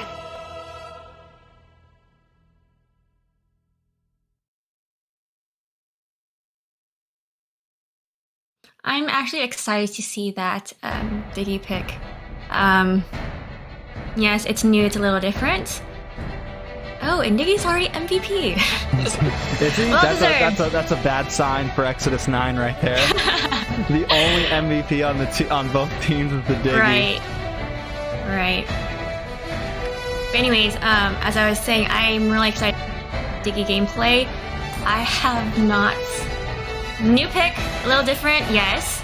However, like even though if you see a lot of teams pick heroes with a lot of CC, they still wouldn't pick Diggy. So I'm just like a little confused. Yeah. I feel like Diggy doesn't belong in this meta. I don't know. Okay. I feel like given if the enemy comp has a lot of CC, then yes. However, like I have not seen Diggy make an appearance in so long. Yeah, we definitely have. I mean, there was a small time there where he was a very popular pick, and then he just kind of, or he was considered meta, you know. And then you had like the famous Diggy strat, the Diggy feed strat, and everything. Right. You had all these gimmicks with Diggy, but then he just fell off the map, and we haven't seen him since. Like I said, I saw him one time in season 1, and the team lost. And the idea of having the Diggy wasn't a bad idea, just like what we're seeing now.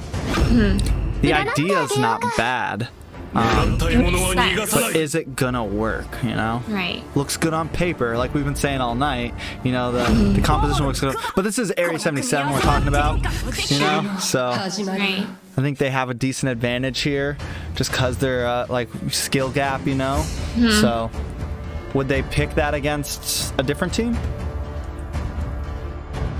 Probably not. But then again, we've been seeing these great teams playing heroes that don't really fit the meta, but seem to do well either way. Yeah, everything's changed in season 2, man. Right. Everything is changing. It's crazy. I wonder if the NASL will actually make what the meta is in the NA server. I feel like it slowly is, especially with the... I've seen like more rampant glue picks. Yeah, definitely more people catching on as it spreads down the chain. You know, I think as we get more and more views for this channel, we hit 350 earlier. So as we get more and more views for this channel, especially on YouTube where there's more North American audience and everything, I think we will definitely start to have a small impact on that. Right. So instead of How do you feel about that? I'm not against that. I mean, Bane, depends on how he's gonna run it. Is he gonna... I'm wondering how good Bane is in the off lane, you know? Is it... I feel like right now, to me, Bane jungle is viable, and after watching TSU, Bane mid lane mage build is viable. Is he gonna go for like an EXP lane mage build or something? Right. I'd be excited to see it if he actually ends up locking that in. Obviously, maybe they opted out and they're gonna go for something different. Luckily, at least for us, they made this repick fast. Right. Oh, there. Come on. Okay. None. Just really pile on that CC. Try to give Diggy a. He's gonna really have to choose who he uses it against. Looks like true. Oh, they're messing with me. They go for the Khalid. First time seeing Khalid in this season so far. I kind of wanted to see maybe a ADC in that gold lane instead of Khalid. Maybe they'll put that Edith in the gold lane. Actually, I think that might be it. Maybe Edith support and fucking Kagura gold lane. I don't even know. Yeah, Definitely looking a little crazy right now. I definitely don't think that Khalid... If Khalid can get the jump on Popo and get like an early game kill, he can possibly win that lane. But once Popo hits level 4, it's going to be very tough for Khalid to keep up, because anytime he tries the second skill, he's going to get stunned or trapped or something. Like the chances of Khalid dominating early game, not likely. I would be pretty scared of Popo pretty early on. We'll see how things go. It is going to be Khalid in the gold lane up against this Popo, so we're going to figure out our question for sure.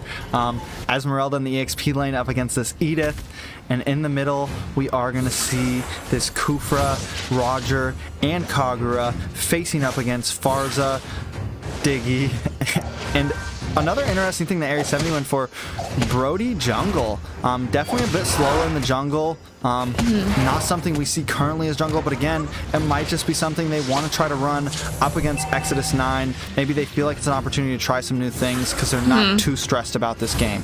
Right. Yeah, I would agree with... go ahead. No, you go. I would agree that Bruno is a slow farmer pretty early. He's not the most popular picks as a jungler, but we'll see his potential. Ooh, nice knockup. I'm wondering who's... So, Esmeralda normally ends up winning after a couple levels. To everybody, wait 1 second. Daddy getting caught up by this Popo. A nice gank coming from Area 77, and they get the first blood on Daddy, and it does go to Diggy. Omega getting pulled back from that Diggy second skill. Lucius trying to come in and help, trying to fend them off. The minions, though, are getting taken out very fastly, and they're definitely going to get some gold plating out of this tower push here. Xayah. I'm just surprised that they might take that tower all the way down. Yeah. It's not even 2 minutes yet. All of them, there. And here comes Sin the Kid, though. Able to get some nice damage on the Gauss Cutie. They do get the kill there. Can they get another one? Omega taking a little bit of damage. Yeho gets the kill, but Syndicate tries to close in, but gets stunned by that Farza. And this is what I mean by Area 77. You know, in many other teams, they just do... Whenever... The rest of the players, they do so well as a unit, and right when we thought Syndicate was about to come in, Farza was there to help stop him in his tracks. Right, you know, they just work so well together. And I agree with that. Well, I'm just like surprised that they actually took that tower. They actually wanted to take that tower.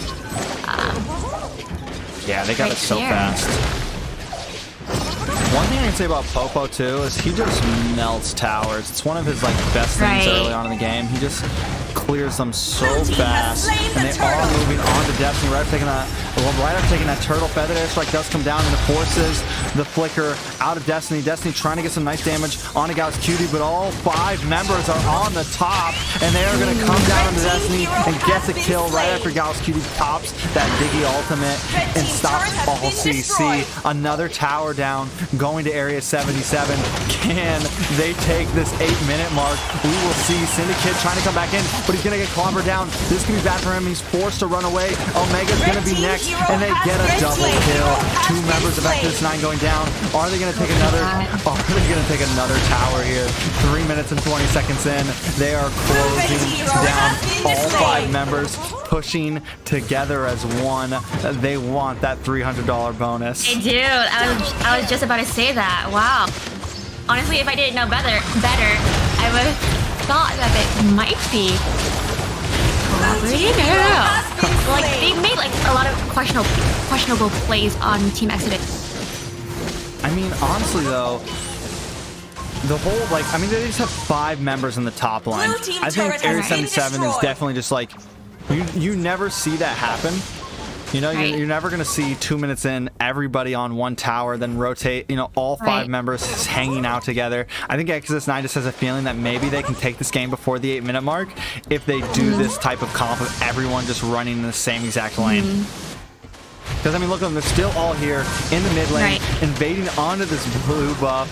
They aren't able to get it. Luckily, Syndicate does get it, but they take another tower, and now they're pushing forward. Mark Judy with the big starfall stuns up Lucius as Yadogami gets the feathered airstrike on her 2 members. A beautiful double kill. The Syndicate able to take out Yato, and now Exodus 9 trying to respond back, but down goes Destiny. Another member of Syndicate maybe next, trying to re-engage under the tower. Daddy coming in. Will he get a double kill here? Oh my god. Ooh. Where was the ultimate from that Khalid? It looks like maybe he used it to help rotate. I mean, 10-7. Exodus 9 starting to fight back a little bit. Maybe Area 77 doesn't want to keep up this aggression, but they do still have a 2,000 gold lead, Exia. Right, and that's an extremely major gold gap, considering that this is still early game. We're only 5 in. They've already taken down, what, is that 2 towers? That does look like 2 towers. I mean, no, 4 towers. 4 towers altogether. Right. And that's a lot of towers to take down in 5 minutes. Yeah. I mean, Daddy forced to use his ultimate as a disengage. They do get a knock-up onto Marcuti over here in the red buff jungle. Get the throw. Can they get the finish? Maybe get the kill. Syndicate trying to close in, but he's not able to. And they do lose the tower in the mid lane. The rest of Area 77 closing in. They're going to try to take this inhibitor right here, right now. Feathered Airstrike coming on down to help zone, and they get the inhibitor in only 5 minutes and 50 seconds. Another member down. Will they get the wipe right here? Oh my god. They have a wave. They're going for the push onto the tower. This Like I said, if they didn't know better, this might be a collusion happening on this game right now. And they're actually like taking down. This might really happen. 6 minutes and 30 seconds in. Area 77 closing in more and more. They know they have a minute and 45 left if they want to try to get this $300 bonus. Can they do it, Exia? Do you think they get it? Well, seeing that they're having to retreat, I'm not entirely sure. I don't think they'll actually finish within 8. I don't know. Holy crap. I don't know, like my best bet, my best tip right now for Team Exodus 9 is just like, stop getting picked off. Like you guys are being picked off like one by one, and that's like what's screwing you up right now. Yeah, let them dive into you. Right, You know, right. let them dive into you. Use that Khalid ult. Use that Kufra ult. But again, here goes Kufra. A little too zoned off. About to probably get picked off. Daddy getting hit. Here comes that feathered airstrike once again. Getting the kill on Daddy. And possibly Syndicate next. It gets locked down by Mitsuke. We got 40 seconds left on the clock. 1 minion. Can they finish it here? The Nexus going down. This is going to be it. 7 minutes and 30 seconds. Damn. No words. Like I said, oh my god, no words. They did take the crown for the most fastest game so far. Wow. I'm speechless. Yeah, I can tell. Even though they got steamrolled on Exodus 9, I'm surprised that they didn't all go silver or bronze. I think that's why they went for that Diggy. They knew that if they just pushed hard, they have the CC and they have the protection from Diggy, the shield. They can just tower bomb. Right. They know that they can get some nice tower damage from that Brody, along with that Popo. I mean, textbook. And he said that this e-server might help them. Yeah, they're gonna learn. They're gonna learn today. That was first game, and then if that was first game, I'm kind of curious to see how the second game will go. Since they haven't completed that fast game objective, I think they might be okay. Maybe I'll chill this round. Wow. Like they were going in like with an initiative first game. Yeah, they definitely went in with an initiative there, like a plan. I don't think XS9 was ready for that. I mean, I don't think a lot of teams would be ready for the way they ran that. Okay, so this is what I was spectating. Very early on in top lane, I saw some questionable plays on Exodus 9 side. They would always go engage back into the team fight, even though they're low and even though they know that once they engage, no way that they're gonna be able to like retreat from that. So I'm like, okay, they might be colluding. I don't know. What do you think? I don't think they were colluding. Okay. Personally. Okay. I think Area 77 really just got that. Someone in the chat said they're speed running. Speed running? I mean, someone else said Bruno and Popo are like the fastest objective takers when it comes to towers. I mean, I really think that they got that fair and square, honestly. Well deserved. I honestly was surprised that actually finished before 8 minutes. I'm kind of curious to see how this round goes. Yeah, I'm wondering if they just do it again. Do they just do it again? I mean, that was insanity. At that point, it's like I'm not even casting out the game. I'm casting out the 8-minute timer. Right. So we'll see how they'll be banning this time around. Sorry, I'm responding to everyone's going nuts about this right now. So we are gonna see X9 take ban out that glue once again. Nothing too different happening. I have a feeling we may end up seeing this 2-0 sweep. With the night coming close to over, coming up on Sunday, we have or this Thursday. Okay. We have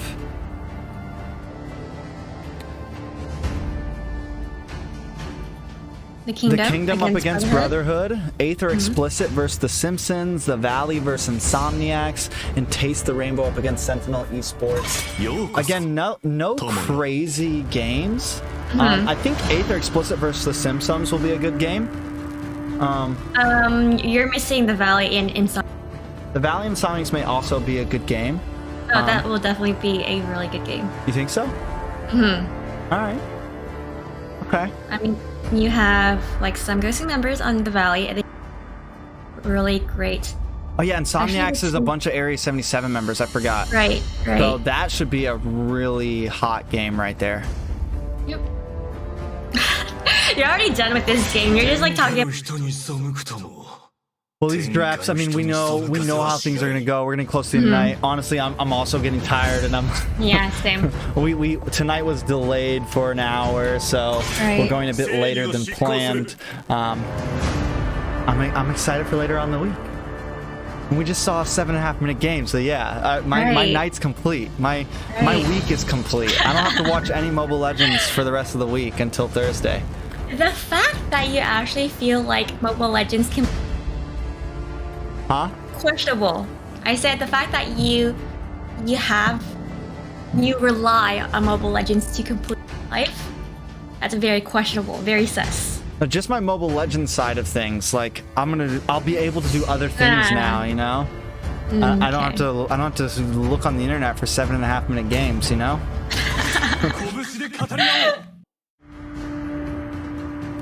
So coming into this draft right here, nothing's really changed, honestly. Everything looks almost exactly the same. I think at that point, I think that, like, I don't think X9 should adjust for that last match. I think exactly what you said, there were just questionable plays. Like, they didn't lose that because of the draft. They just lost that because they got beat. They got beat. Definitely not. They definitely made a lot of questionable plays. You guys, they can't complain about lag because it's the same server. It's just no-brainer. Skill gap. Jungle diff.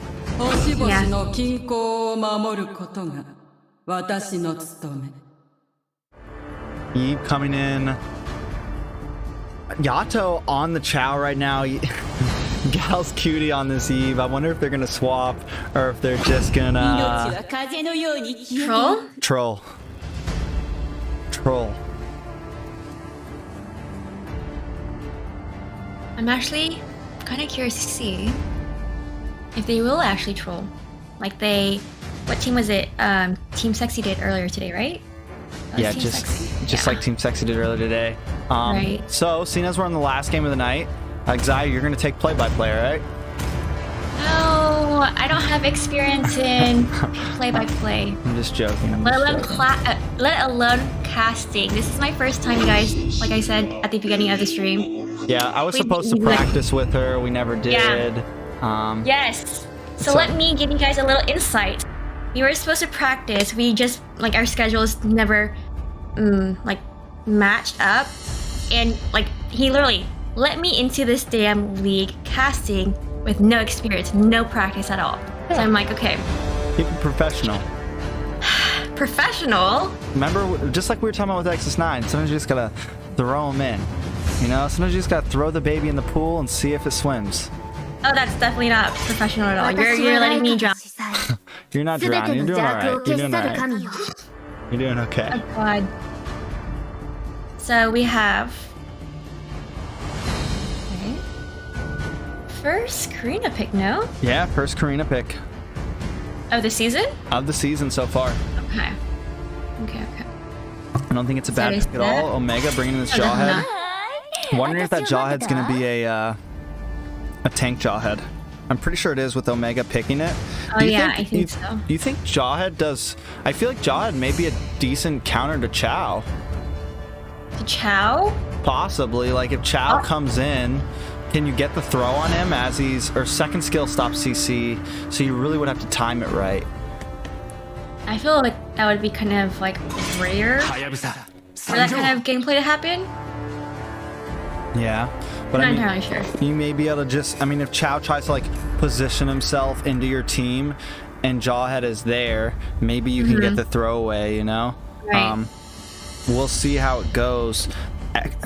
Area 77 just doing some casual bans. Doesn't look like anything's too targeted on us. They do take away that Paquito, and they've been taking away that Paquito because I think, you know, they've definitely at least seen that in the past games. And a lot of teams haven't been banning Paquito, so there is at least an ounce of respect going towards that, you know, saying, all right, we don't want to let Omega play Paquito. We know they like to run that. Let's get rid of it. Mark Cutie coming in with this Benedetta. Definitely a very different composition than what we have been seeing recently, Xia.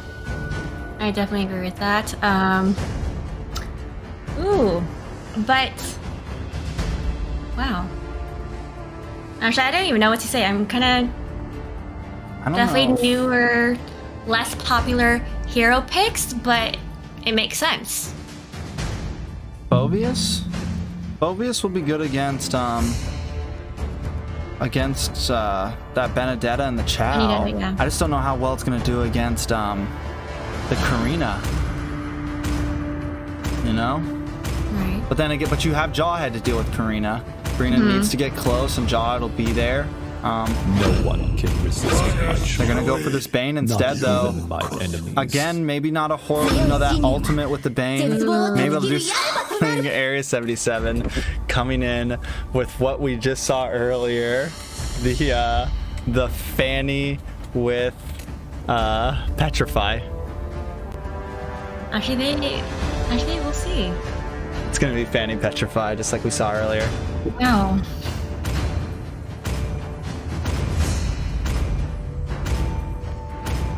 I feel like on the team of Exodius 9, there isn't going to be that much counters or CC to catch that Fanny, as well as the Karina. I know that Karina goes easily.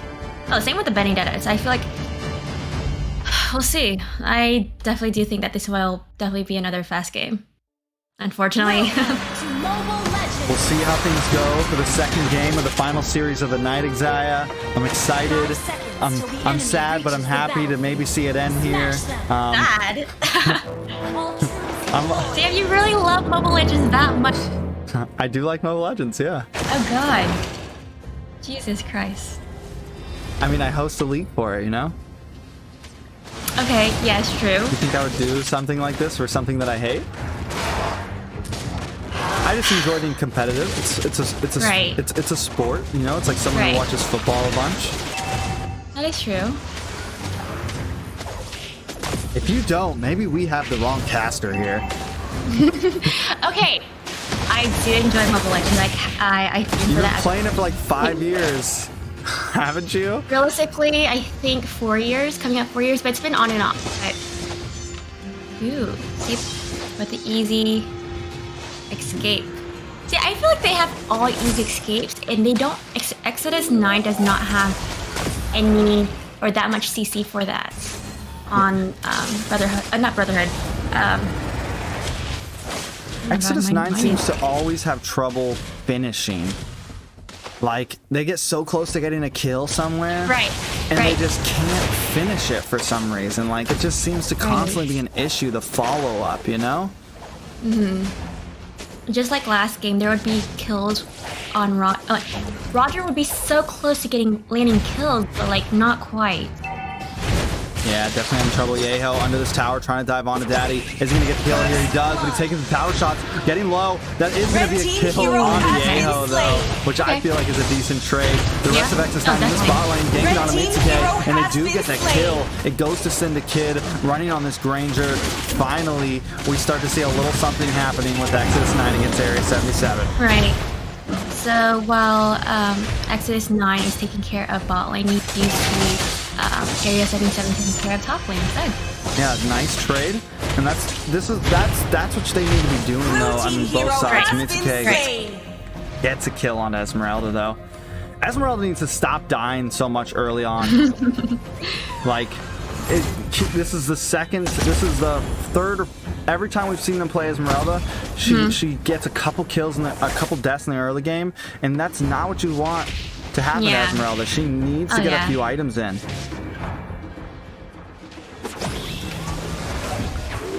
Maybe okay, so Esmeralda is a good pick. It's just like maybe they're just not the team that should be playing Esmeralda. Yeah, maybe they're just forcing it. Yeah, maybe just because it's open. Blue team hero has been slain. I feel like Area 77 is just like messing around right now. Mark Cutie is going to get taken out here. Syndicate gets a kill. A nice throw coming in from Omega. They are going to get the pick onto Yato here. Finally getting a few kills. Syndicate sitting at 3-0. It's a good spot for him, honestly. Granger, I mean, he's going to start doing some nice damage. Maybe X9 has a chance here. Maybe Area 77 shouldn't have taken the chance of trolling. Has slain the turtle. That was such an easy steal for Turtle on Red team stole Turtle there? Yes, and it was just Eve with her second kill, which I'm highly disappointed with that. Yeah, he didn't have the retribution. And then Yato picks off Lucius. You know, every time I start to give X9 some compliments, something like the turtle steal happens. Like very little, like small, like mistakes, but like that adds up. And that was very disappointing to see that steal. Like Just Eve walked wasn't up actually, and second skill, and then like let it like continue running, and then bam. just walked up and took it like there wasn't an issue at all. Exactly. So it's like Blue team hero has been Interesting. slain. Bro, Esmeralda not doing amazing against this Fanny in the bot lane, having some major problems. Luckily, Omega comes in to try to help out Daddy. But the rest of Area 7 is here. They're going to cut this wave and try to move on to this EXP lane. A nice arrow landing on from Lucius, though, but not following up as Syndicate starts to move on to this mid-tier 3 tower, Xayah. Well, I'm happy that this match is going a lot easier, or a lot better, I mean, for Exodus 9. Blue team hero has Definitely going a been little bit slain. better, but right as that Syndicate goes down, where's the rest of his team? Like, Esmeralda, a little too late to rotate up. Once you see him getting engaged, you should have started moving up. Well, things like, okay, Esmeralda against a Fanny. Fanny has so much mobility, so it's obviously Esmeralda is going to be approaching that team fight a little too little slow. too late, yeah. Yeah, a little too late. I don't know, like, Area 77, like I've mentioned many times, it seems like their teammates are always there at the right times. Right. You know? And when we look at Exodus 9, they're constantly getting picked off, and the rest of the team Right. just isn't there or isn't making a play. And we just saw Syndicate get picked off, and nobody was there to help him. And then now you see Exodus 9 just react small pickoffs, a single pickoffs. Yep. And there's a lot for them to learn. Oh, a big kick on to Syndicate. From that Yato gets the kill as Yeho secures the turtle. Lucius trying to do something. Mitsuke under the tower, hitting those cables, able to get the kill onto Lucius and walk away like it was nothing. Willowed manipulation is up. Destiny caught under it. The ultimate does come in from Daddy to help delay them, but they don't mind. They're coming in. Marquis gets the kill, but he may get taken out. No, he's gonna escape with just a sliver of health as the rest of the team comes in and cleans up. Daddy does get a kill, but they lose 3 members on the side of Exodus 9. Ooh. Yep. I mean, this game is going a little lower than, but definitely under the wraps for Area 77. Yeah, definitely having a few issues here. We had a little bit of lag spike for a second also. It's all right, you guys aren't missing too much. We should be back in just a minute. But yeah, I mean, they are definitely doing better than last game. Right. I can say that much. Yeah, that's the only positive thing that's coming out of this game. Blue team hero has been slain. I need to change my bitrate real fast. Blue team turret has been destroyed. Yeah, it's still kind of lagging. Yeah, no, Red team turret has been destroyed. We've been on for a while. It's late in the eve. Down goes another member of Exodus 9. Area 77 closing in onto this tier 2 bot lane tower. I mean, Syndicate was like their only hope for a minute there. He was sitting at 3-0, and then that one pickoff just made such a huge difference. I'm wondering what they're going for this Bane build. They are going for physical damage, but it still doesn't matter. Syndicate caught about position, taken out, make that another kill onto Lucius. Real manipulation is up on Destiny. She comes back with that starfall, but maybe she shouldn't have. She's taken out by Ayo, makes a double kill, make it a triple. Are we gonna make it a quad? No, Daddy there to help save the day. A nice triple kill coming from Daddy. That was a good turnaround. Definitely surprised me with that trip. Maybe if Team Area 77 is trolling, that's probably going to get them more focused in the game, in the infights room. Yeah, might help us a little bit. I mean, we do know Bane does have some amazing endgame and a nice pick on to Mitsuke. Exodus 9 finally starting to come back just a little bit. Right, so I believe that Fanny was trolling there, and I don't think Fanny was actually going to. I don't think Fanny actually thought Fanny was going to go down there, but... I don't think Fanny thought Fanny was going to go down there. But again, I mean, the Fanny pick was definitely a little bit of a troll pick here. Exodus 9 starting to come back. Even if they win this, which of course we would love to see, but I don't think they can beat Area 77 with full power, you know? Really just going full. I mean, because right now they're running some really different compositions that they would never run against someone else, and they're still winning. Right. Daddy may be the only hope here. Sitting at 5-3.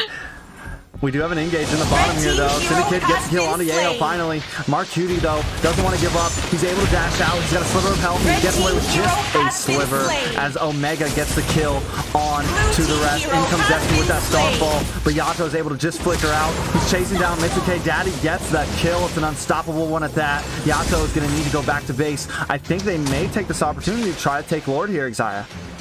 I mean, I think they... Well, I mean, Area 77 does have... that is their opportunity to turn around the game. And, yeah, I think they could get this uncontested. Oh, yeah, definitely. And then they can also probably push another tower after that? I don't know, we'll see. Blue team has slain the Lord. They've gotten the Lord. They need, you know... I think right now, try to get at least 2 towers out of this. try to get at least something. A nice flicker from Daddy, escaping Yato's kick on that Chow. That would have been bad if he got kicked back into all 5 of his members. Right. Maybe secure this blue buff, get a push off of this, even out the playing field a little bit. Right. So what I noticed is that like Exodus 9, yes, whenever they are engaging in team fights, I always see Bane, Daddy Bane. Daddy on Bane. Daddy on Bane, who always arrives fight later, which is like fine because he always does clean up well, especially with that triple earlier, but maybe it's time for them to wait until Bane. Red team turret has been destroyed. Actually a part of the team fight for them to actually engage. I don't know, because yeah, Bane is actually their only last hope right now. Yeah, he's the one definitely carrying at the moment. Marquini hits that petrifying, stops in this time, is able to get the kill along with the Lord. But luckily the rest of Exodus 9 is able to at least take 2 towers out of this mid lane. Looks like they're going to rotate over onto Marcuti and see if they can get this kill. Omega coming from the back. He has locked on with that ejector, and he's not able to get that throw though. Arrow coming in, misses Marcuti as the rest of the Exodus 9 reverts back to clear up some of these waves. They did get a bit of a push. Maybe it can make a difference. They are starting to have a bit more of an advantage in these late games. They've made the gold exactly even. Right. So they're actually doing a way better this game. Like honestly, if you were to compare Exodus 9's gameplay from like previous game to this game, it's like completely 2 different teams. Yes, still similar game styles, but like how they're playing now is a lot different than last game. Yeah, I feel like every game they're definitely getting a little bit better. They're showing off. They're doing a little bit better, a little bit more. They're definitely learning. So I think a couple more days, couple more games against some other teams, and also they've only gone against top teams so far. They went up against Team SEXI, Brotherhood, and Area 77. That's their first 3 games of the season. So no other team has. Plenty of other teams have been getting swept by these teams also. So. You can't put them down too much. If they can catch a win this game, that speaks, and it's huge. It's huge. Right. It's a good play for them. Even though Area 77's trolling a little bit, they're still they're still possibly maybe get a win. Well, seeing how like, oops, excuse me. I don't know if that was me. Looks like Excited dropped the mic. Blue team turret has been destroyed. Yeah, I can hear you. Okay. Oh, sorry. Go ahead. No, you're good. Lord is up. Area 77 does have position on it. Exodus 9 may want to try to push this here and see if they can contest it. Looks like it was a bit more of a bait. A nice throw coming in from Omega on Yatogami, but he's not able to get him far enough back to the rest of the team. Arrows coming in, does land onto a member, but Yato gets the knockup. Yeho taking a little bit of damage, forced to revert back, maybe go back to base, or at least take some creep camps so that you can get a little bit of health back. Okay, so you see, well, there's a fight coming up at top lane. You see, Exodus 9 is just, I feel like they're just reacting at this point. Yeah, I mean, when you're this far, when you're behind like this, though. Yeah, you're kind of forced to. Yeah, just kind of defend. You know, in the early game, you definitely want to try to trade objectives. Don't just chase them around. Don't get there after they take your tower, you know? Right. But right now, you know, unless you're going to try to contest the Lord, then yeah, just try not to let them take any more towers, you know? Right. There's not a whole lot they can do here, I feel like. Though the gold is, I mean, I felt like if there was a Lord that they could contest, that would have been the one. They definitely weren't too far behind in gold. Actually, they are falling behind once again, so. It's definitely a tough spot, but we do have a fight here coming in. Yato may get picked off here. He's able to use that flicker to just get away. Lucius gets the kill on Gal's Cutie as Mitsusuke comes to try to help. Oh, a beautiful arrow lands on Yato and forces that immortality. I don't even think he saw that coming through both walls. No, definitely not. Oh man, they get so close to getting Mitsuke. They're just a little too fast with those cables. Like I said, they don't have like any counters for Fanny, so it's like, okay, yeah, there are CC with Selena and also Jawhead, but you have to time it right. Yeah, you definitely have to time it right. Alright, Cutie having a little bit of trouble here. She gets the petrified on the Syndicate, and the arrow comes in, but Syndicate gets the kill. But there is a Lord crashing down on top as the rest of the members of X9 try to come up to defend. They want to try... lose nothing here. That's the goal. Don't lose any towers, and it looks like they may just be able to do that and prolong this for another Lord. Yato feeling the ground. Real manipulation is up, and two members are caught in it. Destiny trying to go in to stop it, but he's just not able to. Will he get away? No. Yeho gets the kill as the rest of the members try to defend, but Yato gets a nice kick onto Daddy. Daddy tries to flicker out, but it's just not quick enough. Galsky does get the kill, but Mega able to secure the kill back onto Yato. It's a 2-for-2 trade. X9 starting to even out in some of these team fights, Xayah. No, never Definitely mind. not a good trade. Nope, not an even trade.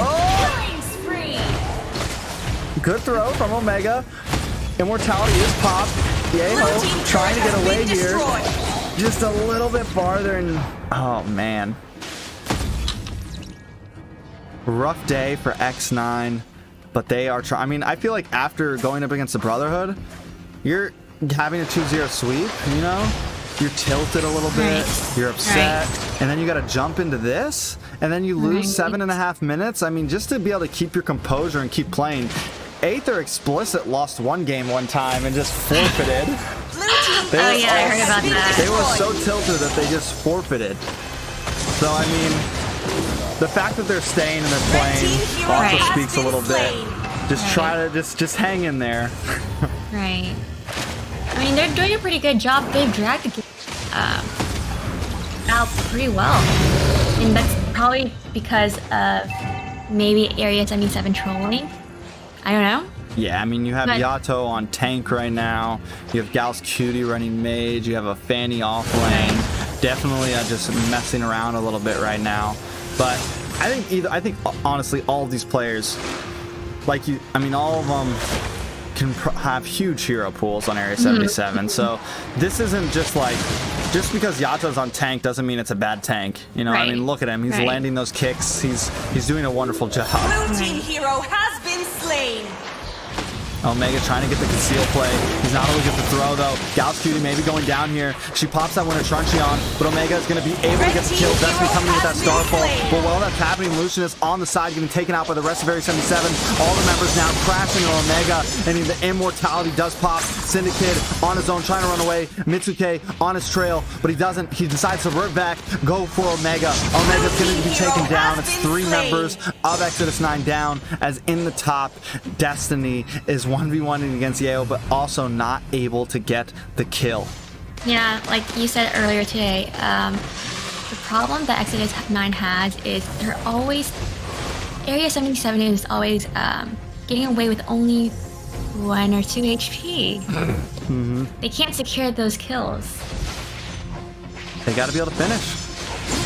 They gotta be able to, like, because especially something like that, like you pulled Esmeralda out of this fight. Right. You didn't even get the kill. She would have been more useful down there where the other 3 members of Area 77 were. Either, like, if you're gonna go and chase somebody, you better get that kill. Because if you don't, you just wasted so much time. But not only at that fight where Esmeralda was not a part of, I feel like that engagement from, I think, Jawhead and Selena, probably not the best, definitely not the best gameplay. Yeah, or just take it and the rest of the team back off, you know? Every time your tank engages doesn't mean your whole team has to. Right. Exactly. And now the slaughter begins. The Lord coming down on this. Oh, there's not even an inhibitor left. I completely forgot. The rest of the team in the mid. Daddy trying to do something. Can he be their salvation? Can he make this go? One more Lord. We're at 19 minutes and a half. And members of Exodus 9 are falling down. Lord is at the base. 50%. Yato does get taken down. Noah's immortality is back. Daddy all alone with Lucius. Real world manipulation is up. And the Nexus goes down for a 2-0 sweep for the last series of the night. Okay, so how do we go from the most shortest match, the most fastest match of the season, like, okay, late game? Yato on tank, Fanny off lane. That's how I think. But Right. But that is it. Area 77 takes the 2-0 sweep, gets 3 points off of that, as Exodus 9 still sits with 0 wins for this league so far. They're 3 games in. They still have 11 more to go for this season. Can they come back and get some wins? That's the question. Into Area 77, will they continue to keep winning and taking these games and maybe take the championship cup like they did in the first season? I think they'll do a really good job. I mean, yes, they did okay, all right against Brotherhood, but maybe that was just like a rare match. I'm pretty sure like they definitely play a lot better than that. But yeah, I'm surprised that Exodus 9 has actually extended this game this long. So yeah, even though it was a sweep, they did pretty well. They definitely did well. They're definitely growing, getting a little bit better. But and like I said, they're going against some of the top teams. I'm excited. I think what will be some good games for Exodus 9, going against some of the teams like Magical Unicorns. They're up against the Simpsons next week, I think. Was I right about that? No, they're going to be up later down the line, I think on the following Sunday, up against the Kingdom. That should be a pretty evenly matched game. So I'm excited for that. Whoa, right. Hold on. February 13th. Big night on February 13th. First game of the night, Brotherhood versus the Valley. Okay. Second game of the night, Team SEXI versus Area 77. Fair. Just those 2 matches right there. Then it's Exodus 9 versus the Kingdom and Aether Explicit versus the Kingdom. Right. So it should be all good games next Sunday. But that is that. That is that for the night. I'm excited to see how these teams keep on going. We've only just started. Exia, thank you so much for joining me today. You did. You did good. You did good. Well, I could do better. If you can always do better. Yeah. And we can all do better. Yeah. No, we'll definitely get some practice sessions in. Just like we're trying to grow teams, I think growing casters, growing members of the community in general is important all around. Right. So thank you everyone for watching tonight. We hit a new record of 350 viewers. It was an amazing night. Shout out to everyone who has been helping out. Shout out to the teams. Shout out to our sponsors, United Farmers X, Cryptocurrency Company, all that good stuff. Check out their links below. Any last words from you, Exia? Wow, this is okay. I'm surprised that I've made it this far, and I'm honestly just surprised to be like casting, not gonna lie. Something that I've never definitely wanted to, I guess, dip my toes in the water for a bit, see how it goes. I had fun. It's definitely nerve-wracking. It's something that I'm not used, like, typically I'm not someone who does these kind of like go out of my boundaries, but I've been doing that a lot lately. You invited me to cast with you. Hopefully you guys bear with me, please. That's all I ask, okay? But thank you for having me. I hope you guys enjoyed that. Yes. You did a great job, and we appreciate you being here. Thank you. One last shout out to Oblax Acero. He's the one who got me all the sponsorships. Big shout out to you, man. You've been such a great help for this, and I could never thank you enough, man. I saw you asking for the shout out in the chat, so I had to shoot it out. And Lisa Liam, big shout out to Lisa Liam. Thank you. She's been watching the streams since day one. We've come a long way. Thank you guys. It's been an amazing night. I'll see you guys next time in the next draft.